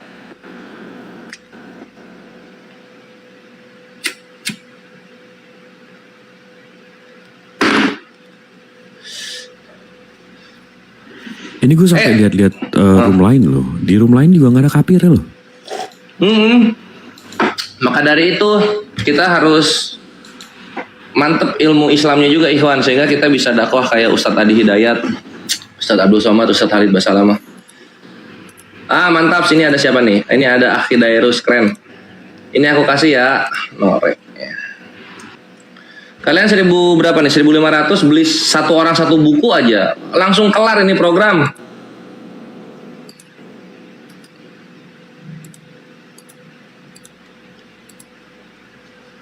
Mantap, Akhi Dairus. Tuh, udah. Ustadz Halid sama Uwas bukannya beda, sama-sama Ahlussunnah wal Jamaah. Cuma ada yang cabang salaf, ada yang cabang Nahdlatul Ulama gitu. Berapa harga duit Malaysia? Kalau 100.000 di Malaysia berapa tuh? 35 ringgitan. Oke. Iya, 30. Bentar. Oke, Malaysianya di mana, Akhi Aji? Malaysianya di mana? Coba aku cek ininya, ongkirnya.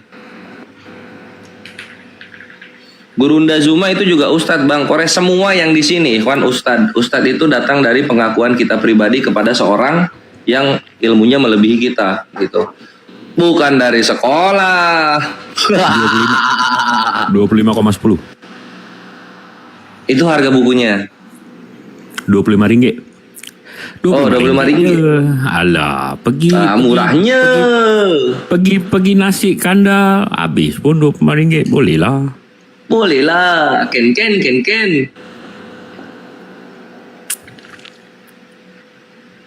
Sarawak di Kuching. Di Kuching ke? Tak tengok ongkirnya. Apa jatuhnya ya? Bogor ya, Bogor, Kuching, Sarawak, ongkir. Murah lah. Cuma 70 sampai 95 ribu. Dalam 15 ringgit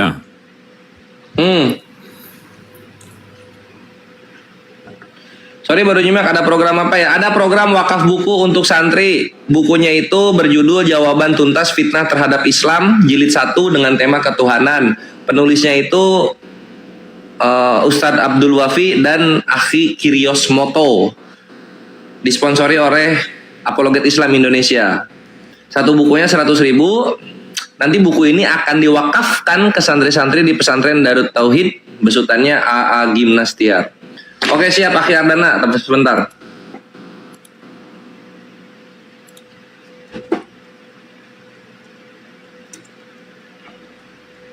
Tuh. Wah, ada jilid 2-nya nanti. Ada. Ini sudah digodok antara internal API. Nanti temanya akan ke arah kalau nggak salah kenabian ya, Jibs ya? Betul, kenabian. Iya, jadi kan ini pertama ketuhanan nih, syubhat-syubhat tentang ketuhanan. Nanti yang jilid keduanya itu tentang kenabian. Jatuhnya nanti soal moralitas gitulah. Dan di sini nggak cuma jawab tok ya, ada counternya ya, ya. Iya, dan yang keduanya itu nanti ada catatan atau tulisan dari Bang Zuma juga, habis itu dari Ustadz Pio juga. Pokoknya karya api lah. Yo X, ini warisan kita untuk umat salah satunya. Kalau sumbang dana aja bisa Bang? Nggak bisa dong, pasti jadi buku gitu loh. Misalnya nyumbang Akhi berapa? 500, jadi buku 5. Gitu.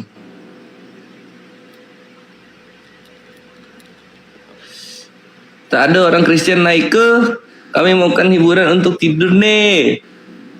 Ayo Susanti.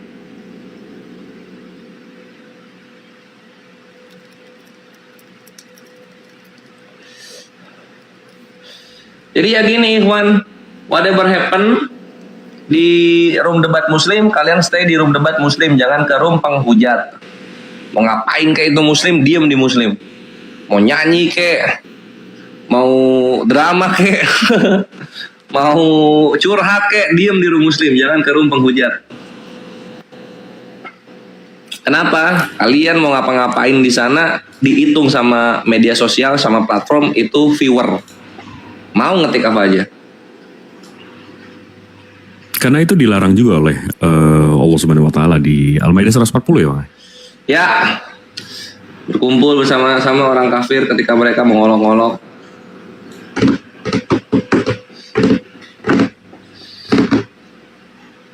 Wih, Akhi Ardana, jazakallah khair. Semoga Allah Azza wa Jalla balaskan berkali lipat. Tuh, Akhi Ardana 2 buku ikhwan, alhamdulillah. Jadi 46. Catat-catat dulu.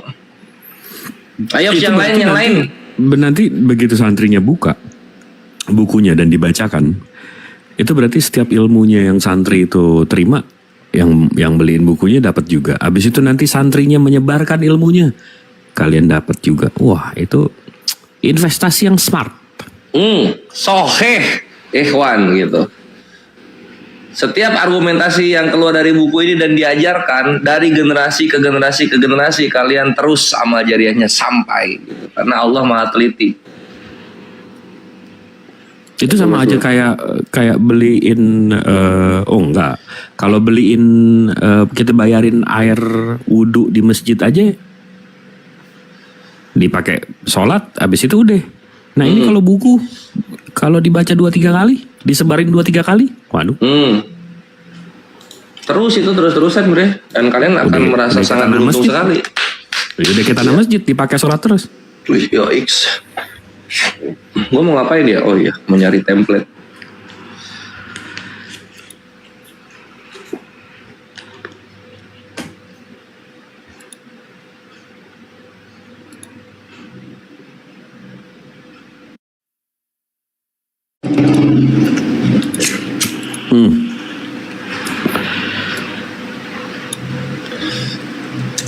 Iya, jadi kalau kita nongkrong di room-room kafir dan viewernya jadi naik dan dia jadi masuk FYP muslim itu nanti kalau ada yang imannya tergoyang, atau ada yang murtad, atau ada yang ini, yang ada yang itu kalian masuk loh, itu dosa jariahnya tuh ikut loh itu. Iya gak sih? Halo, horor banget lu cerita. Iya gak sih? Betul gak? Ini memang semenakutkan itu kalau menurut gue ya. Memang semenakutkan itu. Gue jadi kayak support mereka untuk udah dibawa mau beli buku terus. Kemana katanya? Mantap. Ke ini, ke sini. Ke sini. Fadol.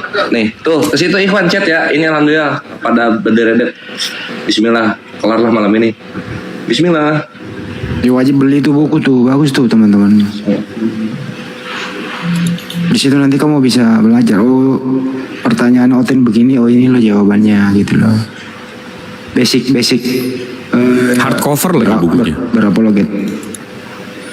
Betul. Kalau buku saya belum rilis buku Tatang Sutarman. Tatang Sutarman. Belum. Bang Ani tuh bikin buku 2 kayaknya. Kalau nggak Tatang Sutarman, Tatang Suherman. Yang mana Bang Ani? Suherman, jilid 2 nanti. Suherman dulu. Kita ke sasarannya dulu ke Jawa Barat. Kalau Suherman kan sasarannya ke Jawa Timur. Gitu.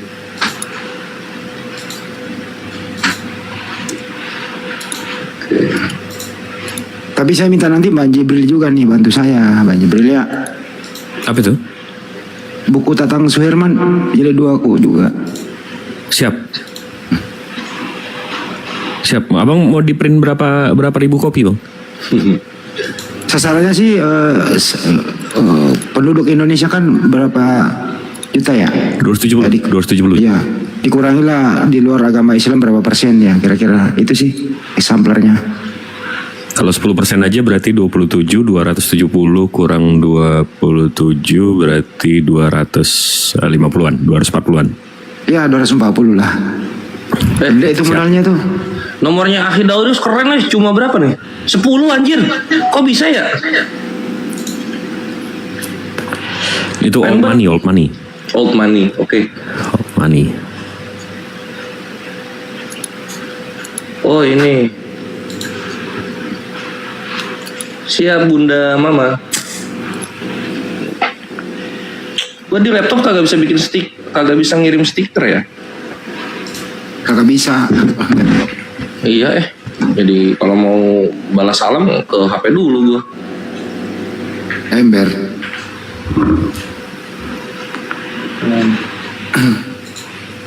Banyu mah jangan sampai ketiduran. Gurunda kasih ribut-ribut dikit dialog aja bangun Gurunda tuh pasti. Selama belum kenyang cari terus sama Gurunda itu Ikhwan. Ntar nanti 3:30 diteleponin Res.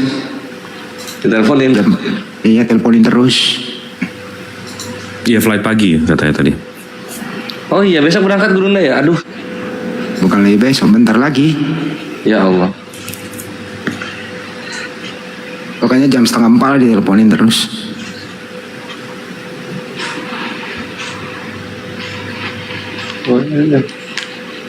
Gue nggak tahu loh. Banyak Jibril kalau di situ tempatnya oke banget loh. Asik ya? Asik. Bisa menguji iman juga sih. Bisa menguji iman. Iya. Kalau jam 12-an gue meeting kerja di situ kadang-kadang. Semakin malam kan semakin banyak ujian kan kalau semakin malam. Iya. Wih lagi mantep. Jazakallah khair hamba Allah 2 kali beliau beli ini, yang kemarin ikut, yang sekarang ikut juga, mantap. Akhi Jack, jazakallah khair, ikut melulu beliau, keren. Jadi teman-teman gini loh, misalnya antum punya kelebihan ya, tapi teman saudara kita juga ingin memiliki tapi mungkin kurang mampu kan gitu ya. Ya antum bisa beli, misalnya saya beli 20 deh, saya serahin ke Api gitu. Yang 20 ini untuk dibagikan kepada teman-teman muslim yang lain kan gitu. Oh itu selalu orang beli sama gue gitu bang. Bang saya beli 1 tapi saya bayarnya 5, 4 tolong kasih yang mau. Nah itu maksudnya gitu. Itu cerdas itu, menurut gue sih itu cerdas. Kenapa? Karena kayak dia ngincer pahalanya. Betul. Karena ilmu itu kan berkesinambungan ya. Artinya Anda beli ilmu terus membagi ilmu. Jadi artinya Anda memperoleh ilmu yang bermanfaat. Yang beli 3 tapi kirim 1 ke sini, kirim 2 yang ke yang lain. Waduh. Jadi gue yang nanya-nanya nih siapa yang mau buku nih. Iya, nah, teman-teman nanti misalnya kalau ada yang kayak gitu, oh aku mau dong, nah, udah tinggal kasih alamat gitu. Insya Allah dikirimkan kok. Asal jangan di Burundi, waduh ongkirnya gede tuh kalau ke Burundi. Ya titip aja sama abang.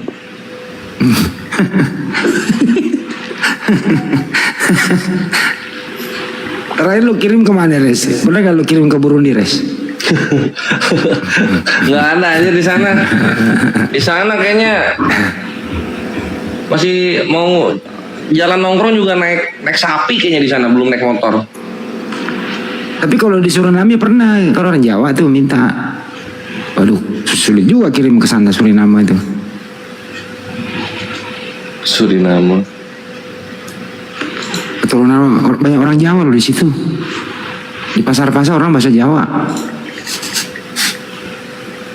Ternyata ada negara yang kecil tapi tidak boleh orang di situ kalau tidak beragama Islam. Wajib beragama Islam. Wah, negara apakah itu? Maldives. Benar nggak sih? Berani taruhan pasti bersih itu negaranya. Oh ini apa? Maldives juga Muslim semua itu, sama kayak Gili dia bentukannya. Maldives bukan Maldives, beda ya? Oh. Beda. Maksudnya Bang Andi Maldives berarti? Iya maksud gue itu. Beda. Oh beda ya, sorry. Aku ya kurang. Geografi saya dulu dapat 6 sih waktu sekolah. Kalau Maladewa itu ini Asia, kalau nggak Maldives, Asia Selatan. Oh Maldives ya. Hebat banget tuh hukum Islam gitu ya. Nggak boleh masuk kalau nggak beragama Islam. Jadi nggak terima turis dong. Kalau Maldives terima. Kalau Maladewa nggak tahu nih.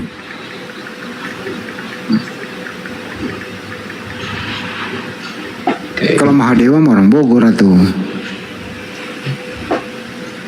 Maladewa itu Maldives. Iya. Yang gue tahu sih Maldives ya. Maladewa. Mungkin nama bahasa Indonesia kali. Iya, Maladewa bahasa Indonesianya, bahasa aslinya Maldives. Oh. Kayak Belanda, Holland gitu ya. Ya, mungkin kayak gitu ya. Bentar, gue Google coba.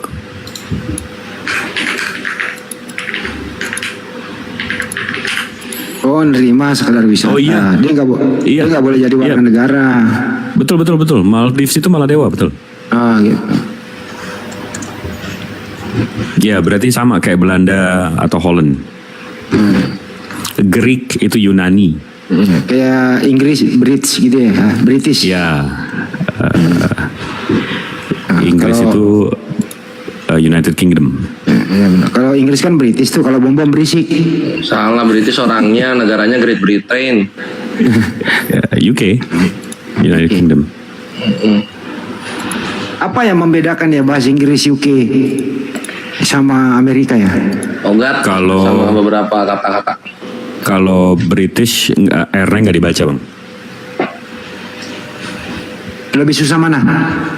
Sama aja, cuma R-nya nggak dibaca doang. Kalau Amerika bottle of water, tapi kalau British bowl of water. Harry Potter. Harry Potter. gitu ya. Harry Potter. R-nya nggak dibaca. Ya kalau Harry Potter gimana itu? Harry Potter. Bottle of water, bowl of water. Itu dia. Kalau bilang air, water apa? Enggak sebut air. Water. Waduh. Nggak dibaca, Logat Betawi nggak dong. dibaca.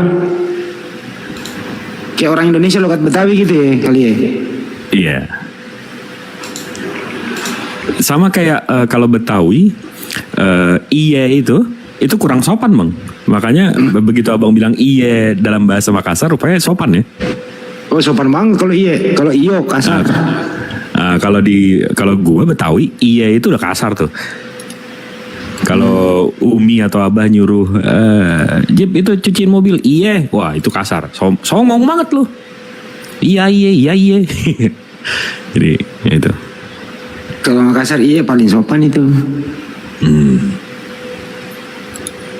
Kalau misalnya Iko, nah Iko itu kan Anda itu Iko kasar. Halusnya itu idi. Antum gitu loh maksudnya. Itu bahasa-bahasa lah. Main. Ada gak sih bahasa-bahasa santunnya orang Inggris itu? I beg you pardon. Itu lebih sopan daripada sorry. Jadi kalau Abang ngomong sesuatu, abis itu aku nggak denger. Kan biasanya orang bilang sorry. Itu kasar. Yang sopan itu I beg your pardon atau pardon. Ada juga yang kayak gitunya ada juga. Oh, kira-kira ya. Tapi mereka adabnya kan ada keterbukaan begitu ya. Artinya nggak boleh misalnya nggak boleh namu sebelum janji gitu ya. Biasanya dan nggak kalau yang biasanya itu yang mereka take offense itu kalau janjian terus telat. Itu mereka take it personal. Itu kayak kita kayak nyerang dia. Betul. Kayak Lebih- lu nggak lebih ngehargain privasi ya. waktu gue ya. Lu nggak ngehargain waktu gue ya. Itu kayak nyerang. Habis itu kalau lagi diskusi gini, Bang. Habis itu ditanya, lo tahu ini nggak? Nah itu kurang ajar. Seakan-akan menilai dia nggak tahu gitu ya. Itu kalau dalam bahasa Inggrisnya insulting my intelligence. Itu kayak nyerang pengetahuan dia. Oh iya. Oh iya, berarti nggak cocok bom hidup di Amerika. Ya nggak bisa. Itu kalau dia itu kan mesti 2 tiket tuh bang, tiga lah minimal. Tapi Mahal kalau itu penilaian saya ya, bisnis bahasa plastik yang ini. paling sopan tuh bahasa Arab. Paling enak sih, paling enak didengar. Paling enak didengar sama Prancis sih. Kalau Prancis tuh enak juga didengar. Jesuing karena ada kol-kolahnya. Kan nggak banyak bahasa yang nggak pakai kol-kolah bang. Prancis sama Arab itu pakai kol-kolah. Amoureux, padahal tulisannya amoureux. Tapi Voulez-vous chercher avec moi ce soir?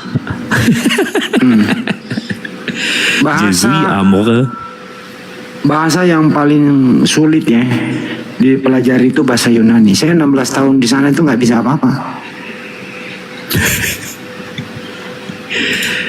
Di sana ngapain bang? Markir. Iyalah, orang cuma terus. Itu doang. Terus stop, maju, itu mundur ya. Gimana mau belajar?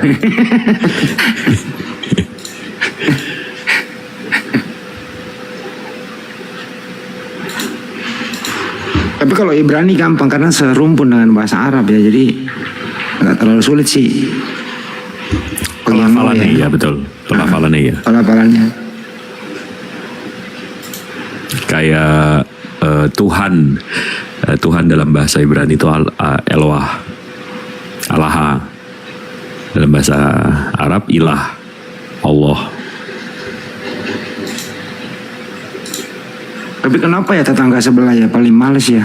Rata-rata loh ya, paling 1-2 gitu yang mau belajar original teks kitab mereka ya.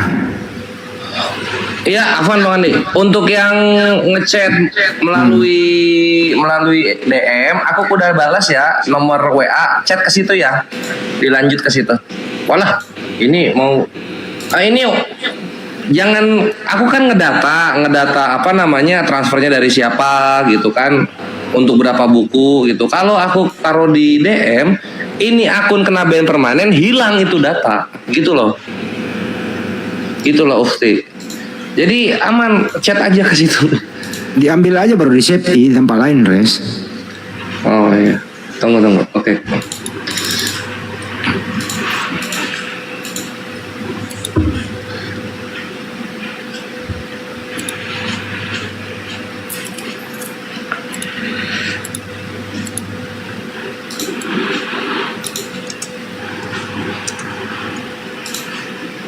Jangan juga lupa juga kawan-kawan semua gitu ya. Pergerakan kami ini bukan berkoar-koar aja di media sosial. Kerja nyata kami itu di belakang layar, nggak semua kita publish. Nah itu membutuhkan operasional pergerakan dalam hal kemaslahatan, dalam hal konsolidasi, dalam hal penegakan hukum dan seterusnya begitu. Nah, itu juga memerlukan operasional pergerakan. Untuk itu teman-teman yang ingin berinfak ya ke rekening Apologet Islam Indonesia, nomornya 75 kali 51770, Bank Negara Indonesia atas nama Apologet Islam Indonesia.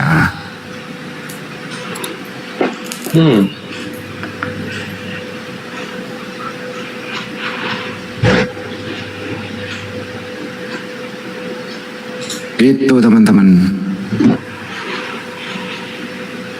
Tapi antum-antum semua luar biasa sih. Kita ngobrol santai aja begini, antum masih 1.300 yang menonton gitu ya. Artinya luar biasa.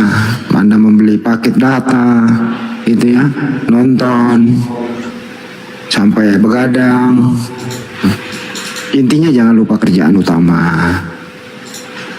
Gitu lah. Kalau misalnya istri belum seneng berisik-berisik ya pindah-pindah tempat lah, di teras dulu dengerin gitu.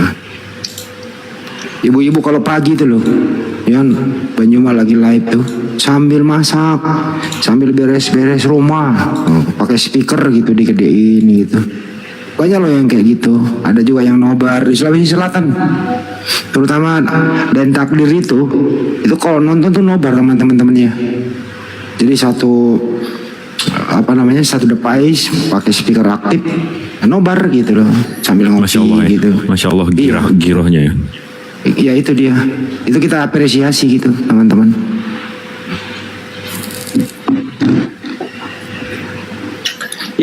Jadi 51 buku, alhamdulillah. 4451 berarti nambah 6 orang yang partisipasi wakaf buku. Mantaps. Ya, tapi jangan salah juga loh. Kadang-kadang apologetnya juga begitu bang. Kayak saya nih, ini dari tadi saya sambil kerja, sambil email, Excel. Ini si Ciut ini nonton sambil tiduran sama istri. Tapi istrinya jangan diracunin kalau nggak seneng gitu, jangan dipaksa tuh. 7 deh. 44. Apa sih? Iya 7 banget. Udah berapa Res? Ada 50-an? Alhamdulillah ya udah 50. 51. 250 lagi. Semangat. Target lah 100. 300 gua bikin 300. Stok kita berapa? 700. 700 ya? Iya. Dia nggak nyampe target sebulan lah, kecap kelar itu. Amin. Mesti November Desember ini selesai. Jadi jilid 2-nya bisa di Januari Februari.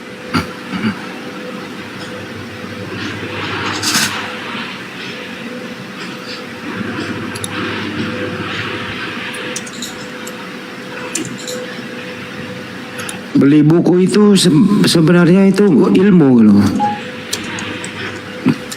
Daripada beli rokok dibakar.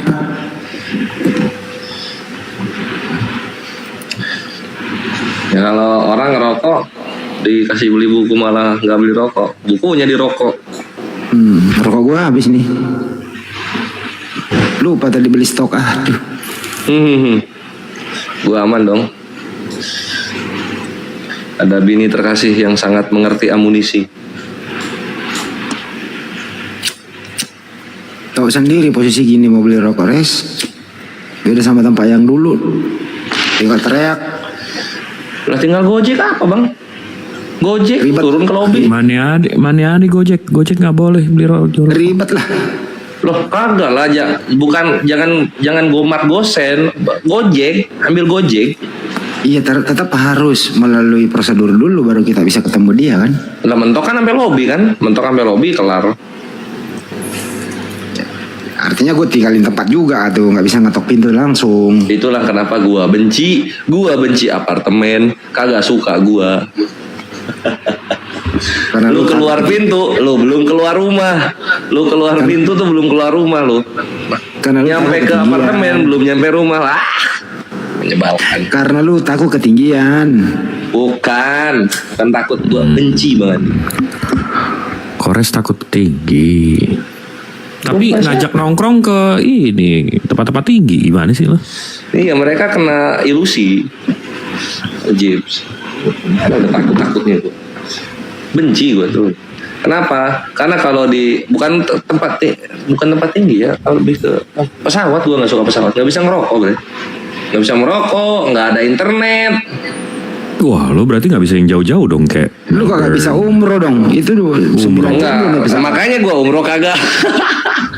Gak bener. Kalau haji gua gas, kalau haji gua gas. Haji susah ya daftarnya, lama ya dapat ya. Aku udah 2021. Pas 2021 17 tahun, berarti sekarang 14 tahun lagi ya. 13 tahun lagi.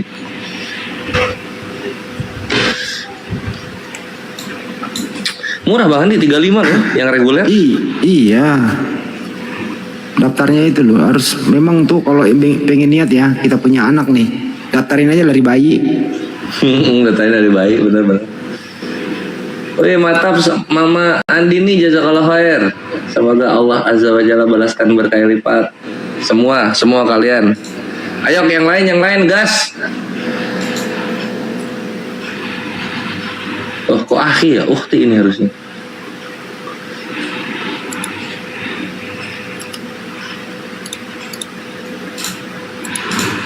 Tapi saya itu kalau tidur nggak ngerokok, mandi nggak ngerokok, tidur gitu. Lah, sama. Jadi tidur saya kok selalu ngerokok, bingung. Bang Andi? Aneh banget.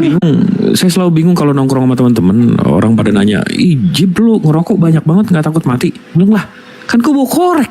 Bawa korek, tinggal di. Bukan mati rokoknya anjir. Ini bukan mati rokok, mati lunya. Yang ditanya itu lunya. Kalau lunya mati, masa dikorekin? Kremasi dong namanya. Jawabannya orang Samin, ngerti nggak orang Samin?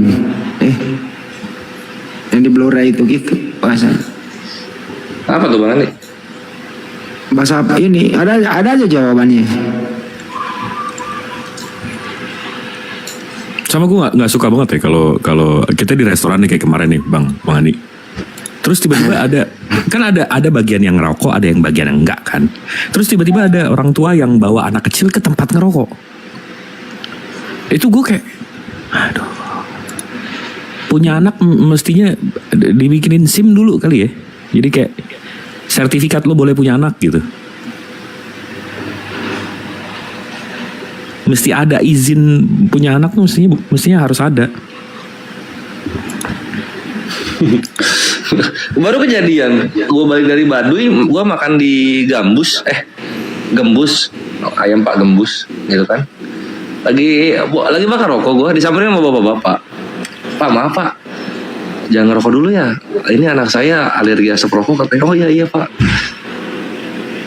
Gue lihat semua meja ada asbaknya. Waduh. Di mana itu? Di Pak Gembus. Dia di Pak Gembus di mana ya? Di daerah sana lah, daerah Bekasi. Bekasi, Rangkas Bitung di situ. Kenapa ya dalam pesawat tuh dilarang merokok ya? Iya, padahal ada asbaknya loh. Dari tahun 80-an masih boleh ngerokok loh di pesawat. Dulu ya zaman dulu saya masih bisa ngerokok loh penerbangan. Ya tahun-tahun itulah. Sekarang aja nggak boleh. Padahal ada asbaknya.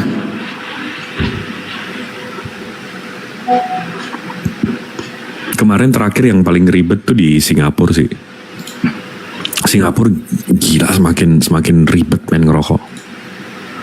Kerja jadi nggak fokus coy.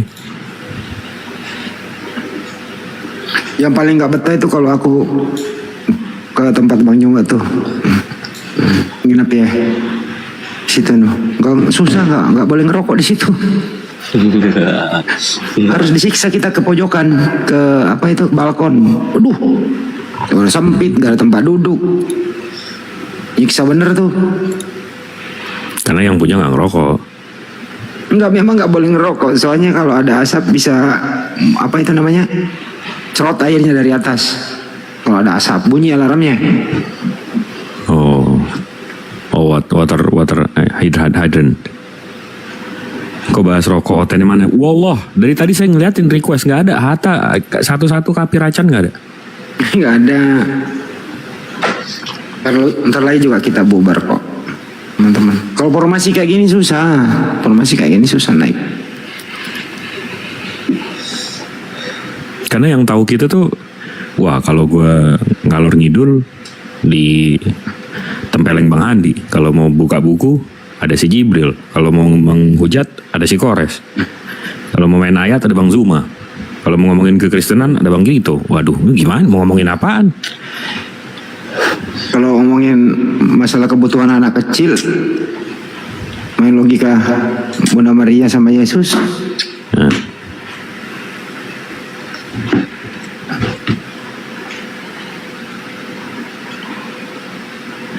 Paling niatnya nekat sama ngibul. Naik teriak doang baru kabur. Naik modalnya nekat sama ngibul. Enggak, kok lu berani-beraninya naik kayak gini, formasi kayak gini? Iya, baru putus Bang gitu. Kagak, naik doang bentaran nyetor dosa baru kabur gitu. Nyetor dosa. Tunggu, ada kabar gembira. Katanya di Kian Santang banyak terhitung katanya.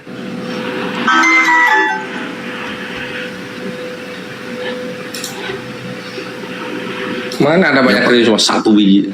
Apa? Gak apa-apa lah, si Akang kan udah mau mulai juga. Mulai Ya, dia mau- udah pinter-pinter dikit, udah mulai nanya-nanya data lagi. Nanya data gitu. Biarin aja dia, yang penting gak keseleo aja. Tidak pernah telat untuk belajar memulai ikhwan. Kalau dulu kan di Zoom udah bisa dia sebenarnya, di Zoom. Duit berapa? 35 ringgit ya? Kata 25 tapi 15 kirimnya. Hah? Ongkirnya 15. 25. Ngirimnya 15. Oke.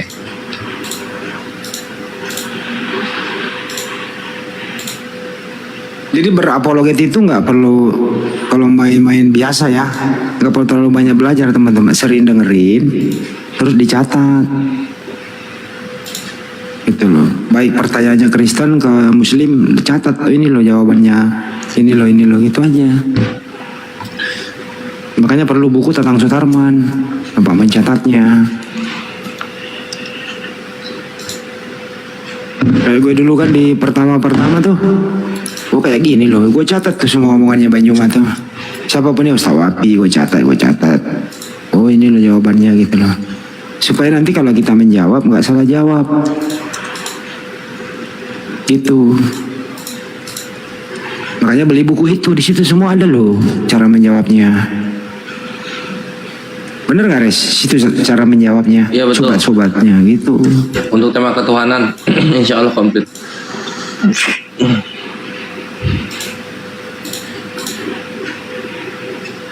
Misalnya tuduhan kita menyembah batu ya, di situ ada tuh jawabannya tuh. Ada nggak tuh? Ada kan di halaman berapa itu ya? Lupa gua. Ada itu di situ. Kencing onta ada di situ.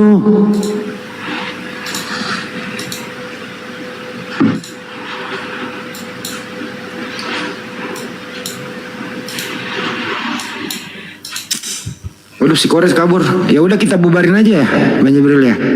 Oke. Bantuin si Akang. Coba aja dulu. Silakan. Oke. Ini di live-in nggak? Kalau di live-in tolong dimatiin live-nya. Ya paling di YouTube-nya Bang Juma. Ntar aku cek. Oke. Izin ya, Iwan Villa. Saya turunin Bang Hedi. Oke, saya turun juga. Kang Dito, Bang Zuma. Assalamualaikum warahmatullahi wabarakatuh.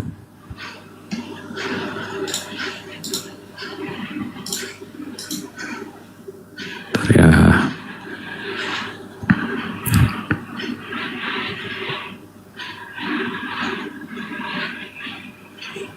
Waduh. Wait.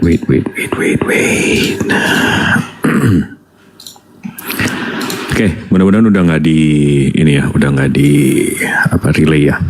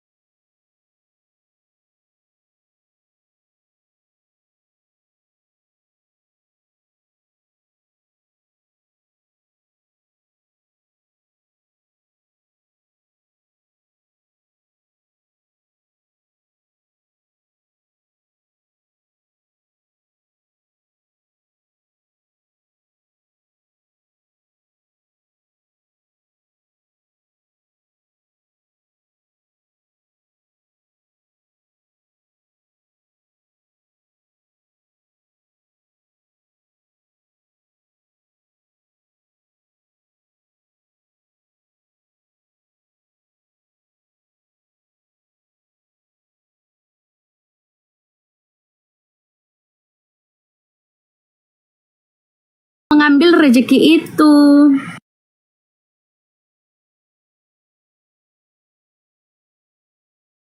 Nanti kalau saya ceritain tuh, ini dua sosok yang sama, satu orang, tapi dalam cerita yang berbeda.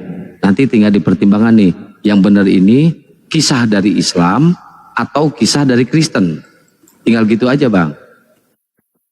Tinggal dengan kedewasaan kita, dengan kecerdasan kita, tinggal dipilih, tinggal direnungi.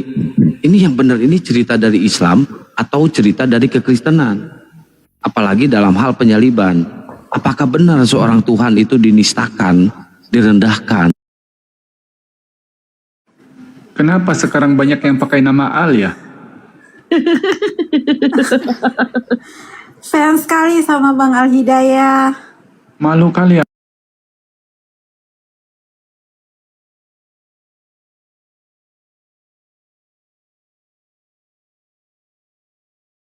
Ini ya permulaannya dia diutus hanya untuk Bani Israel, bukan diutus untuk bani-bani yang lainnya.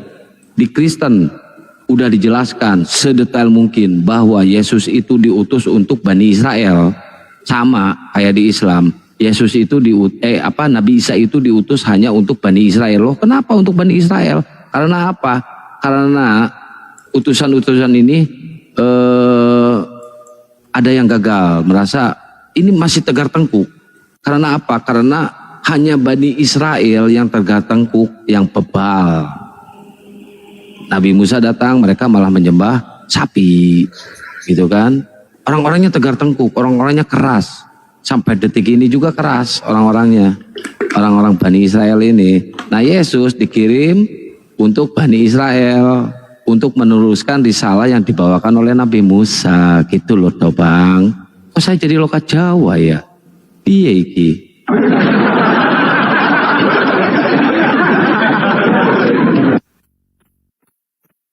Yo, Yesus diutus untuk Bani apa? Jawab dulu. Bani Israel. Bani Israel. Sama. Nabi Isa juga dikirim untuk Bani Israel bang. Sama. Masa di Bani Israel ada dua utusan, ada dua nabi, ada dua rasul. Yang satu Yesus, yang satu Isa. Nggak mungkin bang. Dalam zaman yang sama. Nggak mungkin itu bang. Di abad pertama, di zaman yang sama. Tuhan mengirimkan dua utusan. Yang satu namanya Yesus, yang satu namanya Isa. Gak mungkin toh bang, gak masuk akal itu.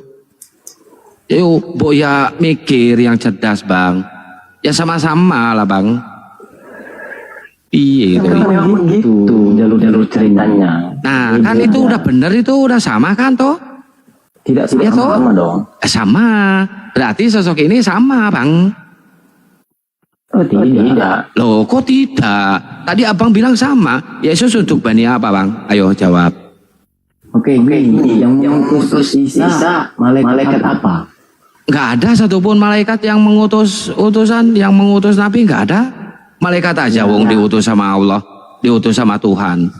Piye itu abang ini? Nggak ada bang, malaikat nggak berhak mengutus. Yang berhak mengutus itu adalah Allah Subhanahu Wa Taala bang. Contoh seperti ini, Yesus kan mengutus malaikat Gabriel. Gak ada Yesus mengutus. Gak ada bang, Yesus mengutus. Malahan Yesus didatangi oleh malaikat Gabriel. Yesus ketakutan sampai bercucuran darah, itu keringat, peluh darah itu keringatnya. Ketakutan toh bang. Jadi Maria bertemu dengan malaikat apa? Malaikat Gabriel. Ya sudah. Lah, malaikat Gabriel diutus sama siapa? Kan saya bilang perantaranya. Lah, malaikat Gabriel itu diutus sama Tuhan, sama Sang Sumber, sama Bapa, bukan sama Yesus. Ya, betul. Menjumpai Maria. Oke, saya bacain ya bang. Kita bacain, kita pakai ini ya. Oke, kita runut dari pertama ya. Ketika masuk ranah penyaliban ya, jika Bang Lendi ini ya, jika Bang Lendi perhatikan baik-baik dengan ayat ini nih Bang, ya, ayat ini nih. Perhatikan ya. Yohanes 3 pasal 16 dibuka. Yohanes 3 pasal 16. Silakan buka. Nah, baca aja Bang. Kenapa nggak mau buka Bang? Nanti saya disangka asumsi loh Bang. Ya sudah.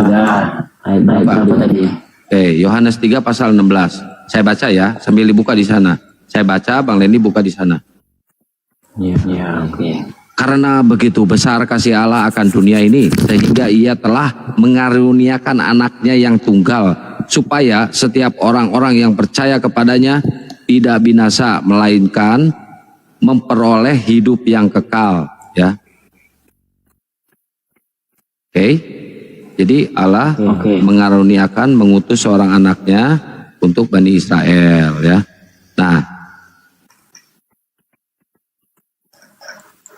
bentar, coba saya buka dulu datanya.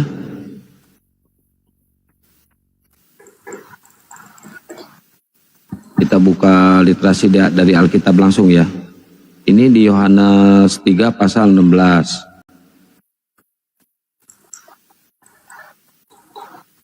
Oke, nah sekarang gini Bang Lendi, udah jelas ya bahwa di Yohanes 3 pasal 16 ini Tuhan ini mengutus Yesus untuk Bani Israel. Nah sekarang malaikat Gabriel diutus sama siapa? Sama Yesus atau sama Bapa? Coba buka, ayatnya buka. Ayatnya buka, itu di bulan Juni kalau nggak salah ya, memberitakan kepada Maria bahwa Maria ini akan melahirkan seorang anak. Ya, coba buka. Baca aja Bang. Aduh.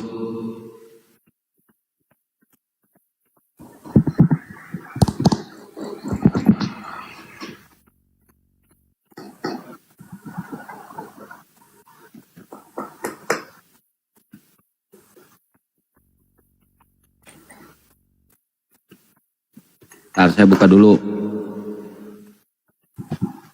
Oke, kita buka di Lukas. Kita buka di Lukas ya Bang ya. Lukas 1 pasal 26 sampai 50 ini panjang nih, nggak apa-apa lah.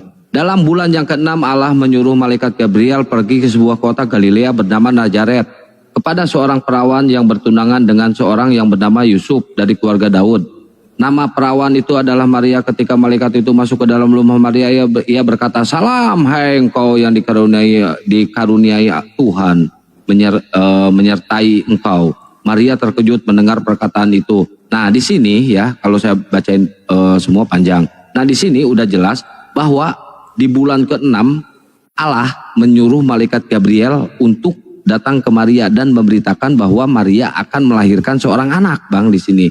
Jadi udah jelas Gabriel ini diutus oleh Allah. Yesus belum ada di sini, Bang. Yesus belum ada karena belum lahir. Iya. Yesus belum dititipin rohnya ke dalam perut Maria. Belum ada penitipan roh, jasa penitipan roh kepada rahim. Belum ada, Bang. Nah, di bulan ke-6 ini rohnya Yesus dititipin ke rahimnya Maria, Bang. Bulan 6 ya. Coba Abang buka baik-baik di Lukas 1 pasal 26. Ini di bulan ke-6. Ya. Gabriel memberitakan kepada Maria bahwa Maria akan melahirkan seorang anak laki-laki.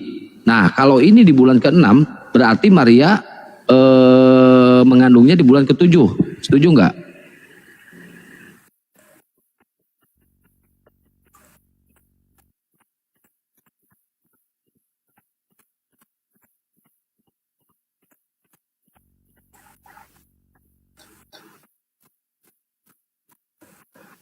Langsung aja Bang. Enggak, Abang jawab dulu, setuju nggak? Ini bulan ke-6 nih, pemberitaan ini bulan ke-6. Berarti Maria lahirnya di bulan ngandungnya di bulan ke-7. Ya. Oke. Nah, dari bulan 7 ke bulan 12 itu spare waktunya berapa bulan nih? Berarti bulan 7 itu bulan Januari, Februari, Maret, April, Mei, Juli berarti nih. Mengandungnya bulan Juli, Agustus, September, Oktober, November, Desember. Berarti 5 bulan. 5 bulan kan ke Desember kan. Menurut kalian kan Yesus lahir bulan Desember. Berarti Tuhan Anda prematur, Bang. Cuma 5 bulan. Lahirnya. Prematur berarti Tuhan Abang. Untung nggak ada inkubator pada zaman itu. Kalau ada inkubator pasti dimasukin ke dalam inkubator, Bang. Karena apa? Karena prematur itu 5 bulan, Bang. Tuhan Abang. Coba bayangin, dari bulan Juli sampai bulan Desember itu cuma 5 bulan, Bang.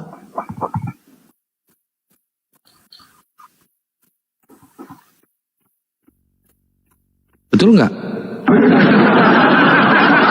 Masuk akal nggak, Bang, 5 bulan, Bang? 5 bulan udah jadi anak. Siapa tahu kalau 5 bulan kan baru jadi hidungnya aja, baru jadi telinganya aja, atau baru jadi tangannya aja. Cuma 5 bulan.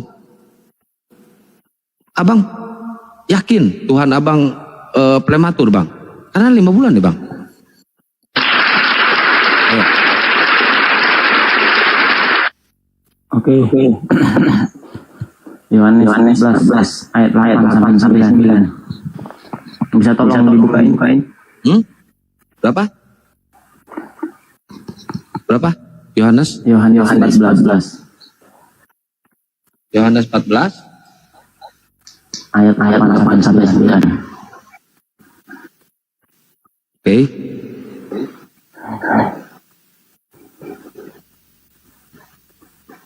Filipus berkata, itu ya?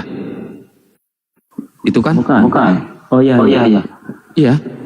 Filipus Ya, berkata, betul. Guru, tunjukkanlah Bapa kepada kami. Bukan guru di situ. Di sini guru, Bang. Berarti kita Abang beda. Kok beda? Kok beda-beda Alkitab? Saya guru loh ini, Bang.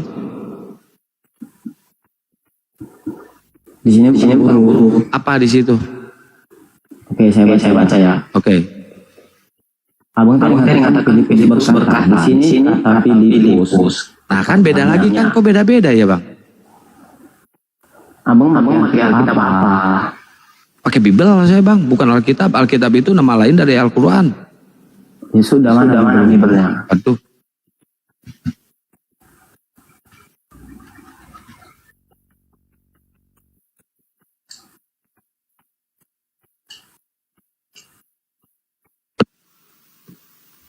Harus dibuka dulu HP. Aduh, Abang ini repotin. Nih, baca, Bang. Nah ya, terus sampai ayat 9. Loh, benar gak ini? Ya di sini beda. Oh beda, berarti kitab Abang beda-beda ya di setiap daerah ya. Beda sama Quran, dari ujung sampai ujung sama semua. Bentar, saya bacain ya. Jadi saya nggak kebohong kan, bener kan? Sebentar. Biar saya yang baca ya. Kata-kata Filipus padanya, Tuhan tunjukkanlah Bapa itu pada kami. Itu sudah cukup bagi kami. Lalu apa jawab Yesus?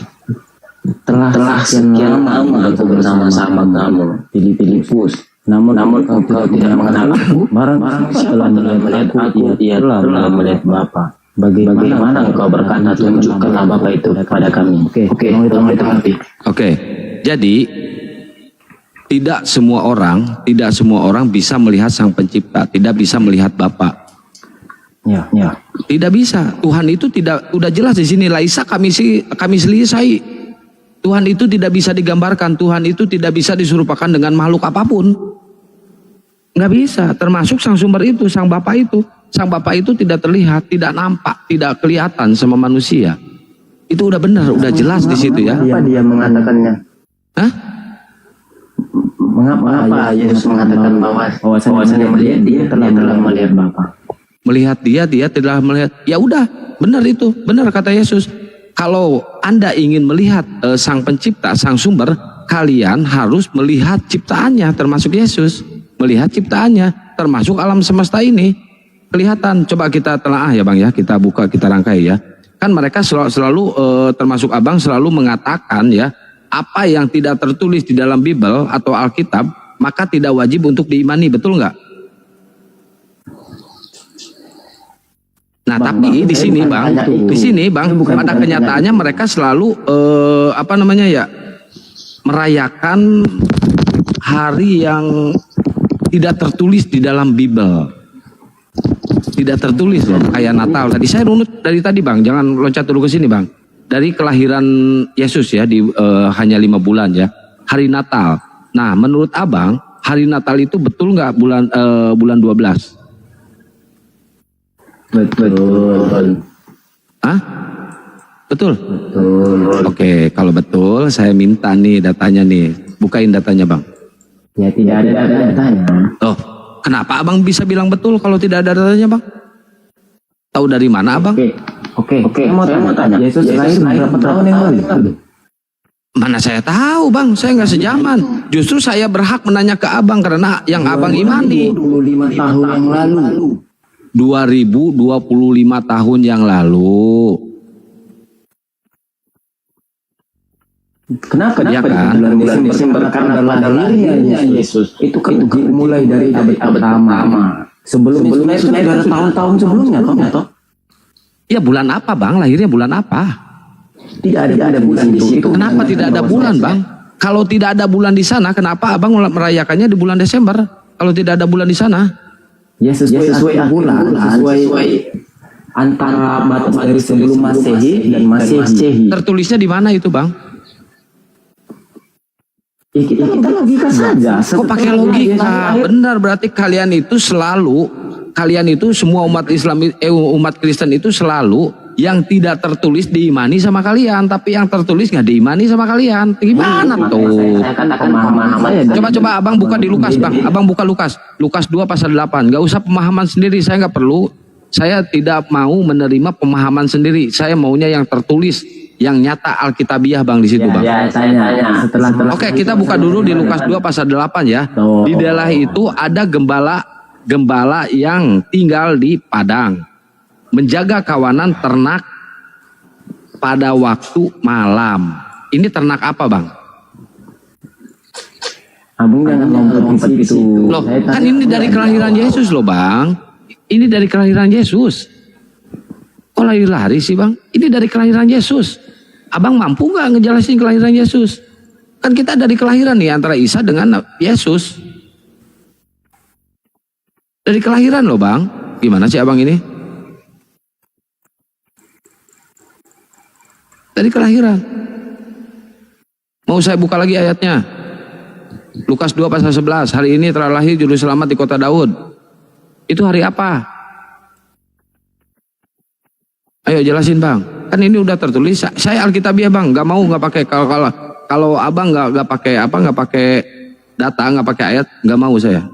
Harus pakai ayat, pakai data. Saya nggak menerima asumsi mandiri. Ini eksegesis mandiri namanya bang. Masa saya debat dengan orang yang menggunakan keinginan sendiri tanpa Alkitabiah bang?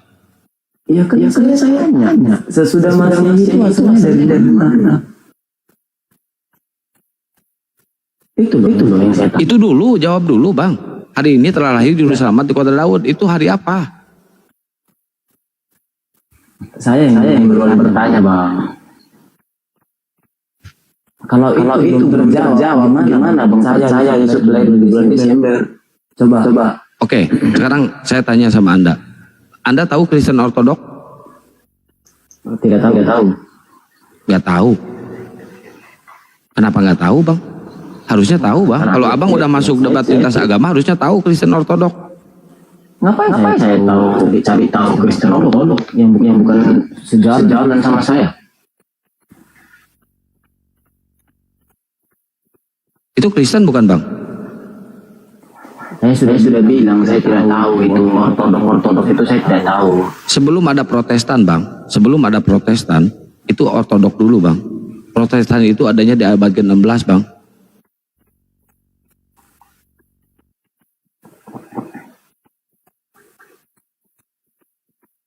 Ya, mau saya buka datanya bang? Oke, mau saya buka datanya ya. Kita buka di literasi Ortodok. Oke. Maksud saya apa hubungannya Ortodok dengan Masehi? Ortodok itu Kristen bang. Iya saya tahu. Kan perkataan tadi bilangnya nggak tahu, sekarang tahu. Gimana sih abang ini? Kok pelan abang ini? Bukan abang tanya Ortodok itu Kristen. Ya sudah Kristen itu Ortodok itu Kristen. Pertanyaan saya apa? Kenapa Nabi lari ke Ortodok? pertanyaan saya masih Ini ortodok nih. Ortodok merayakan Natalnya kapan nih? 7? Ya, Januari. 7 Januari, pintar. Ortodok merayakannya 7 Januari. Jadi yang tanggal 25 Desember itu Kristen apa? Kok beda-beda, Bang?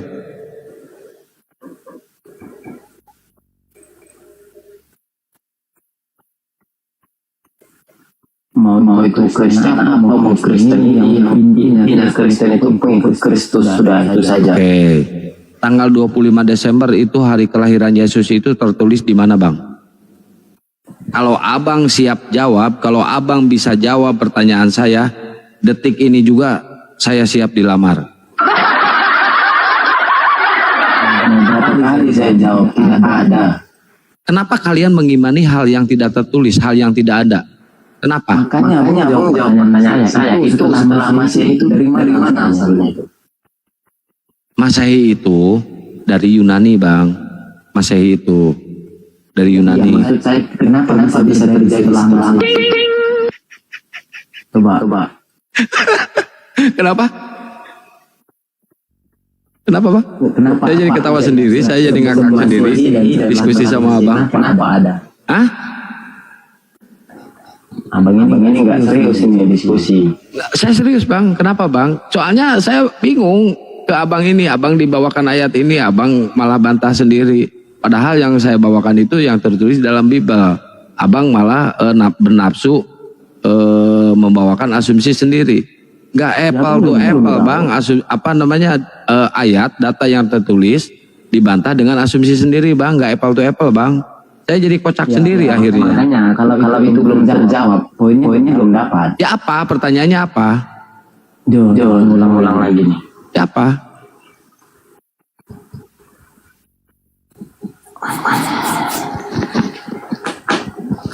Tadi saya bilang, kenapa bisa ada sebelum Masehi dan sesudah Masehi? Sebelum Masehi dan sesudah Masehi. Maksudnya apa? Apa sih pertanyaan Abang ini? Menjurusnya mengacunya kemana sih? Kan kita membahas tentang perbedaan, tentang kesamaan dan perbedaannya Isa sama Yesus. Kenapa jadi lari ke sebelum dan sesudah Masehi? Ya, Bang menyangkut istilah lahir Yesus tanggal berapa ini kenapa kami meraih bulan 25 Desember? Ya, itu substansi, Bang. Itu substansi. Abang tinggal jelaskan aja. Itu substansi, Bang. Tinggal Abang jelasin aja. Ya sudah sini. Kalau Abang dapat jawaban, Abang pasti mengerti. Sudah, gitu saja ya. Loh, ya harusnya Abang yang menjelaskan. Kan itu untuk kelahiran Tuhan Abang. Gimana sih, Bang? Kok jadi ke saya, Bang? Abang harus mempertanggungjawabkan hari kelahirannya Tuhan Abang. Karena Abang tidak akan terima. Itu dia jawabannya. Saya terima, Bang. Saya terima. Kalau sesuai dengan data. Kalau sesuai dengan data yang tertulis.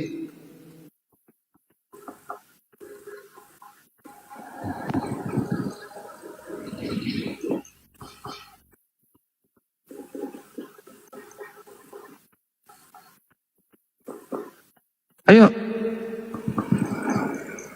Kemana? Ya udah jelasin ke Abang. Kenapa muncul tanggal 25 Desember?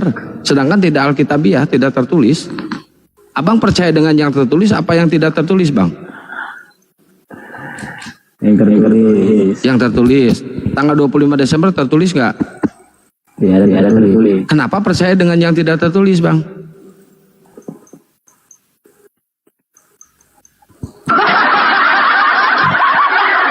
Kata Abang kan Abang harus percaya dengan yang tertulis. Tapi di sini yang tidak tertulis malah yang Abang yakini tanggal 25 Desember. Tidak tertulis itu. Tidak tertulis, Bang.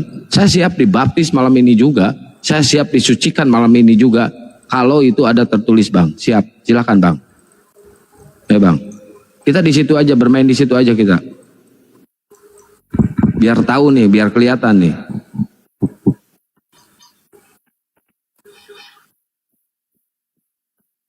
Loh, kemana? Naik lagi sini, naik. Belum beres itu jawabannya. Naik ke sini, naik. Belum beres.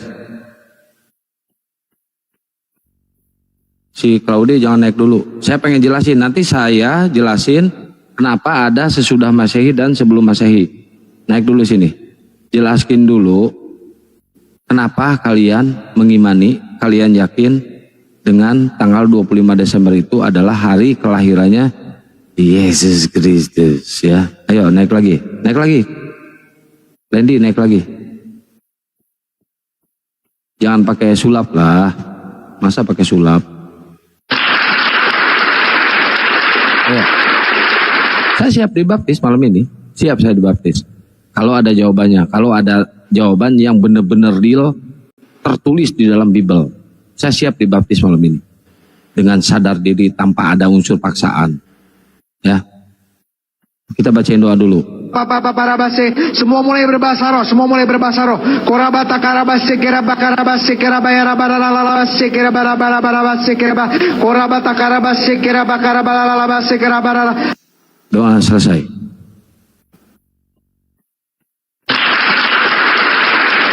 Ya, naik lagi. Naik lagi Lendi. Naik lagi sini. Naik lagi sini. Masih ada si Lendi di bawah. Mau si Kevin, mau si Lendi, dua-duanya naik sini. Naik sini.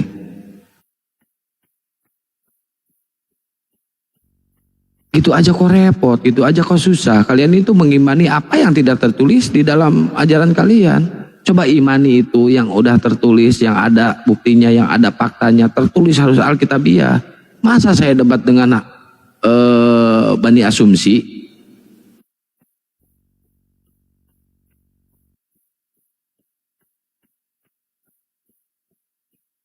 Ayo naik lagi Lendi sini. Nanti saya jelasin nih kenapa ada sebelum Masehi dan setelah Masehi. Sesudah Masehi. Naik lagi sini. Gak usah takut. Sambil di tab-tab layar guys. Tab-tab layar ya. Diposting ulang, di-share dan lopolenya digas ya. Yo, enak nih kalau diskusi hatua kayak gini enak. Demen saya. Masa sih ngejelasin tentang keimanannya aja gak bisa. Tadi naik-naik sosokan.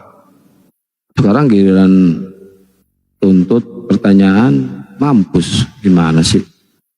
Jangan kabur, jangan kabur. Kalian harus bertanggungjawabkan tuh keimanan kalian ya.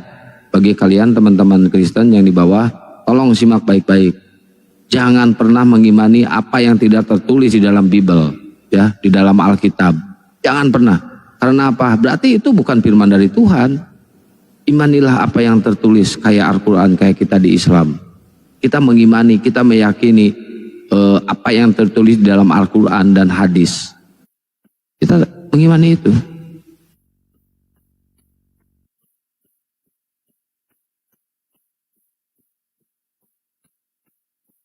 Ini Lombok.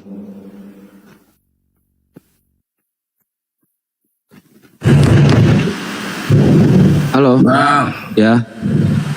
Minta uang bang. Gak ada bang. Gak punya saya bang. Banyak bang dapat duit ini. Minta uang apa? Buat apa bang? Nasi goreng bang. Tuh, abang datang aja ke nasi goreng yang ada penjualan di situ, bilangin kata saya, bilangin kata saya gitu. Disuruh saya, bang, minta nasi goreng disuruh Kangkian Santang. Siap. Aku jalan. Oke. Assalamualaikum. Salam.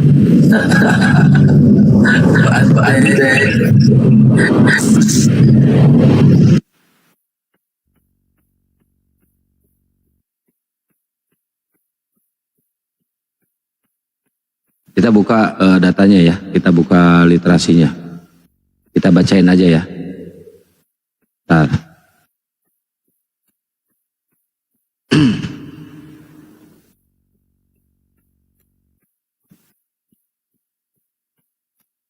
Gini ya teman-teman ya, saya nggak bisa buka ininya ya.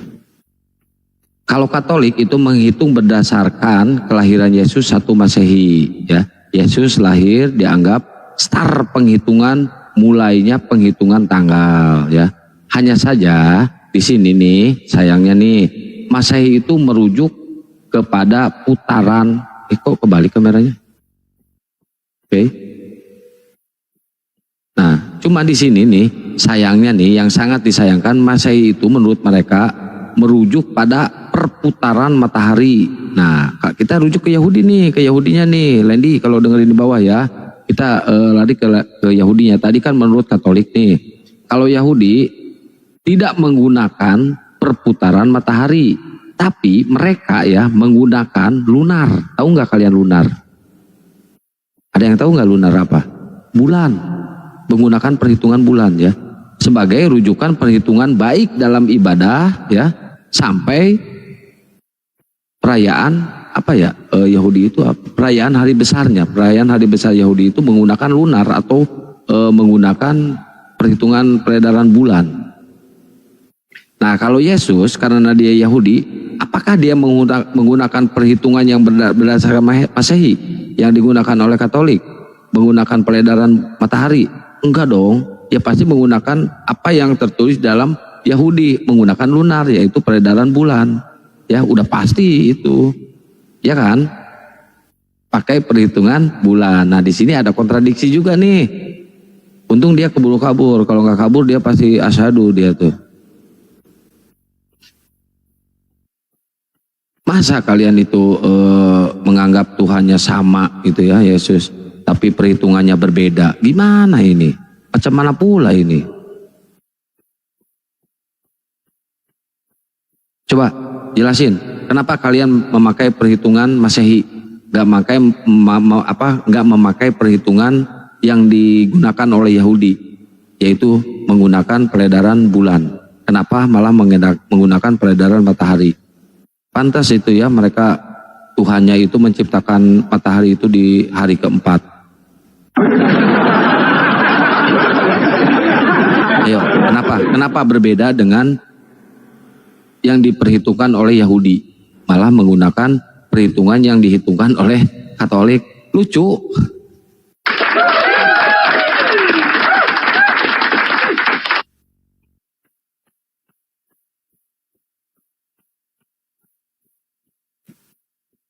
Akan lama kalau mengikuti perhitungan matahari, lama lah itu. Ayo naik sini, naik lagi sini. Ini ilmu loh buat kalian loh. Jarang-jarang kalian mendapatkan ilmu ya. Naik lagi sini, Lendi. Dia nggak tahu itu, dia nggak tahu. Saya yakin. Makanya dia bertanya. Saya jelasin aja tadi dia kebingungan. Saya nggak suka kalau ada debater Kristen ya yang berdebat, dia membantah kitabnya sendiri, malah nggak diterima apa yang tertulis dalam kitabnya, malah mereka menggunakan eksegesis mandiri, pemahaman sendiri, tanpa menggunakan data-data, tanpa ilmu pula dia ngejelasinnya. Gila nggak itu? Masa ayat dibantah dengan eksegesis mandiri, asumsi sendiri, tafsir sendiri, kan nggak boleh itu. Nggak boleh kan? Setuju nggak teman-teman yang di bawah? Kalau nggak setuju, tap-tap layar aja.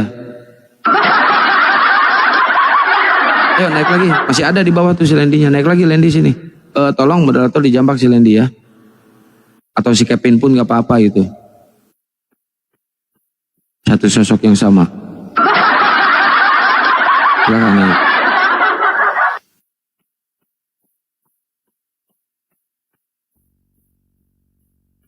Enak, kalau diskusi sama saya enak. Saya persilahkan kalian bernarasi. Saya persilahkan. Kan biar apple to apple, biar kena itu poinnya itu di mana gitu. Saya nggak suka orang yang saling bantah-membantah atau debat kusir. Gak main saya itu.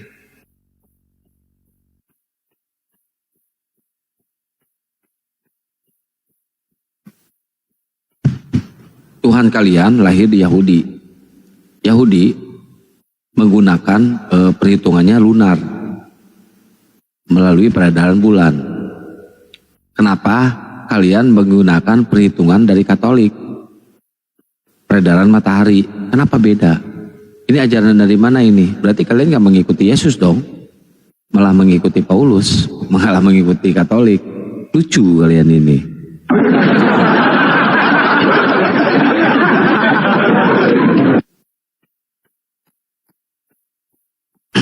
Ayo naik lagi sini Lendi.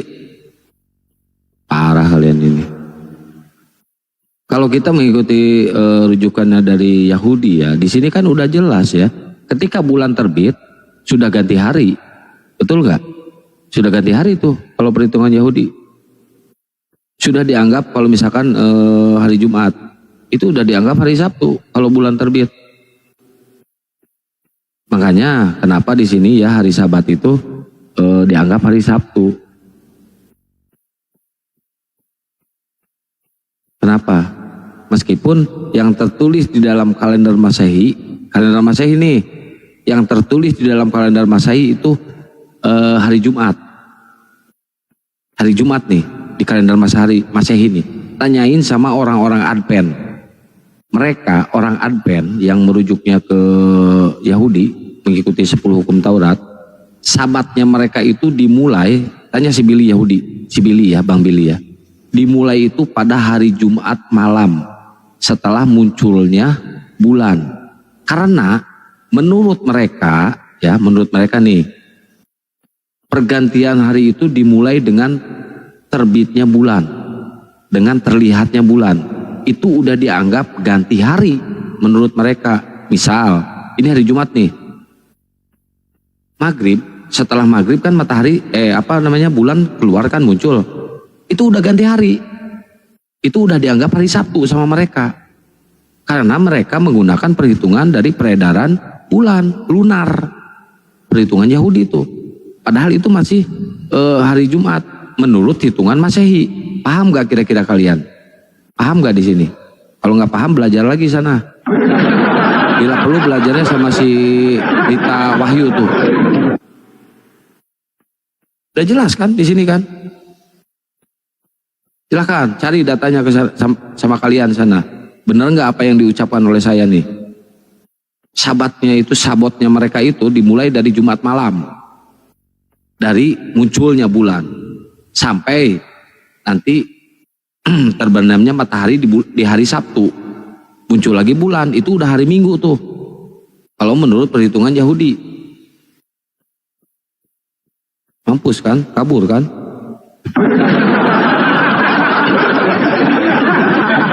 Ini paling demen nih kalau udah bahas-bahas Yahudi nih. Apalagi bahas Maaser, perpuluhan. Wow, makin banyak yang mualaf nih. Naik lagi sini. Justru kalian yang salah. Kenapa kalian menggunakan Masehi? Tidak menggunakan perhitungannya orang-orang Yahudi. Kalian yang salah. Malah kita yang dituntut di sini. Gila kan? Dasar anakku adalah Tuhanku. Segitu doang.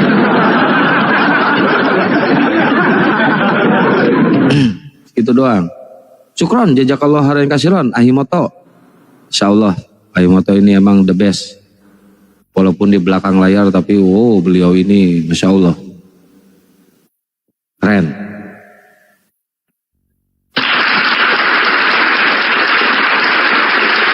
Ayo, siapa lagi? Naik lagi. Mau si Landy lagi, mau si Kevin naik, silakan, gak apa-apa. Ayo. Ayo naik lagi, guys. Mana si Kevin jambak tuh sama si Landy itu, dua-duanya sekalian jambak.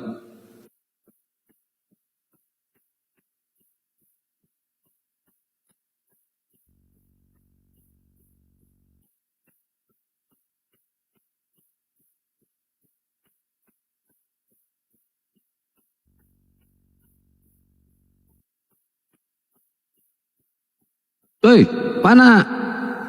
Kok kabur begitu aja? Kau pergi tanpa pesan, langsung kabur.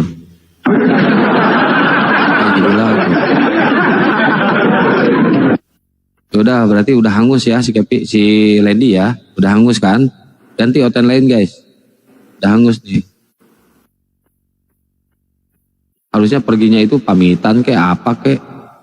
Saya menuntut satu itu sebelum saya menjelaskan kenapa ada sesudah dan sesudah dan sebelum Masehi. Sebelum saya jawab itu kan saya pengen tahu dulu nih keyakinan keabsahan mereka tentang tanggal atau kelahirannya Yesus. Kan udah jelas di situ tertulis hari ini telah lahir juru selamat. yaitu Kristus Tuhan di kota Garut, di kota Daud, Garut. Hari ini tuh hari apa? Tanggal berapa? Bulan apa? Jelas kan? Kalau ada tertulis di situ pasti akan ada penjelasannya di situ. Itu hari apa sih? Itu tanggal berapa sih? Itu bulan apa sih? Pasti kan ada jelas, kayak Rasulullah ya dilahirkan.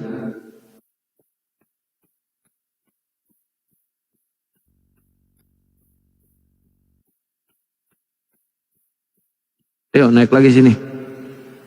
Cuma gitu doang kok, repot. Susah kali kalian ini. Kalau saya kan bertebaran ayat dari tadi. Saya nggak mau kalau diskusi nggak ada data. Waalaikumsalam warahmatullahi wabarakatuh. Center. Nggak mau saya. Masa sih data dibantah dengan asumsi sendiri? Kan nggak etis. Kan nggak apple to apple. Harusnya data dibantah dengan data. Bukan data disalahkan oleh asumsi sendiri. Di kacamata ada lalat. Larong. Dipikirnya gampang gitu ya. Debat itu, diskusi itu. Aduh. Perlu energi yang benar-benar mumpuni guys. Perlu ilmu yang benar-benar mumpuni. Kalau nggak ada ilmu nggak usah diskusi. Mending dibawa aja. Kenapa mereka itu selalu membantah apa yang tertulis di dalam Bible, apa yang tertulis di dalam kitabnya sendiri. Kalau di Islam nggak boleh loh kayak gitu. Yang tertulis di dalam Al-Quran, yang tertulis di dalam hadis nggak bisa kita bantah. Kita boleh mentafsirkan sesuatu, kita boleh mentafsirkan hadis atau Al-Quran, tapi harus dibarengi dengan beberapa ilmu. Harus ditunjang, harus didukung dengan beberapa ilmu. Kalau nggak ada ilmu nggak boleh kita. Eksegesis mandiri itu nggak boleh di kita. Asumsi pribadi itu nggak boleh di dalam kita. Kalian itu boleh. Kalau kita, bertanya nih sama pendeta, 20 pendeta kita tanya, maka di situ akan didapat 30 jawaban. Bayangin, gila nggak tuh? Gila. Coba kita tanya kepada Islam. 20 ustadz kita tanya, pasti akan kita dapatkan 20 jawaban yang sama. Bayangin tuh, 20 jawaban yang sama dari 20 ustadz. Kalau kita bertanya kepada pendeta, 20 pendeta, ya, satu pertanyaan akan didapat 30 jawaban. Bingung nggak? Karena apa? Jawaban mereka terhadap ajaran, terhadap kitabnya sendiri akan beda-beda. Semuanya akan beda-beda. Misalkan gini nih. Misalkan nih. Pak Pendeta, saya mau bertanya. Kenapa Tuhan kita lahir? Kenapa Yesus itu lahir? Kenapa Yesus itu jadi manusia? Sama 20 pendeta nih. Ke pendeta kedua sama. Pak Pendeta, kenapa sih Tuhan kita itu harus lahir ke dunia? Pendeta ketiga sama. Ditanya, kenapa Tuhan kita itu harus lahir ke dunia? Maka akan didapatkan 30 jawaban dari 20 pendeta itu. Pendeta A menjawab, karena Yesus itu harus dinubuatkan, harus mati, harus nyangkut di kayu salib. Pendeta kedua datang. Jawabannya, Yesus itu juru selamat. Yesus itu juru selamat. Harus disebutnya itu harus merendahkan diri, harus menjadi sauri tauladan manusia. Jadi harus mencontohkan manusia ini, nih kita ini harus gini, harus disunat, kita ini jangan makan babi, kita ini harus bersujud kepada Bapa, hanya satu-satunya Tuhan yang Maha Kuasa, kata pendeta yang satunya. Pasti jemaatnya bertanya lagi, loh kok harus disunat Pak Pendeta? Kok nggak boleh makan daging? Kok harus bersujud? Bukankah itu ajaran Islam? Sorry salah, kata pendeta. Salah menjelaskan.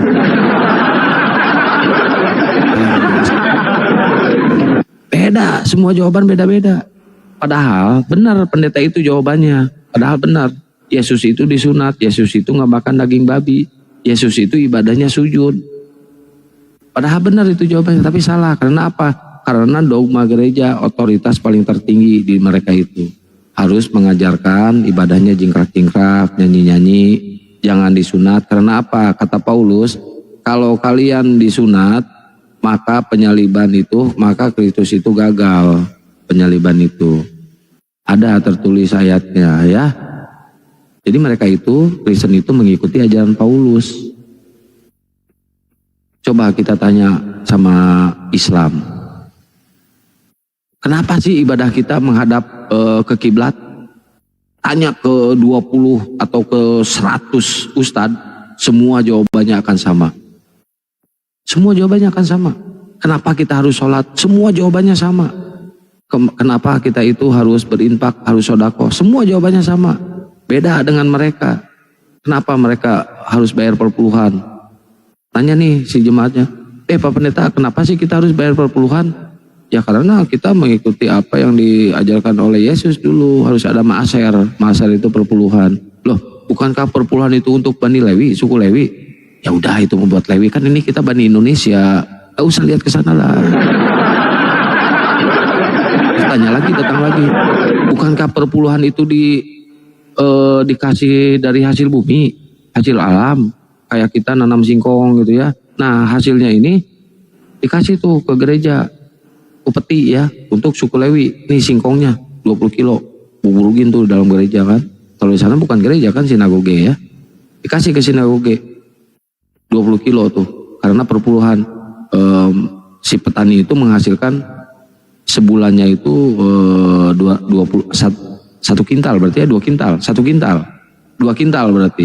Nah perpuluhannya itu dikasih tuh 20 kilo, dari 2 kintal itu 20 kilo tuh kirim ke sinagoge. Nah kalau di Indonesia apa coba perpuluhannya? Bukan hasil bumi, bukan hasil alam, bukan angpau. Maaser itu harus hasil bumi. Kalau kita ternak bebek misalkan ya, nah si petani ini, si orang ini, si jemaat ini harus ngasih bebek ke sinagoge. Betul itu, diterima. Nah si bebek ini nanti kirim tuh, dikasih ke suku Lewi. Nah kalau di Indonesia enggak mau, gereja nggak mau menerima bebek, maunya angpau, amplop. Ini bedanya di sini. Ikut mana ini? Perpuluhan versi Indonesia ikut mana? Ikut mana? Perpuluhan versi Indonesia. Ini ultimatum ya buat para pendeta ya. Tolong kalian jelaskan ke jemaat-jemaat kalian, biar jemaat kalian itu nggak dibodohi sama kalian. Umat Kristen juga harus kritis dong, bertanya dong, harusnya bertanya dong. Ini kita ikut mana? Ini hasil pajak ini, hasil upeti ini dikirimnya kemana? Dari perpuluhan ini, dikirimnya kemana? Harus kritis kalian. Ini bicara masalah akhirat loh, bicara masalah keimanan loh. Bukan main-main ini. Kalian harus sadar loh. Kalian, aduh kalau dibodohi terus-terusan, bayangin aja yang dibodohi sama pendeta itu S1, S2, doktor, insinyur dan sebagainya. Tapi masih aja bisa dibodohi. Blow on, kotor. Aus.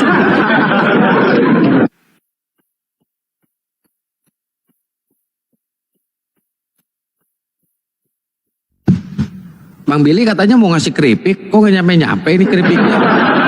Keripik buat Kores, keripik buat Ahimoto, keripik buat Akang, buat Bang, nggak nyampe-nyampe ini, bener-bener parah ini Bang Billy ini.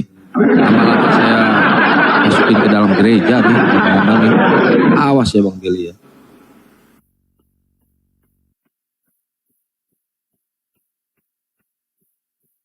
Katanya Rabu, Bang Juma udah pulang. Besok pulang, pagi-pagi pulang Bang Juma. Udah pulang, hari Rabu ini udah pulang Bang Juma. Sini aja di kantor, kirim ke kantor, nanti akan kirimin. Kumpul di sini.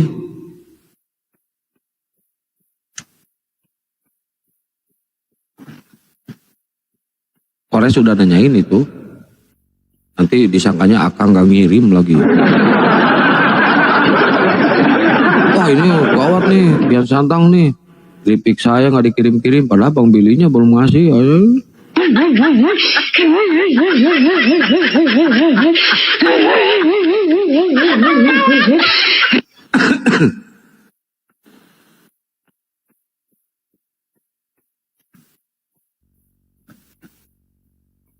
Sambil tap-tap layar guys. Ini saya bingung nih dengan songkat ini ya. Kenapa ya ininya kayak gini ya PT-nya ini. Ini mati nih. Cek satu. Doublingnya ini di mana ini?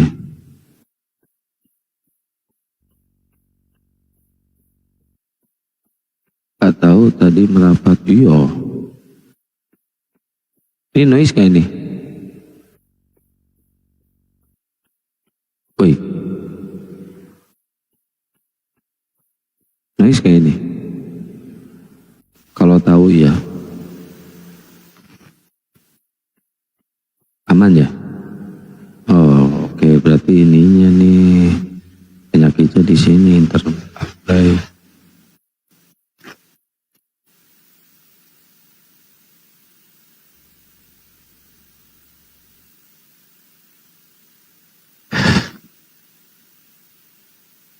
Jam segini biasanya ada panoce, pendeta gondrong.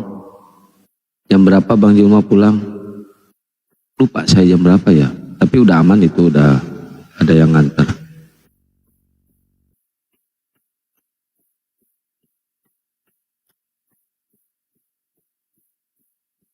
Ayo buat teman-teman oten yang lain silakan, kalau ada yang mau diskusi silakan naik ya.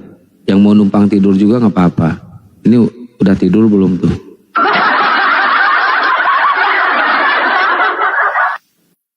Ini apa? Oh, karang.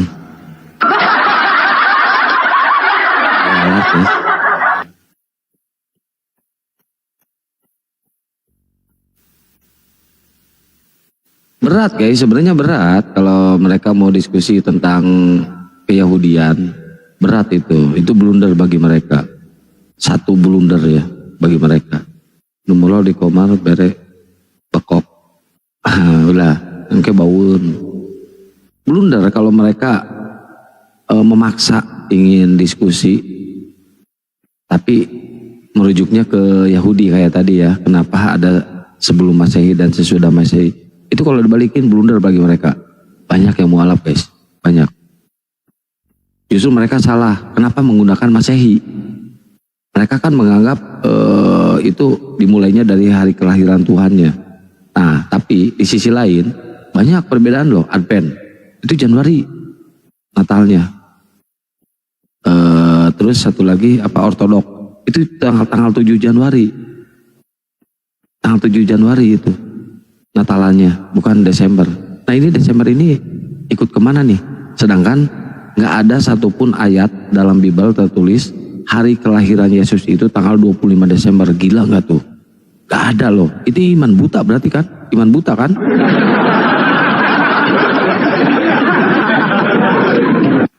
Iman buta lah yang mereka yakinin. Karena apa? Karena tidak alkitabiah, tidak tertulis di dalam Bible. Oh gitu? Ya, tidak tertulis. Coba tuh diimaninya itu yang benar-benar tertulis di dalam Bible. Ngapain sih yang tidak tertulis dalam Bible kalian imani, kalian yakini, kalian percayai? Nggak boleh dong. Nggak boleh. Untung kita Islam guys. Nanti lama-lama Idul Fitri juga dicaplok sama mereka tuh.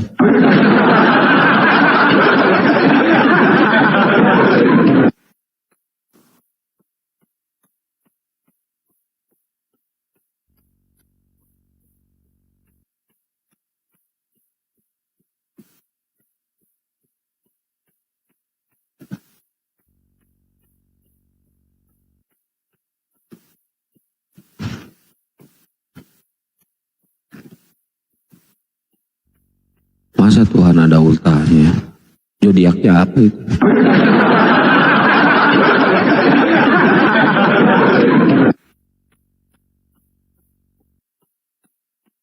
Berarti bintangnya apa tuh bintangnya? Scorpio ya? Desember itu bintangnya apa sih? Ada yang tahu nggak tanggal 25 Desember itu bintangnya apa? Kepiting itu apa? Scorpio kan? Ya. Kepiting Scorpio kan? Keledai bukan, nggak ada keledai. Moa, belut. Oh belut? Yuyu apa? Tanggal 25 Desember itu apa? Sagittarius. Nah, Sagittarius itu lambangnya apa? Sagittarius lambangnya apa? Coba Ada yang tahu nggak? Capricorn. Yang benar yang mana? Tanggal 25 Desember. Scorpio mah Agustus, Juli, Agustus. Sebenarnya Juli itu. Cancer. Ada yang tahu nggak? Tanggal 25 Desember itu zodiaknya apa? Coba lihat zodiaknya apa, lambangnya apa. Coba tolong di screen. Di searching. Tikus itu makanan mereka. Capricorn bang. Capricorn. Coba apa lambangnya apa? Coba saya pengen tahu nih, biar apa? Biar kelihatan nih. Coba tanggal 25 Agustus itu bintangnya apa, zodiaknya apa, lambangnya apa? Coba. Mas, kalian ini kok nggak pada bisa jawab sih? Padahal aduh kayak Oten aja.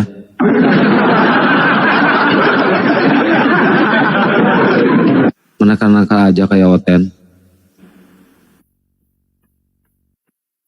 Sok, Sagittarius. Sagittarius itu lambangnya apa? Capricorn. Udah nggak benar, udah nggak ada yang benar, udah. Kacau semua, kacau. Kacau semua. Serius ini serius, saya nanya serius. Saya nanya serius. Tanggal 25 Desember itu zodiaknya apa? Lambangnya apa?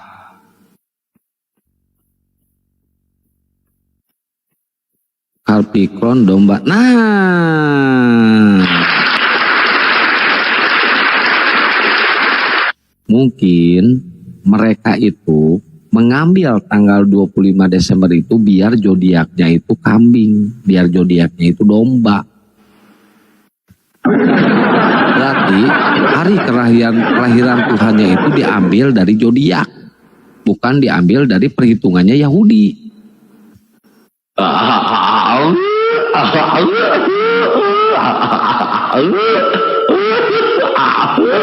Dipaksakan, pengen tanggal 25 Desember itu dipaksakan, padahal itu masih prematur, masih 5 bulan itu hari kelahiran Tuhannya. Piye itu iki? Ngadi-ngadi.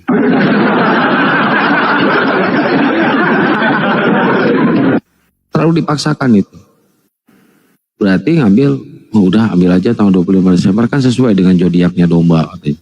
Gila itu.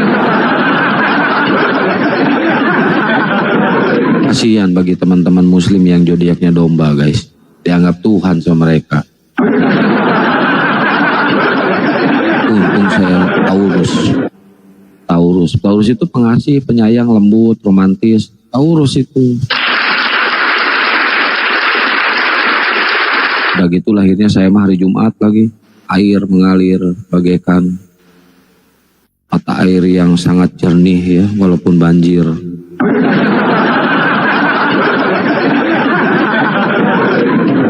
Gitu, udah jelas ya.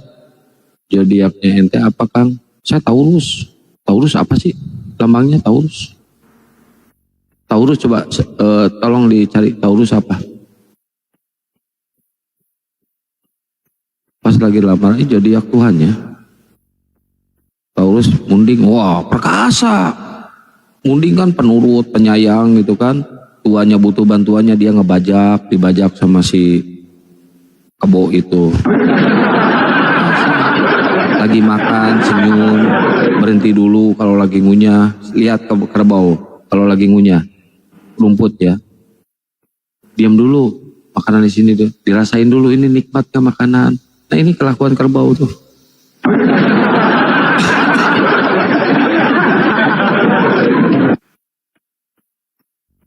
Lihat di YouTube tuh ada tuh kerbau kalau makan pasti langsung diem dulu, menikmati dulu.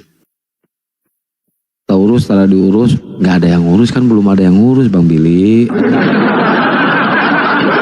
Udah sekarang mah tugas Bang Billy paus dulu, paus. Beli udut.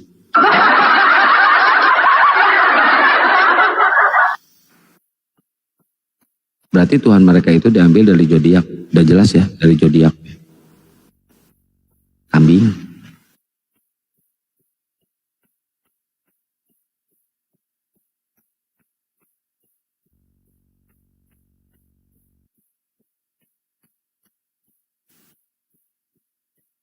Mau bikin kopi tanggung, mau pagi.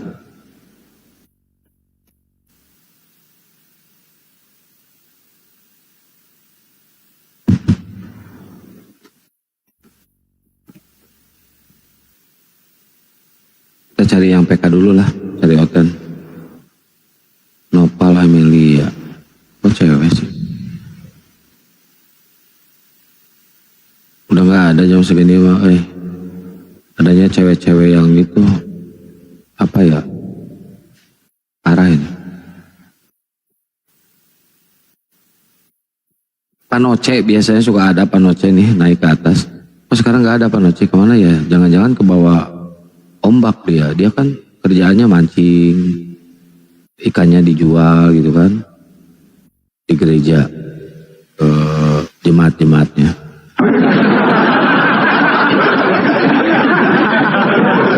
Kenapa coba Pak Pendeta Noce suka mancing? Pak Pendeta Noce tahu, Pak Noce, kalau Tuhannya itu suka ikan goreng.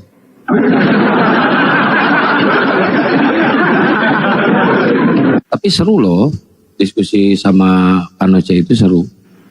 Santai tapi penuh makna, penuh isi, daging semuanya. Saya paling suka diskusi sama Pak Noce. Daripada sama si Jupri, aduh pusing Jupri. Sama tuh kayak si Lendi tadi.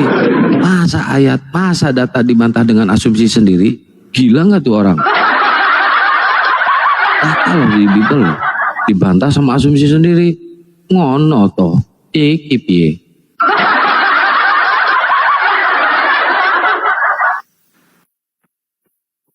Penuh sulap iya.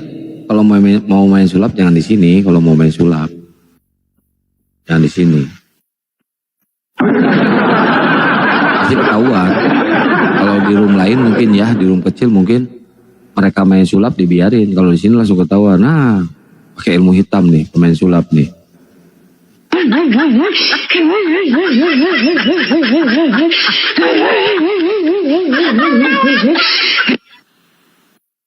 Gizi rohani. Oh benar, gizi rohani itu kan goreng. Padahal kalau ditanyakan, bentar ya, kok tertulisnya ikan goreng? Kenapa ikan goreng? Kalau dipikir-pikir, jemaatnya pasti mikir nih, jemaat gereja nih. Pak Pendeta, bisik-bisik ke pendetanya, takut kedengaran orang lain. Pak Pendeta, kenapa Yesus makan ikan goreng? Kan pada saat itu nggak ada pabrik minyak, nggak ada minyak goreng. Kenapa tertulis ikan goreng? Wah, ini pertanyaan sadis nih, bahaya nih. Kalau dijawab pasti bubar nih gereja nih. Jawaban pendeta apa coba? Pengen tahu nggak? Udah, imani aja apa yang tertulis di dalam Bible. Giliran yang tidak tertulis di dalam Bible, eksegesis mandiri. Wah, muter-muter kayak helikopter.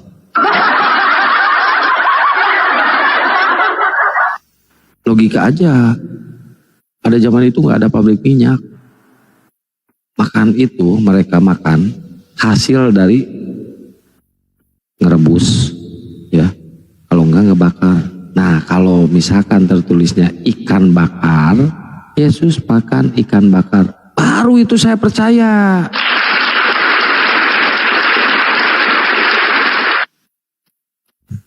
Saya percaya itu, kalau itu benar. Karena apa? Masa zaman Yesus ada minyak bimoli? Selain bimoli itu minyak apa lagi sih? Ya pokoknya jenis-jenis minyak. Kan gak ada, belum ada pabrik kan? Belum ada Indomaret.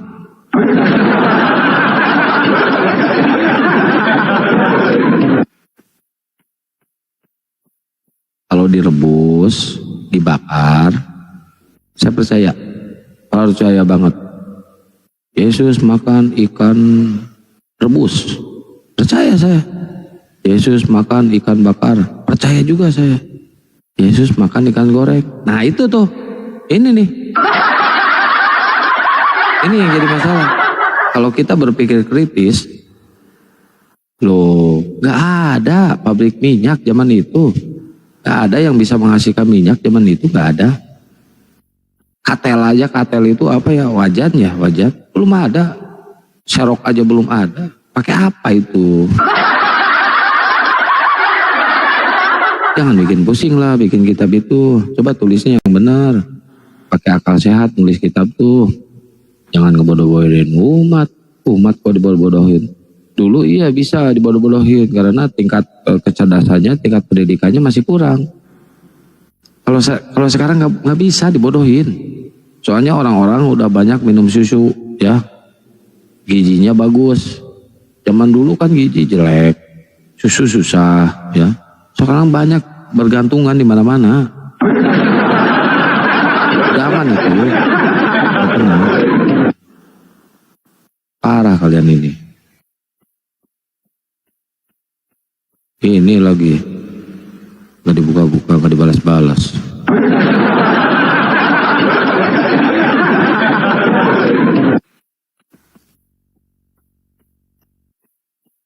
Kita cari hotel di ini aja lah.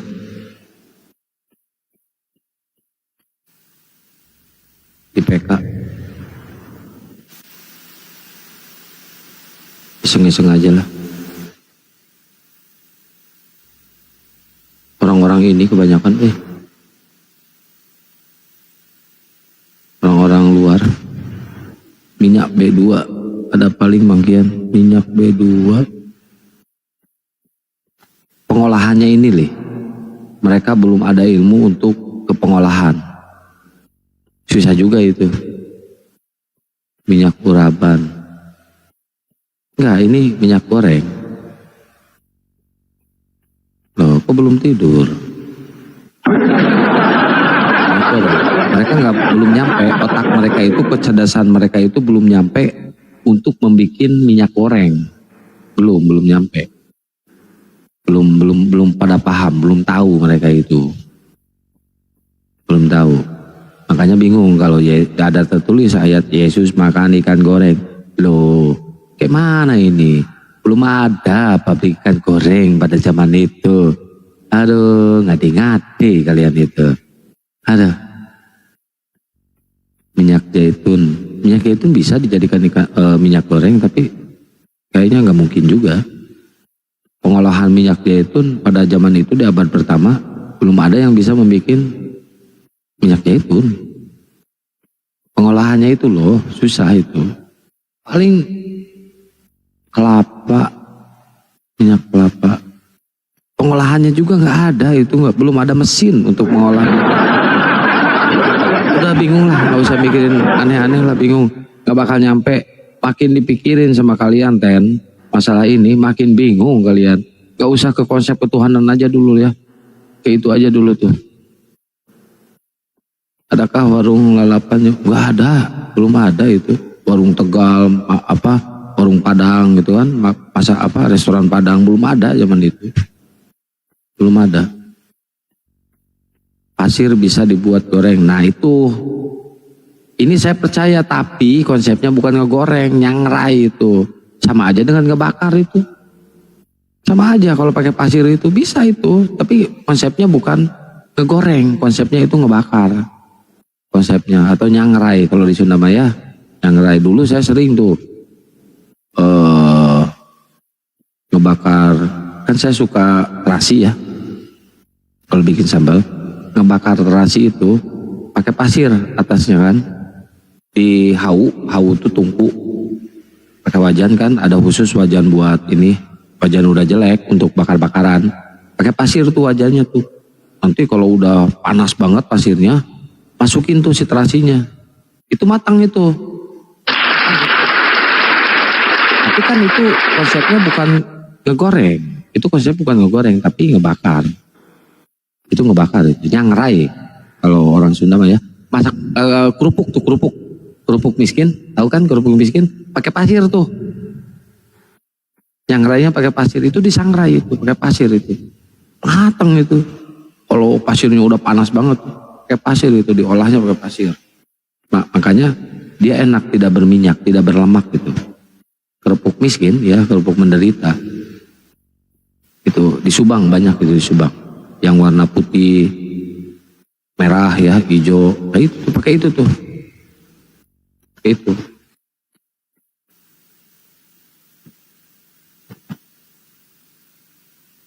Makanya si Lendi tadi langsung kabur. Pasti dia akan makin kesini, makin kesana dia, makin kebingungan dia.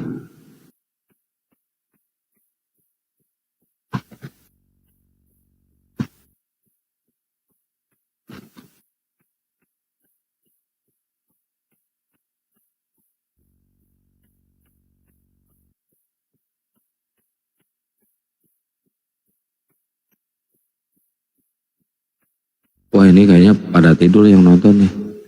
HP nonton yang tidur nih. Udah pik ya, HP nonton yang tidur nih. Kemarin saya dengerin si Daman diskusi sama Ahidio. Bingung saya nggak ngerti. Apa mereka ini, diskusi apa ini? Karena mereka kan jebolan pesantren kan dua-duanya kan. Oh tapi enak, diskusinya enak. Ilmu semua itu, daging semua itu. Yang satu pendapatnya begini, yang satu pendapatnya begini, tapi dua-duanya benar. Dua-duanya benar. Diskusi masalah ars ya. Dua-duanya benar. Cuma dua-duanya benar dari dua ilmu yang berbeda. Keren gitu.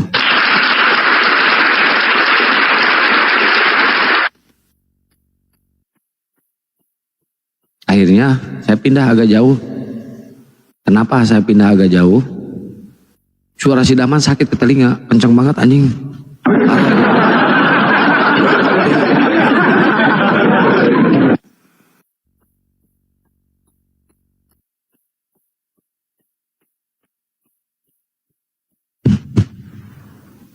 Tapi kadang-kadang kita harus butuh ilmu juga untuk mendengar, walaupun mendengarkan para ulama pengajar, kita butuh ilmu juga. Kalau kita nggak punya ilmu, apalagi yang ngejelasin si Daman. Kalau kita nggak punya ilmu, kalau kita nggak punya akal sehat, bisa gila kita. Gila, saya jamin. Kalian 3 hari nggak punya ilmu nih, 3 hari diguruin sama si Daman, stres. Saya jamin. Teman saya nih berguru sama si Daman, seminggu stroke, ini, tangan ini, stroke. Enak, pusing.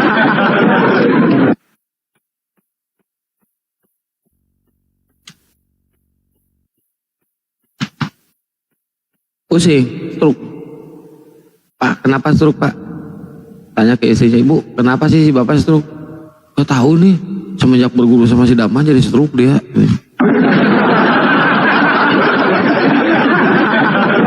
Jadi ingat teman-teman, kalau berguru ke si Daman ya, dengerin tausiahnya si Daman ya teman-teman. Kita harus benar-benar mencermati apa yang dikatakan sama dia. Kita harus benar-benar fokus. Sebenarnya simpel. Gelas kita bicara masalah gelas. Jadi dia larinya ke ilmu mantik dulu. Gelas nih. Oh jadi teman-teman gelas itu kegunaannya untuk air. Nah kalau si Daman enggak langsung kegunaannya untuk air atau untuk kopi. Dia muter-muter dulu. Dari cara pembikinannya gitu kan. Gelas itu dibikin dari ini gitu.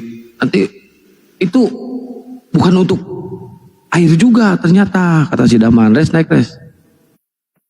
Ternyata bukan untuk air juga. Bisa untuk makan juga itu gelas. Bisa dimasukin nasi. Sama Indomie itu gelas itu kayak gini nih. Gelas nih. Gelas ya. Ini bisa buat makan ternyata teman-teman, kata si Daman. Ini ada nih sohih. Masukin nih mie sama nasi diaduk-aduk. Makan pakai sumpit. Gila nggak? Bisa ke situ loh. Jadi kegunaan si gelas ini bukan khususon untuk minum. Ternyata bisa buat makan juga. Nah, sampai kayak gitu. Makanya kita harus cerdas untuk menangkap sesuatu yang asing bagi isi kepala kita.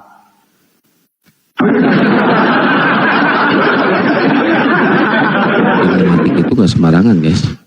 Kita bisa lulus, kita bisa sempurna mempelajari ilmu mantik. Gak cukup waktu setahun, 2 tahun, 5 tahun. Itu bisa 10 atau 15 tahun baru kita bisa menguasai ilmu mantik. Kayak gini. Si Daman, kalau saya pelajari dari ilmunya, dari ucapannya ya si Daman. Ini kita punya luka nih. Borok ya misalkan nih. Punya borok. Punya luka di sini.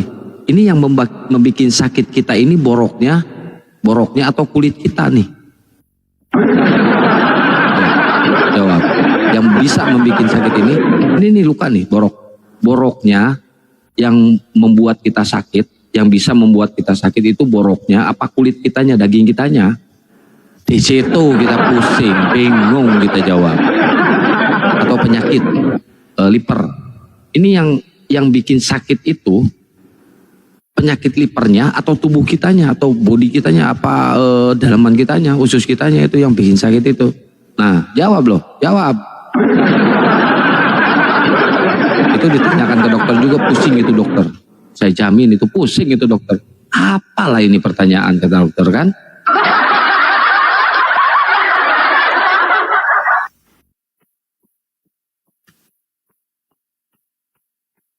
Nyerah itu dokter itu katanya. Kayak apa namanya kanker. Yang bikin kita sakit itu kankernya atau tubuh kitanya atau daging kitanya. Ayo, ada yang bisa jawab nggak itu?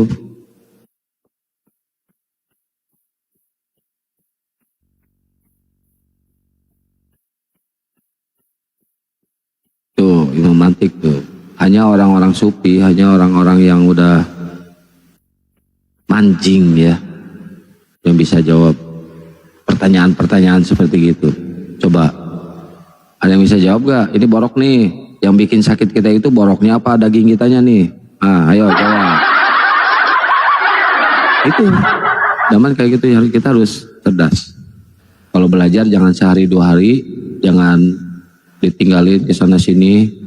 Tuhan lagi ngedengerin nih, tinggalin dulu, datang lagi. Nah nanti nggak masuk tuh, nggak masuk. Soalnya ada soalan, ada hal yang penjelasan yang ketinggalan. Itu harus benar-benar dari A sampai Z itu harus diperhatikan, gitu loh. Tapi emang si Daman udah menguasai kalau keilmuan tentang Islam, wah udah mumpuni dia. Makanya kalian daripada ngedengerin penghujat-penghujat ya, belajar sama dia, dengerin tuh, dia suka live tiap hari kok, dia suka live tiap hari, sore ya kalau nggak salah sore,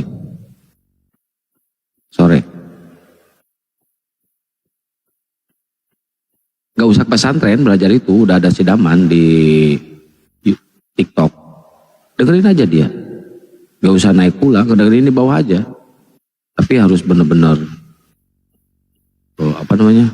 fokus kita, fokus dengan pengajarannya, fokus dengan apa yang diucapkan sama dia. Jelimet loh, jelimet. Bibirnya itu kayak bibir hantu dia.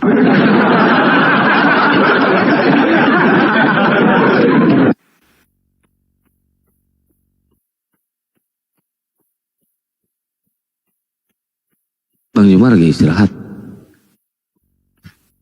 Kawan-kawan nggak tahu kemana.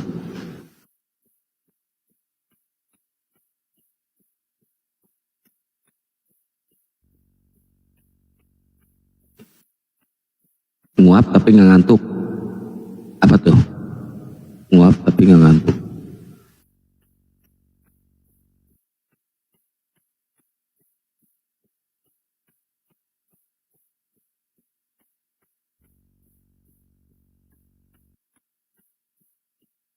Mau bikin kopi tapi males bikinnya, ke bawahnya males.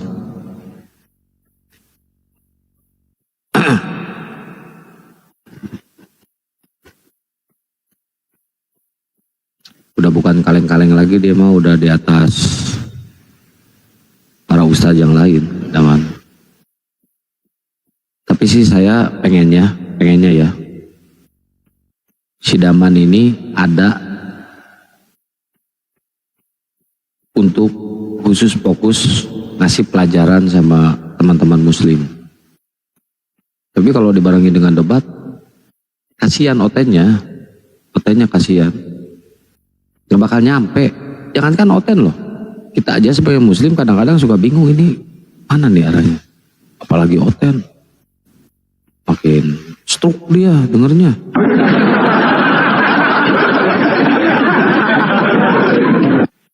Si Edis aja kebingungan.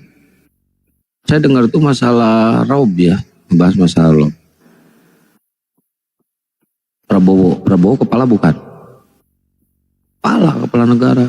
Terus kepalanya Prabowo itu kepala bukan? Kepala juga, berarti ada 2 kepala. Bingung kan si Edis? Pusing si Edis. pikirnya rob itu khusus untuk ke Tuhan, pikirnya. Makanya dia bersikukuh, bersikeras. Nabi Muhammad itu rob. Berarti Tuhan juga. Berpikirnya ke situ hadis. Padahal saya juga ini rob. Robul bait.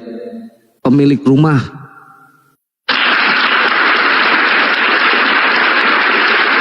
Robul komal. Pemilik komal.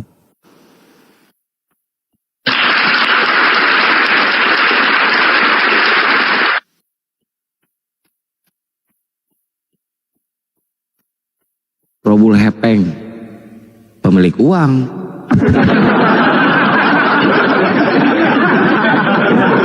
Belumnya minta ampun. Belum belajar bahasa Arab, belum mendalami Al-Quran, tapi udah ceroboh, udah sosokan pengen ngebalas Al-Quran. Padahal baca Quran juga huruf hijaiyah nggak tahu. Waktu debat sama Ustadz Wapi, nunjukin bahasa Qurannya ya, bahasa Arabnya. Robun. Nggak bisa baca dia. Itu nyari robun susah kali dia, si Edis. Nyari robun. Mana ini robun? Mana robun ini? Kan bikin malu sendiri itu.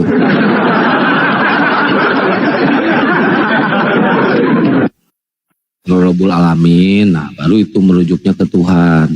Saya rob ini. Jangan salah loh, saya rob. Robul bait. Pemilik rumah. Robul komal, pemilik komal. Yang netizen di bawah, Robul apa ya? LC, pemilik LC. Ngoceh di bawah.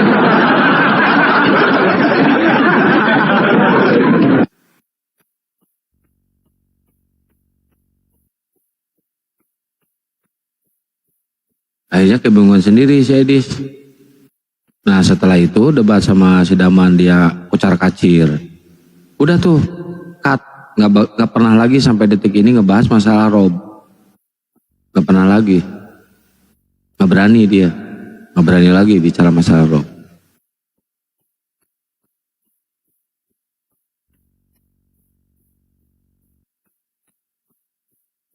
Berat teman-teman, berat. Kalau ada Oten, ada Kristen yang sosokan ingin ngebahas masalah Islam. Apalagi ngebahas masalah Al-Quran. Berat. Mereka itu seakan-akan mempermalukan dirinya sendiri dengan kebotolannya, dengan kedunguannya. Kalau kata Rocky Ginung, dungu gitu.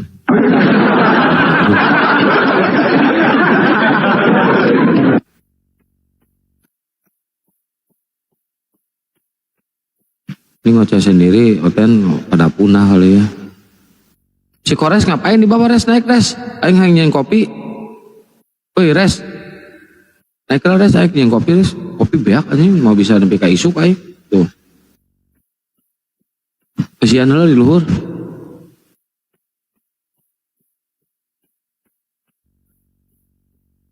Jam 3:11 berarti di sana jam 4:11. Man naik man. Kesian lah man.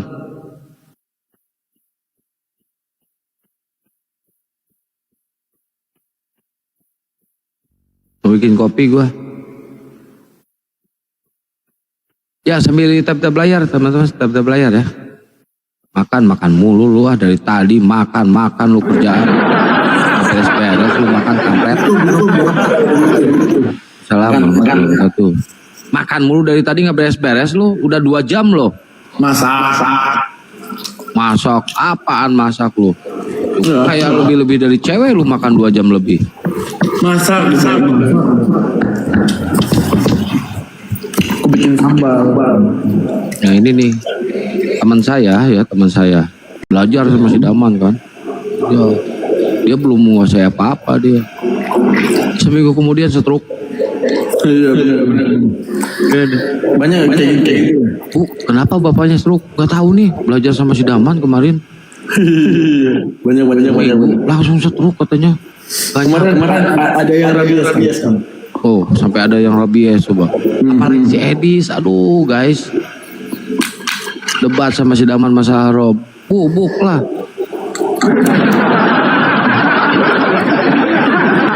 Nah, kata saya tadi nih, gelas nih. Kalau bertanya tentang gelas ini, Simpel kan kalau kita ini pasti untuk minum, gelas ini untuk minum guys. Nah tapi kalau bertanya ke si Daman penjelasannya, ini gelas ini kegunaan bisa buat makan juga loh. Kalau jawaban dari si Daman, mie dimasukin dalam gelas, nasi dimasukin pakai sumpit makan, bisa itu, bisa. Kalau sama si Daman itu. Orang nanya, Bang, kalau ke Bogor pakai tol apa ya? Nah, kalau dijelasin Daman itu mulai dari Sumatera Utara dijelasin sampai tembus ke Bogor.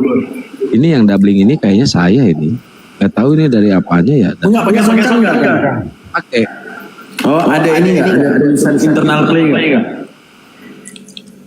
Ada. Nah, matiin. Cek satu, cek. Udah matiin.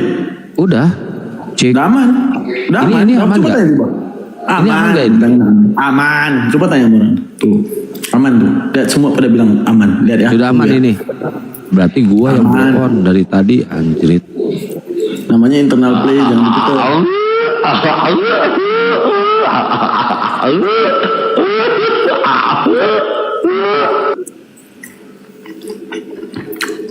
Itu suara siapa? Suara Kores? Bagi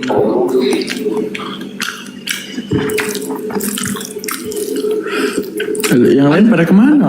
Man, lu ngebacot sendiri dulu ya, gua bikin kopi dulu ya. Oke, sambil makan ya guys. Tadi gua akhirnya ntar lah gua cerita. Udah masak tadi, dia bikin sambal guys. Kita lagi bikin sambal tadi guys. Kalian suka sama sambal-sambalan? Enak banget guys. Mulut sambal malam-malam, enak banget, sumpah.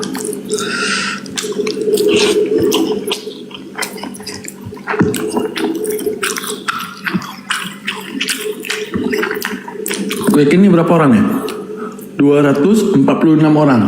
Ya, yang hidup paling 50 orang. Coba absen dulu yang masih hidup. Kalau ada paling yang hidup 30 orang. Coba yang masih hidup yang mana aja nih? Kan tuh tidur. Dibilangin ya, penontonnya rame tapi tidur.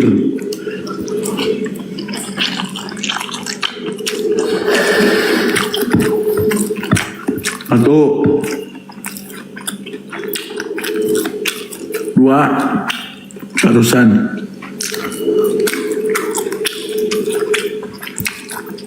Udah 2 orang aja, yang lain lagi di awan ya. Oh 3, ada adik Sasa. 3, nggak ada apaan 4, masih orang yang sama. 3 baru.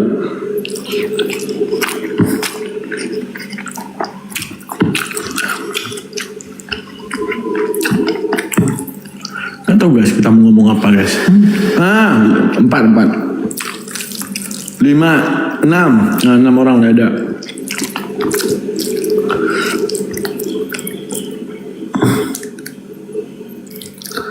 Sambal mantik enak, tapi bukannya sama. Ya bahannya. Benar.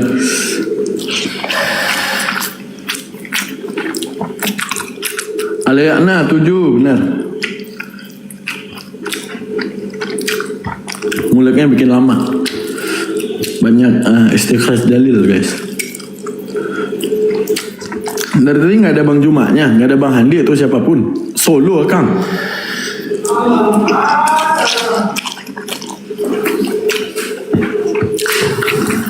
Nggak Kang tadi solo ya guys. Ya nggak sih? Aduh pedas sekali lagi.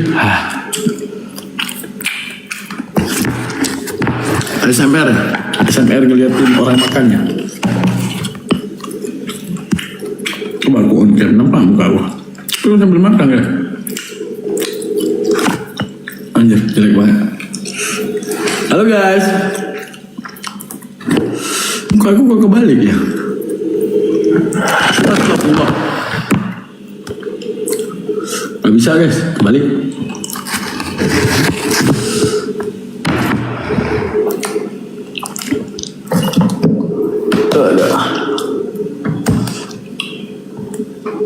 Nah itu dong kelihatan. Ini kameranya di mana nih lagi nih? Nah gitu dong kelihatan. Tunggu, aku nggak tahu kamera di mana. Mana Kang? Makan Kang? Pakai sayur nangka. Mantap. Pakai sayur nangka, pakai ini Kang. Enak banget. Pakai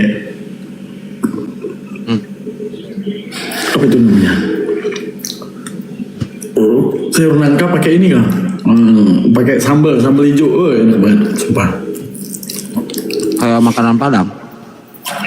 Aku bisa buat. Kan lidah Padang nggak jauh-jauh beda sama lidah Aceh.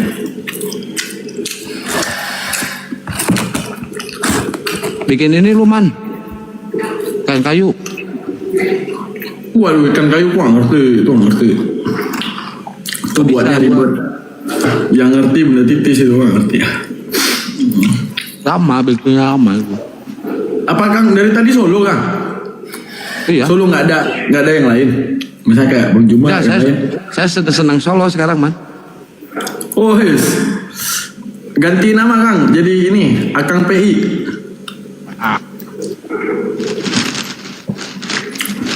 Ya guys, Akang mau ganti nama jadi Akang PI. PA. Nah ini gue tanya si Daman nih Man. Ngobrol santai aja, ngobrol ringan.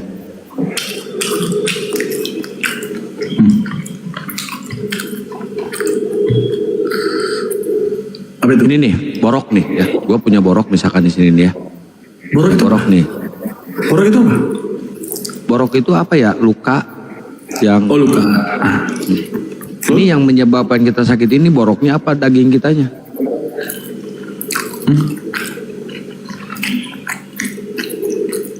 Yang bikin sakit, maksudnya apa ini? Filsafat. Kalau filsafat yang menyebabkan sakit, sadar. Kesadaran yang membuat kita tahu rasa.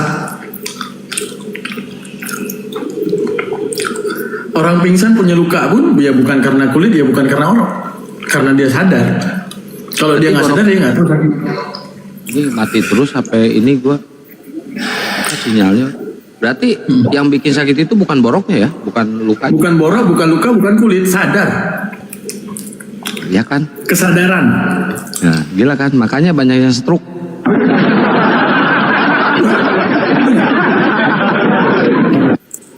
Berarti pikiran kitanya dong, ya kan? Ya? Misalnya gini, orang baru siap ketabrak, perutnya ketucuk sama besi, pingsan dia. Tahu nggak dia sakit? Kang? Tahu nggak dia sakit? Ayo teman-teman, tahu nggak? Orang yang pingsan tuh tahu nggak dia rasa sakit? Ketabrak pingsan dia. Nggak tahu. Tahu nggak dia rasa sakit? Nggak tahu. Nggak tahu. Jadi rasa sakit itu timbul karena sadar. Orang tidur juga nggak tahu.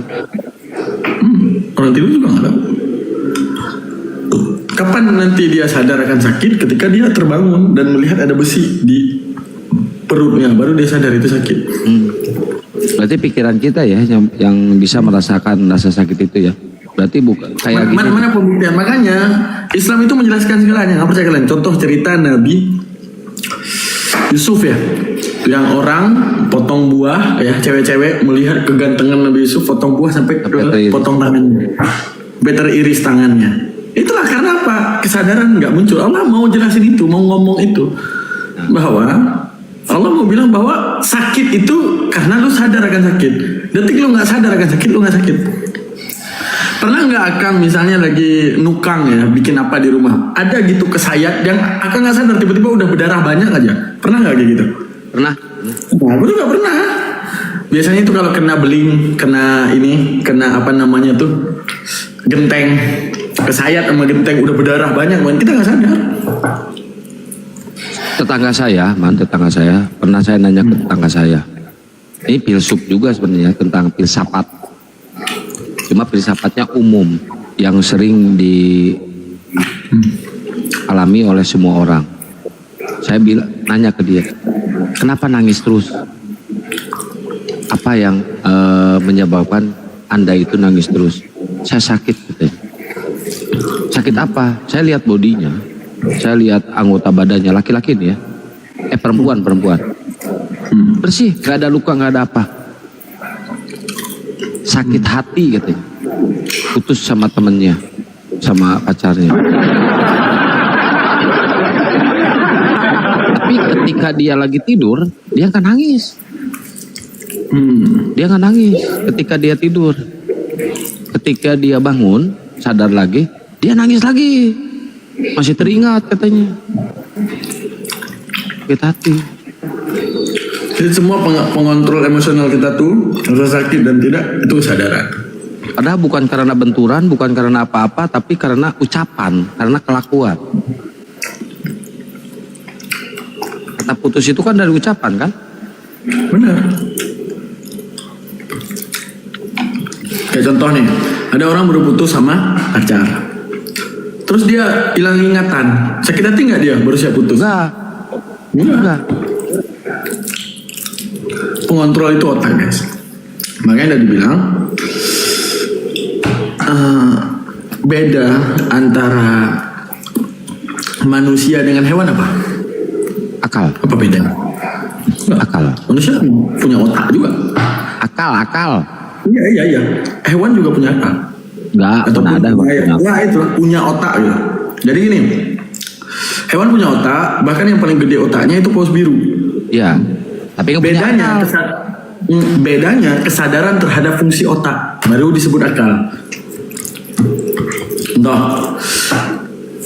Akang, aku boleh nggak makan ayam secara hidup-hidup? Lagi hidup-hidup, wah, aku telan bisa. Boleh. Tapi aku kalau dilihat orang disebut orang gila nggak? Ayam hidup-hidup aku makan. Sinting. Sebut orang gila kan? Nah. Kenapa itu terbangun? Ya karena kesadaran akal. Sekarang di dunia singa, akang jadi singa, aku jadi singa, aku makan rusa hidup-hidup. Gila nggak aku? Enggak. Karena apa? Kesadaran terhadap akal nggak ada di dunia mereka. Nah, jadi kesimpulannya orang yang tidak menggunakan kesadaran terhadap fungsi akalnya membedakan mana benar mana yang salah, nggak jauh beda sama binatang. Itu makanya dikatakan di dalam Al-Quran misluka dabbah mereka itu ya. Nah, mereka itu seperti dabbah. Siapa? Orang yang tidak menyembah Allah itu kal dabbah. Seperti binatang. Kenapa seperti binatang? Mereka punya otak. Mereka memikirkan. Bedanya mereka nggak sadar terhadap otak tersebut memikirkan apa. Tapi binatang masih dibilang baik kalau binatang, kalau hewan. Kan di Quran udah dijelasin, di Islam udah dijelasin. Seburuk-buruknya makhluk itu adalah yang menyembah sesamanya. Monyet, gak pernah monyet menyembah monyet. Jadi siapa tuh yang seburuk-buruknya makhluk itu? Ayo jawab.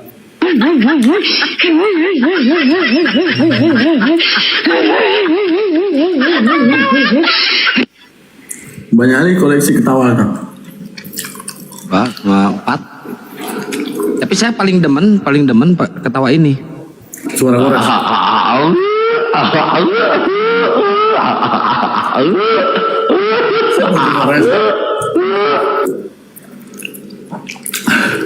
Paling demen saya ketawa ini. Itu. Kau mana tumben jam segini? Ada lagi main game, dia di bawah. Tadi ada ini ya. Room api live ada Bang Jumat mana? Udah off. Udah off.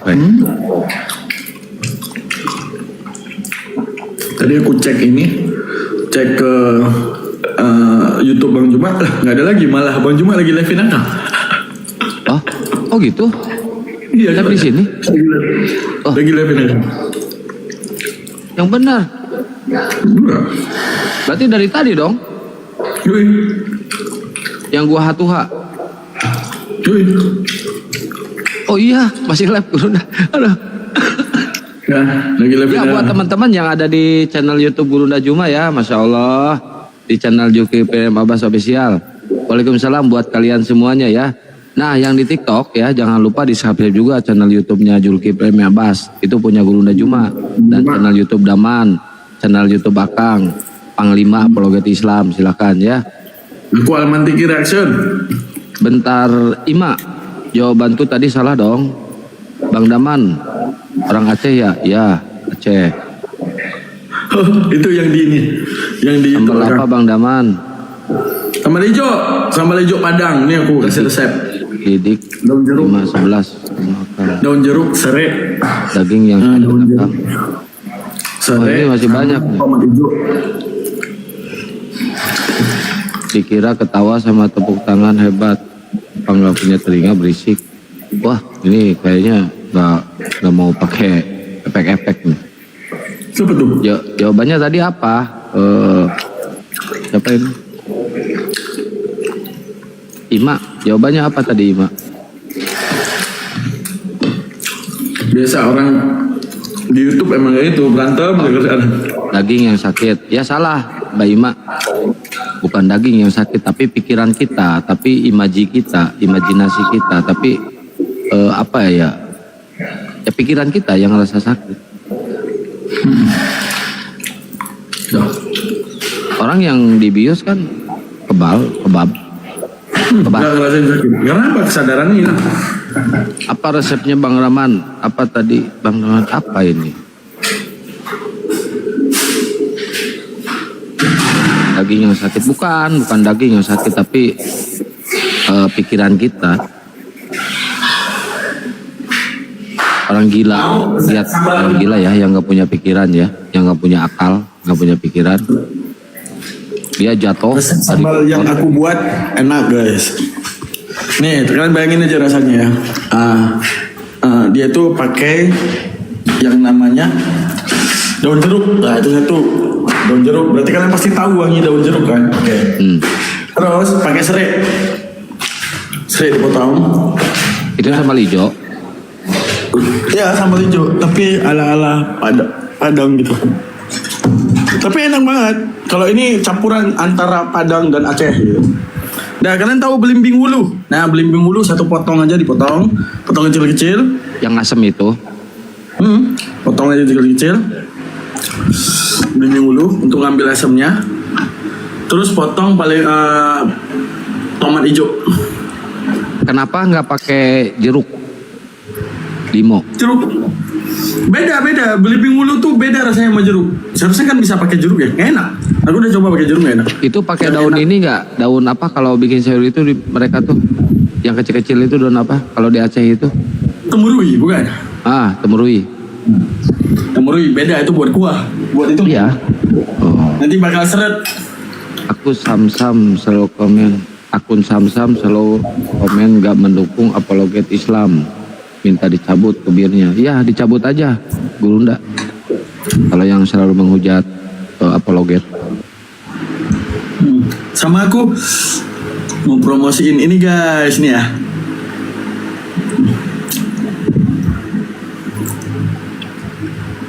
Nah nanti ya, tapi aku belum upload guys. Nanti aja di Almantiki Reaction. Ini Kang. Ini yang kemarin Kang. Mana dia? Mana dia? HP aku mana? Oh ini dia. Nih guys. Jangan lupa nanti dinonton ya. Oh yang di Baduy itu. Kami mengunjungi kampung Lan. Nah jadi perjalanan serunya tuh kayak gini guys. Mana kameranya? Kayak gini ya. Oh ini dia. Nanti aku upload guys. Jangan lupa ya, ini aku lagi ngedit nih.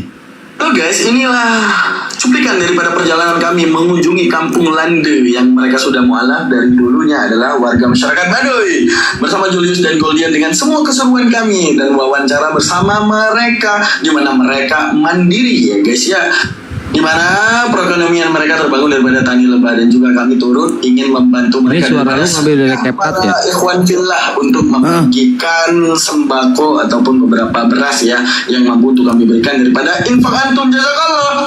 Lalu sedikit wawancara daripada Kores ya tentang bagaimana suku Baduy di mana mereka itu dikenal dengan suku yang apa ya?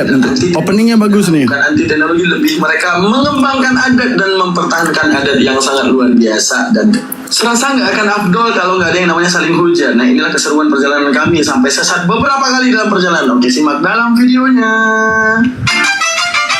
Ada musik men? Nggak aman musik Google, musik YouTube.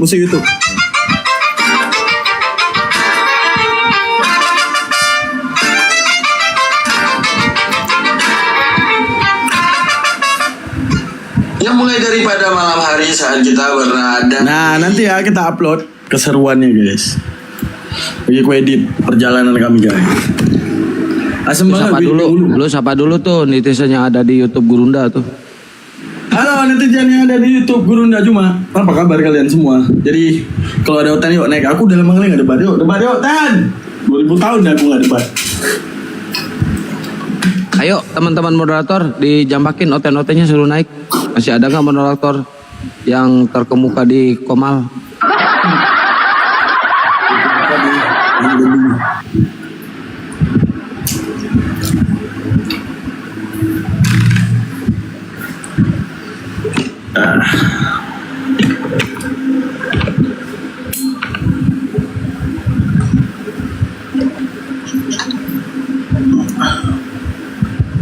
Jangan lupa ya di like ya, di like, posting ulang, di share dan love orenya digas ya. Terus buat teman-teman yang ada di YouTube-nya Julki PM Abbas Official, itu kan di bawah ada logo super sticker, bisa diklik juga untuk mendukung dakwah ya. Terus ada di pinggirnya kan ada gambar love ya. Itu diklik biar algoritmanya dan notifikasinya muncul tuh gambar love. Diklik aja tuh, di situ kan ada ketawa, di situ love itu kan ada like, ada apa, diklik aja tuh love-nya tuh, di pinggir dolar itu ada love. Biar itu algoritma sama notifikasinya itu muncul setelah lab. Jadi masih ditonton tuh. Guys. Masih ditonton tuh.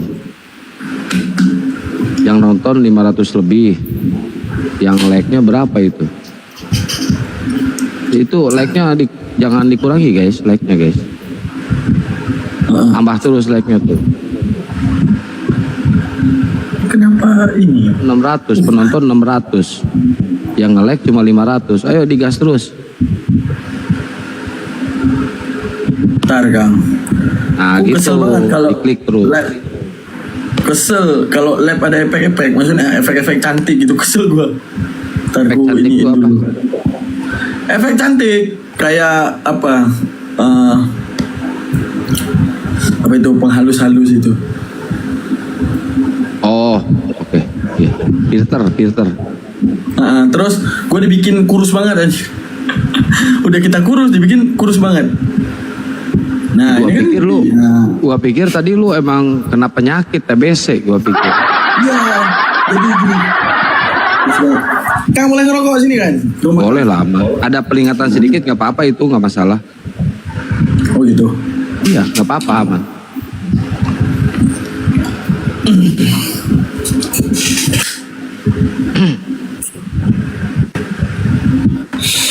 Ayo yang di channel Julki PM Abbas Official tuh like-nya digas ya teman-teman. Masa yang nonton banyak yang like-nya bikin judul Kang. Apa tuh judul? Siapa angkatan jahat? Jangan panjang-panjang, nggak bakal nyampe ngehe. Siapa angkatan jahat? Oke. Nah, ini soalan bagus sebenarnya gue teman tuh. Kristen angkatan jahat, tanda koma ini.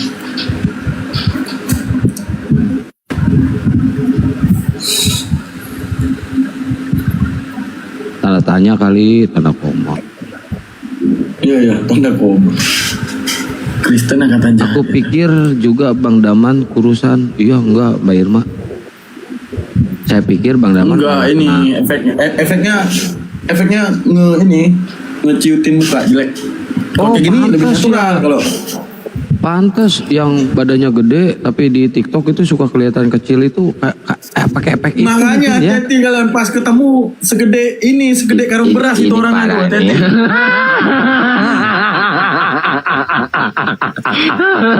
Tenang.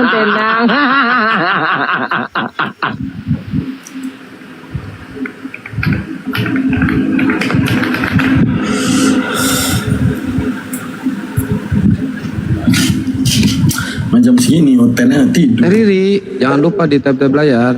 Wah, ini mah si Blon. Ini mah lawannya si Kores ini mah. Res naik res. Kayak kunyuk res, naik res. Ini si Kores ini lawannya. Si Blon. Siapa itu? Si Orlong. Selamat pagi. Selamat pagi. Pak Idaman. Sehat kadaman. Waduh, tukang rokok semua kalian ini. Enggak Jadi apa-apa. kau ingin bahas Kristen untuk beli rokok ini mereka. Bukan yang masuk ke mulutmu yang menajiskanmu, namun apa yang keluar. Iya, masuk dan keluar itu perkataan-perkataan hujatan itu. Oh, masuk dan keluar? Kau hujatan. Kan gitu di Bible bilang, bukan yang masuk ke mulutmu yang menajiskanmu, melainkan yang keluar. Nah, jadi rokok itu nggak boleh keluar asapnya. Nah, ini nggak najis nih. Itu berbicara tentang Kalau ini najis. Nah, itu najis. Pak, kita masuk ke judul aja, Pak. Padahal ini apa itu sembako itu dari apa itu? Gak apa-apa, aman, gak apa-apa. Aman.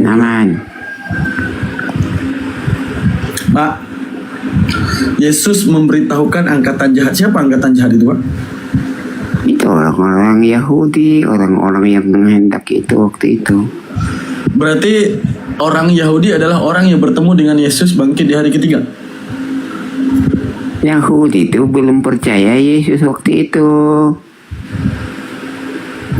Yesus bilang gini, angkatan yang jahat ini, ya kan? Nggak, tanda dari Yesus angkatan jahat itu apa, Pak? Itu tanda Yunus itu. Tanda Yunus. Oke, bunyinya kita baca ya. Angkatan yang jahat dan tidak setia ini menuntut suatu tanda, tetapi kepada mereka tidak akan diberikan tanda selain tanda Yunus. Nah, itu gimana kejadiannya, Pak? Saya pengen tahu dulu.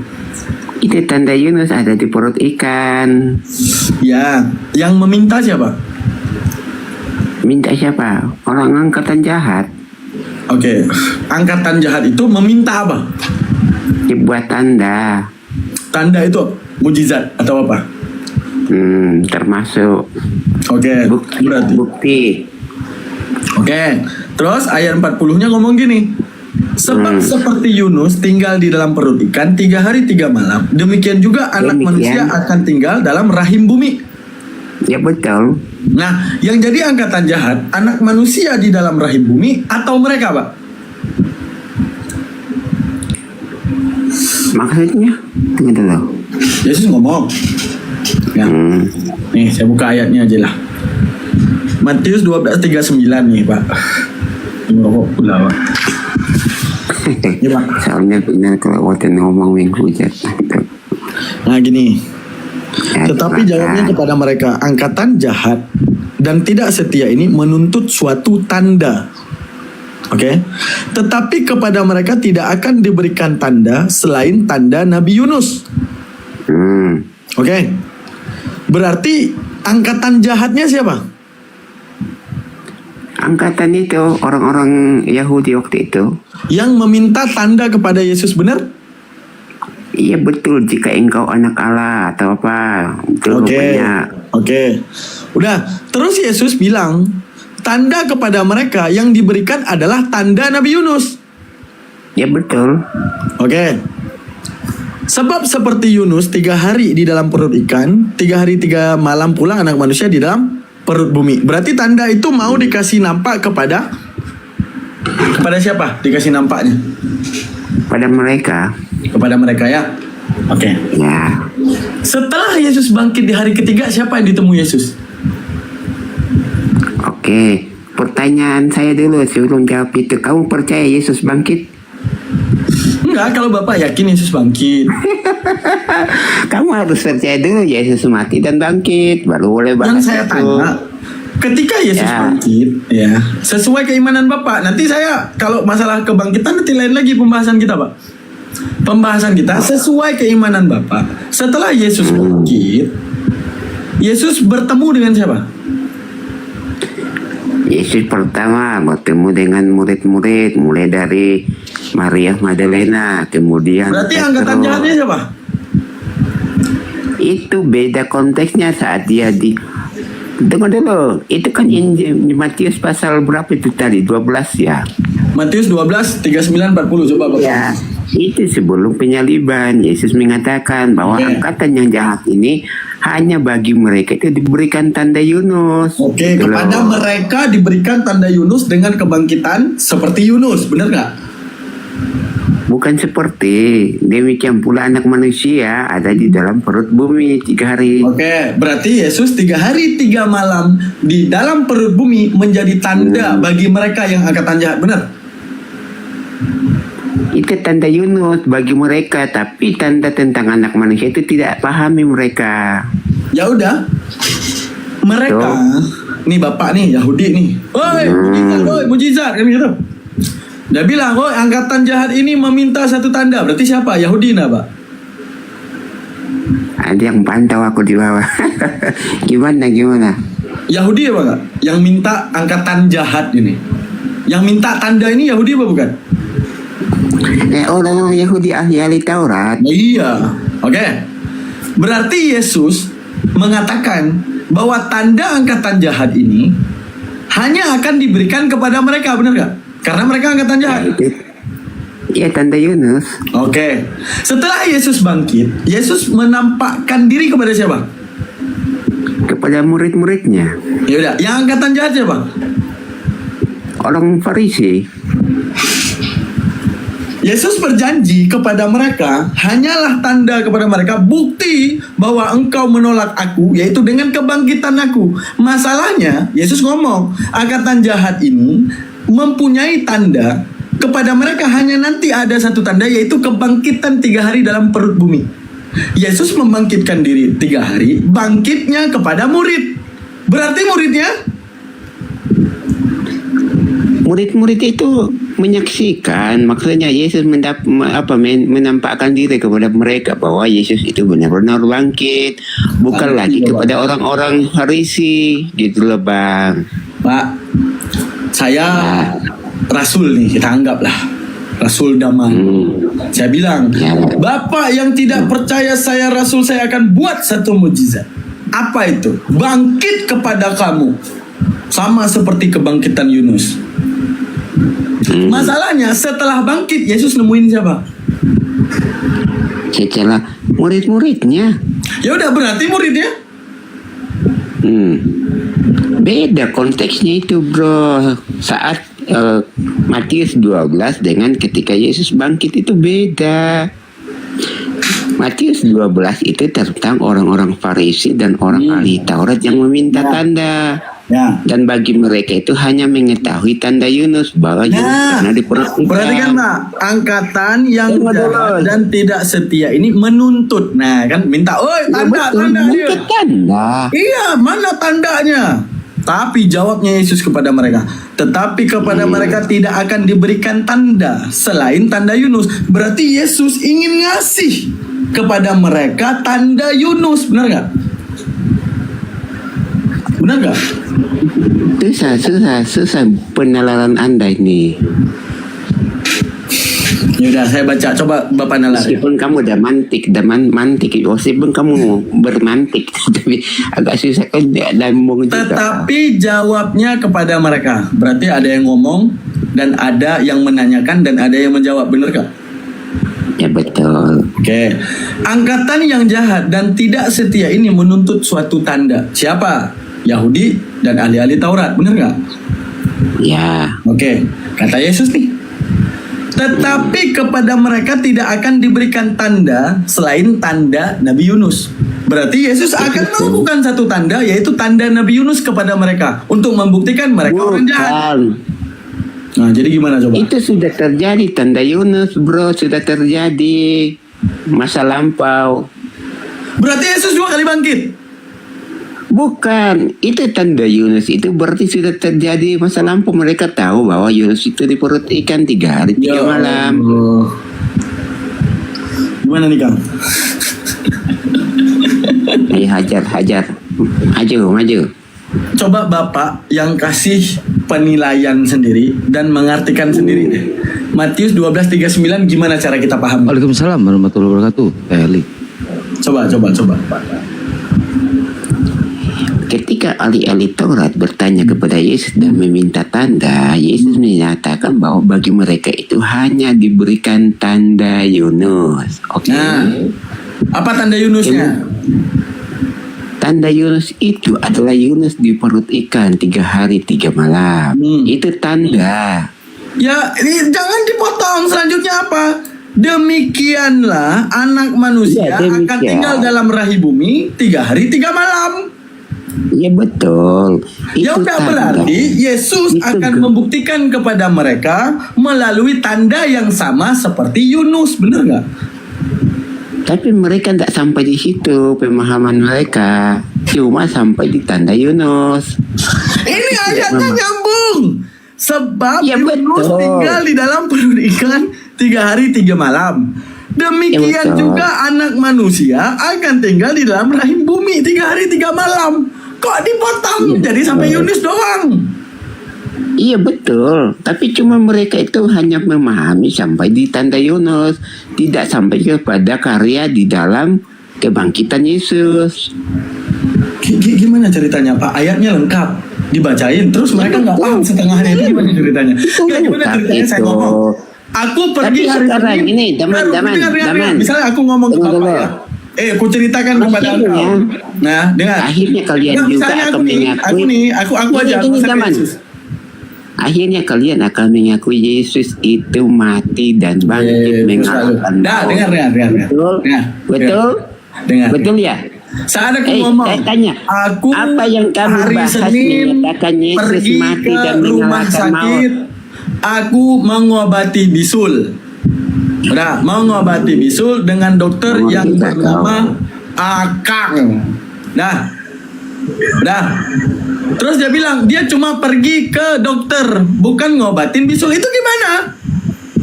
Saya ngomongnya full itu di depan larinya Bapak, ke tapi Bapak cuma bisul? ngambil sampai ke cuma sampai ke rumah sakit doang gitu. Daman, menurut kau baca Bible, Yesus disalib, mati dan bangkit mengalahkan maut enggak? Enggak. Buktikan di Bible bahwa dia Oke, tidak pertama, mati. nubuatan Yesus ada di Mazmur nggak?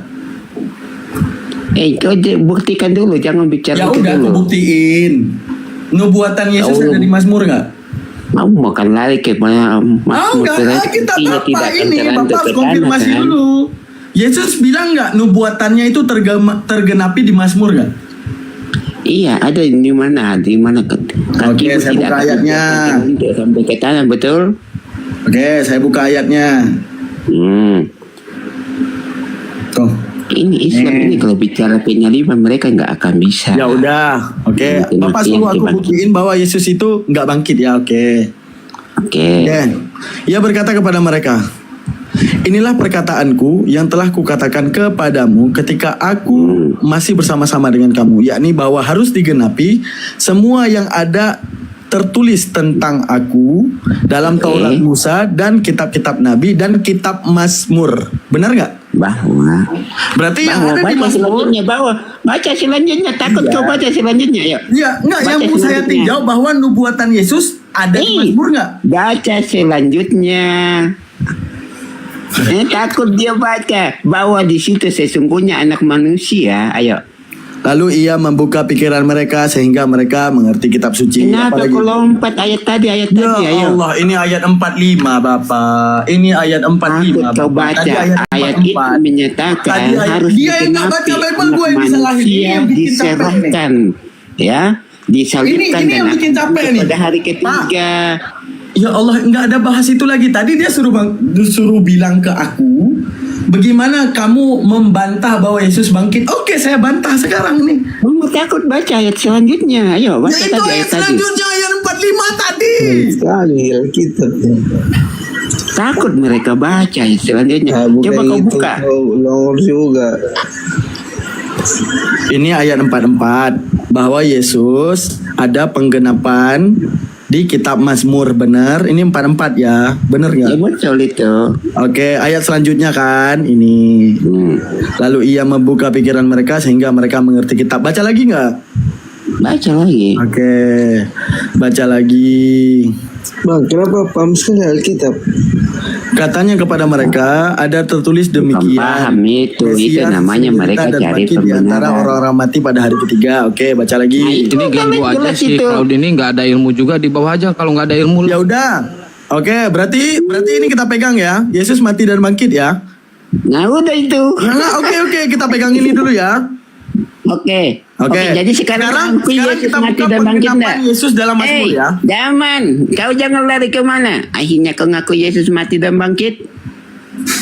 Itu udah dibilang itu. Kita lihat Mazmurnya nabrak nggak? Kan gitu. Syarat Yesus berbicara tadi. Tunggu dulu, kau jangan comot ayat untuk membenarkan dirimu. Baca seluruhnya. Nubuatan di Mazmur tentang Yesus apa? Coba Setelah ajarin kau baca aku. ayat Nubuatan selanjutnya, di Yesus situ di Mazmur dikatakan, apa aja? sesungguhnya anak manusia akan diserahkan dan bangkit pada hari ketiga. Segala nubuatannya akan ternubuatkan di kita para rasul, termasuk di Mazmur. Benar nggak? Gak ada yang salah. Oke, berarti pegang Mazmurnya. Oke, Yesus bilang tanda Mesias itu akan bangkit di hari ketiga. Kita pegang ini. Oke, saya setujukan ini. Boleh? Biar kita masuk ke Mazmur nih. Ya udah, kau bertakias itu aja. Kau sudah akui tadi Yesus mati dan bangkit. Udah. Emang mereka ini suka cari pembenaran, saudara-saudara Islam. Baca Bible itu secara runtut-runut ya, jangan cari-cari potong-potong ayat. Beda dengan kitab kalian, tidak nyambung ayat satu dengan ayat lainnya. Coba saja baca kalian ya. Ya Tuhan Yesus memberkati. Sampai jumpa teman. Bye. Jangan kabur. Kok kabur? Gak apa-apa, biar ku lanjut aja. Capek gue, gak sanggup hukum orang kayak gitu. Emang belum. Assalamualaikum warahmatullahi wabarakatuh. Waalaikumsalam. Justru ini ayat yang akan ketabrak kiri kanan, guys. Kenapa ketabrak? Salah satu nubuatan tentang Yesus. Yesus ngomong sendiri adalah nubuatan aku yang ada di Mazmur. Mazmur mengatakan apa? Dari mulai Mazmur 91 tentang perlindungan terhadap Yesus. Apa orang yang duduk dalam lindungan yang maha tinggi berarti Yesus. Ibrani 5 ayat 7 di mana Yesus meminta perlindungan terhadap Tuhannya. Kalian baca sampai 91 ayat 8, mereka katakan, engkau hanya akan menontonnya, pembalasan terhadap orang fasik. Yesus sendiri yang ngomong tadi. Apa ngomong? Nubuatan tentang aku ada di Mazmur. Engkau hanya akan menontonnya, pembalasan terhadap orang fasik. Yesus menonton apa ditonton? Pemahaman Islam, Yesus menonton karena dia diserupakan. Kalau dia ditonton, maka dia orang fasik. Maka terbuktilah bahwa omongan yang tadi Yesus bilang bangkit bisa jadi diada-adakan oleh mereka. Atau kita akan menabrak antara nubuatan Mazmur dengan nubuatan perjanjian baru.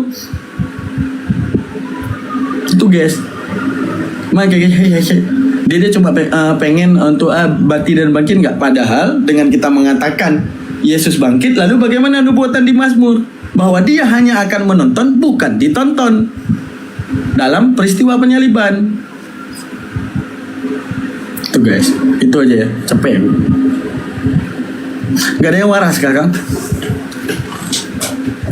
Sinting, oten sinting. Yang waras sudah pada mualaf. Iya, karena tadi masalah tanda Yunus saja dia potong sampai Yunus, udah selesai. Padahal jelas-jelas ayatnya di depannya, demikian anak manusia 3 hari 3 malam dalam perut bumi, menjadi salah satu persamaan antara Yunus dengan anak manusia sebagai tanda angkatan jahat. Kalau seandainya Yesus ingin membuktikan bahwa Yahudi itu angkatan jahat, orang yang pertama ditemui Yesus saat bangkit siapa?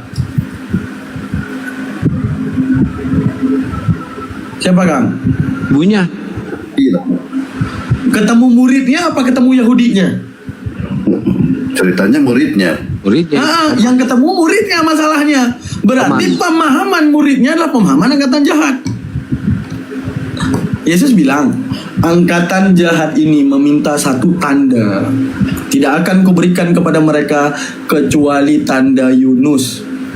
Demikian anak manusia 3 hari demikian Yunus 3 hari 3 malam dalam perut ikan, 3 hari 3 malam pula anak manusia dalam perut bumi. Berarti tugas Yesus apa? Membuktikan tanda yang diminta, yaitu bangkit kepada mereka. Berarti siapapun yang ditemui Yesus adalah angkatan jahat, karena bukti kebangkitan ini kepada angkatan jahat. Lalu Yesus bangkit.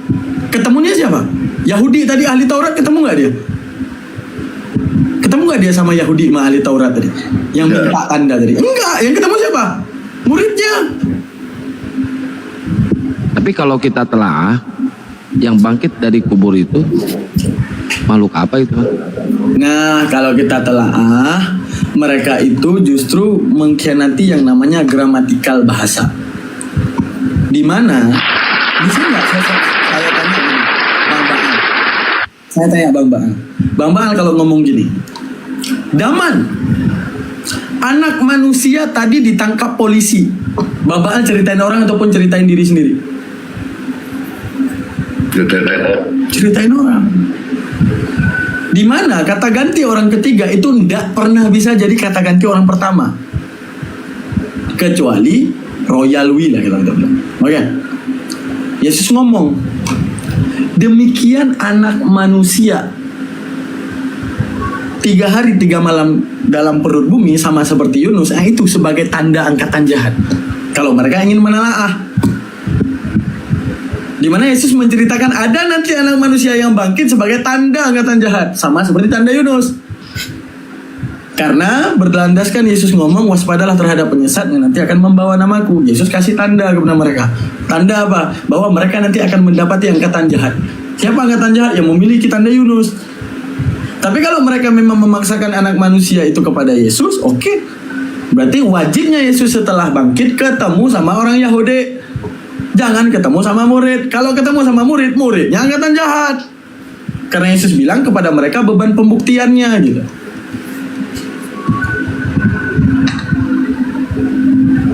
Nah itu aku Yesus bangkit. Berarti bukan aku Yesus bangkit. Karena kalau kita lihat nubuatan Mazmur, Yesus justru tidak mati. Nubuatan Mazmur, Yesus nggak mati. Gimana mau bangkit? Orang nggak pernah mati kok. Emang susah kalau kita ngajarin sama orang belum. Kayak tadi saya waktu Tuhan. Ibaratnya gini Kang, kita meyakini Yesus hidup benar. Udah. Meyakini Yesus mati benar. Kapan? Suatu saat pasti mati. Namanya juga manusia. Meyakini Yesus bangkit, iya. Orang yang mengaku di atas nama Yesus pasti bangkit dengan memiliki tanda Yunus. Betul. Setuju. Jadi benar. Kalau tanya, Daman kamu yakin nggak kepada Yesus bangkit? Yakin. Yesus yang bangkit yang memiliki tanda Yunus yang membawa namanya sebagai penyesat yang mengaku akulah Kristus. Ini man kalau ditelaah, Yesus itu Tuhan itu kan yang tertulis dalam Bible mereka itu kan sebelum dikandung sama Maria juga dia udah Tuhan kan? Udah Tuhan, Kristus kan? Nah, ada juga yang tertulis dia harus disalib dulu sebelum dia jadi Tuhan, sebelum dia jadi Kristus. Ya kan? Harus mati dulu kan? Harus disalib dulu kan? Benar. Baru dia bisa menjadi Kristus, baru dia bisa menjadi Tuhan. Tapi ada ayat dia udah Kristus, udah Tuhan sebelum dikandung oleh Maria.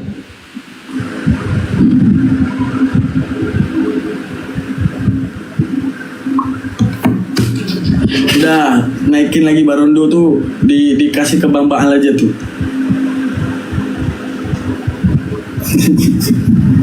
Kayak tadi yang debat H2H sama gua, lu lihat kan, nonton kan? Akhirnya dia kabur sendiri kan? Akhirnya dia kabur sendiri.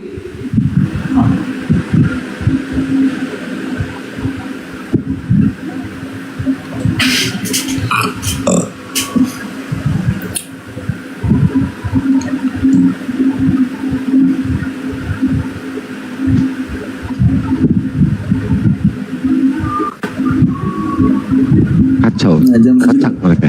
Ini pada tidur nih.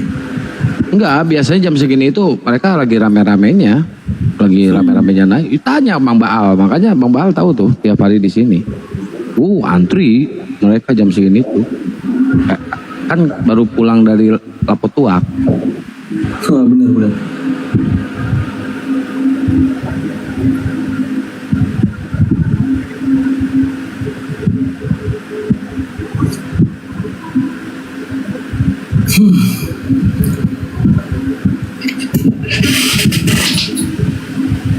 Jangan dinaikkan soalnya bikin gila. Tuh ada yang salve itu di bawah. Salve itu salah pegang. Salve itu dari Katolik beliau. Pasti dari Katolik. Enggak, sekarang Protestan aja salve dia salam. Oh iya.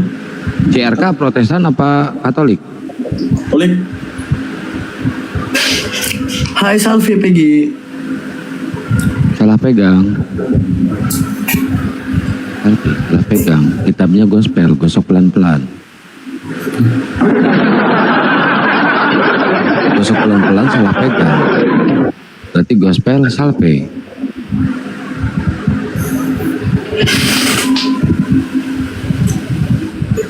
Naikin Kang, udah saya jambak tapi nggak mau naik dia. Ya.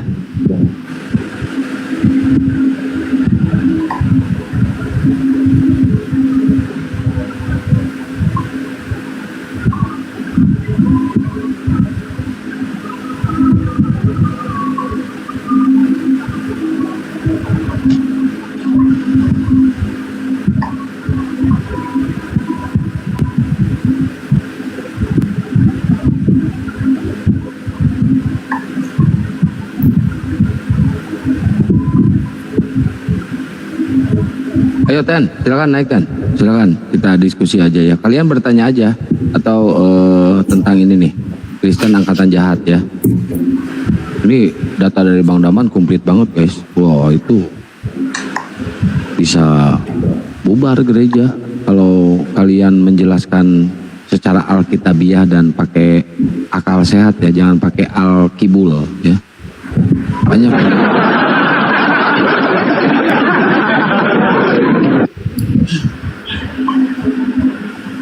Aduh.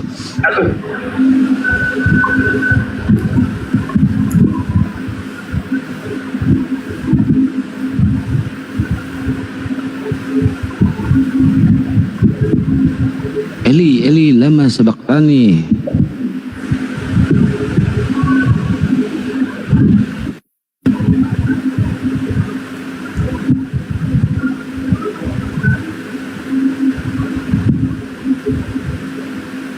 Ada.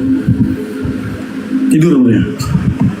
Banyak itu di bawah Ten, banyak. Saya jambakin nggak mau naik, nggak pada berani naik. Kalau kayak si Kamikaze kan niatnya cuma ngehujat aja. Saya blokir kalau itu. Bang Bahar naik sini, Bang Bahar. Bang Bahar naik sini. Dari Oten kan ya, dari Kristen Bang Bahar naik sini. Kita belajar bareng.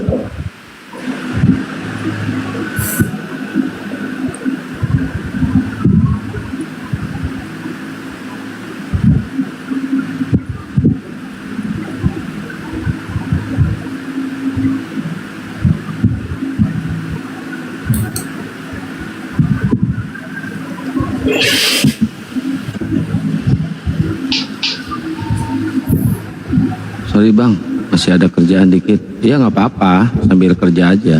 Kita aja sambil kerja kok di sini ngedit video. Aku lagi ngedit video.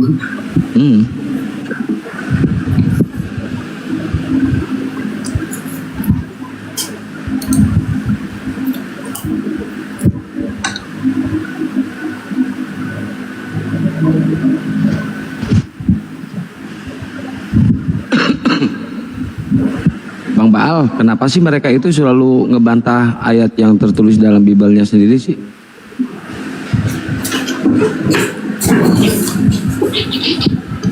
Udah masuk subuh ya.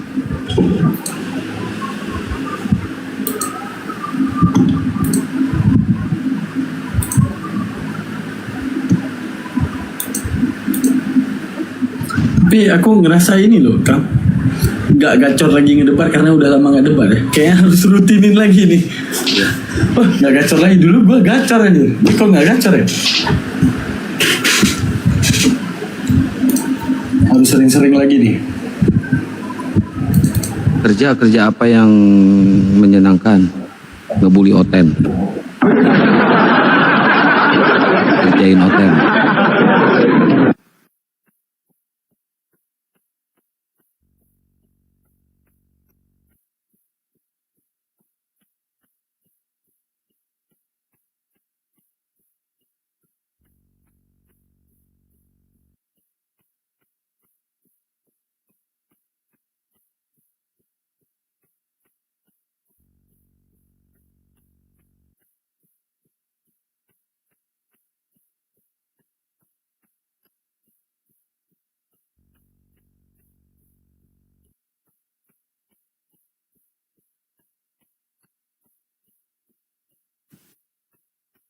Woi,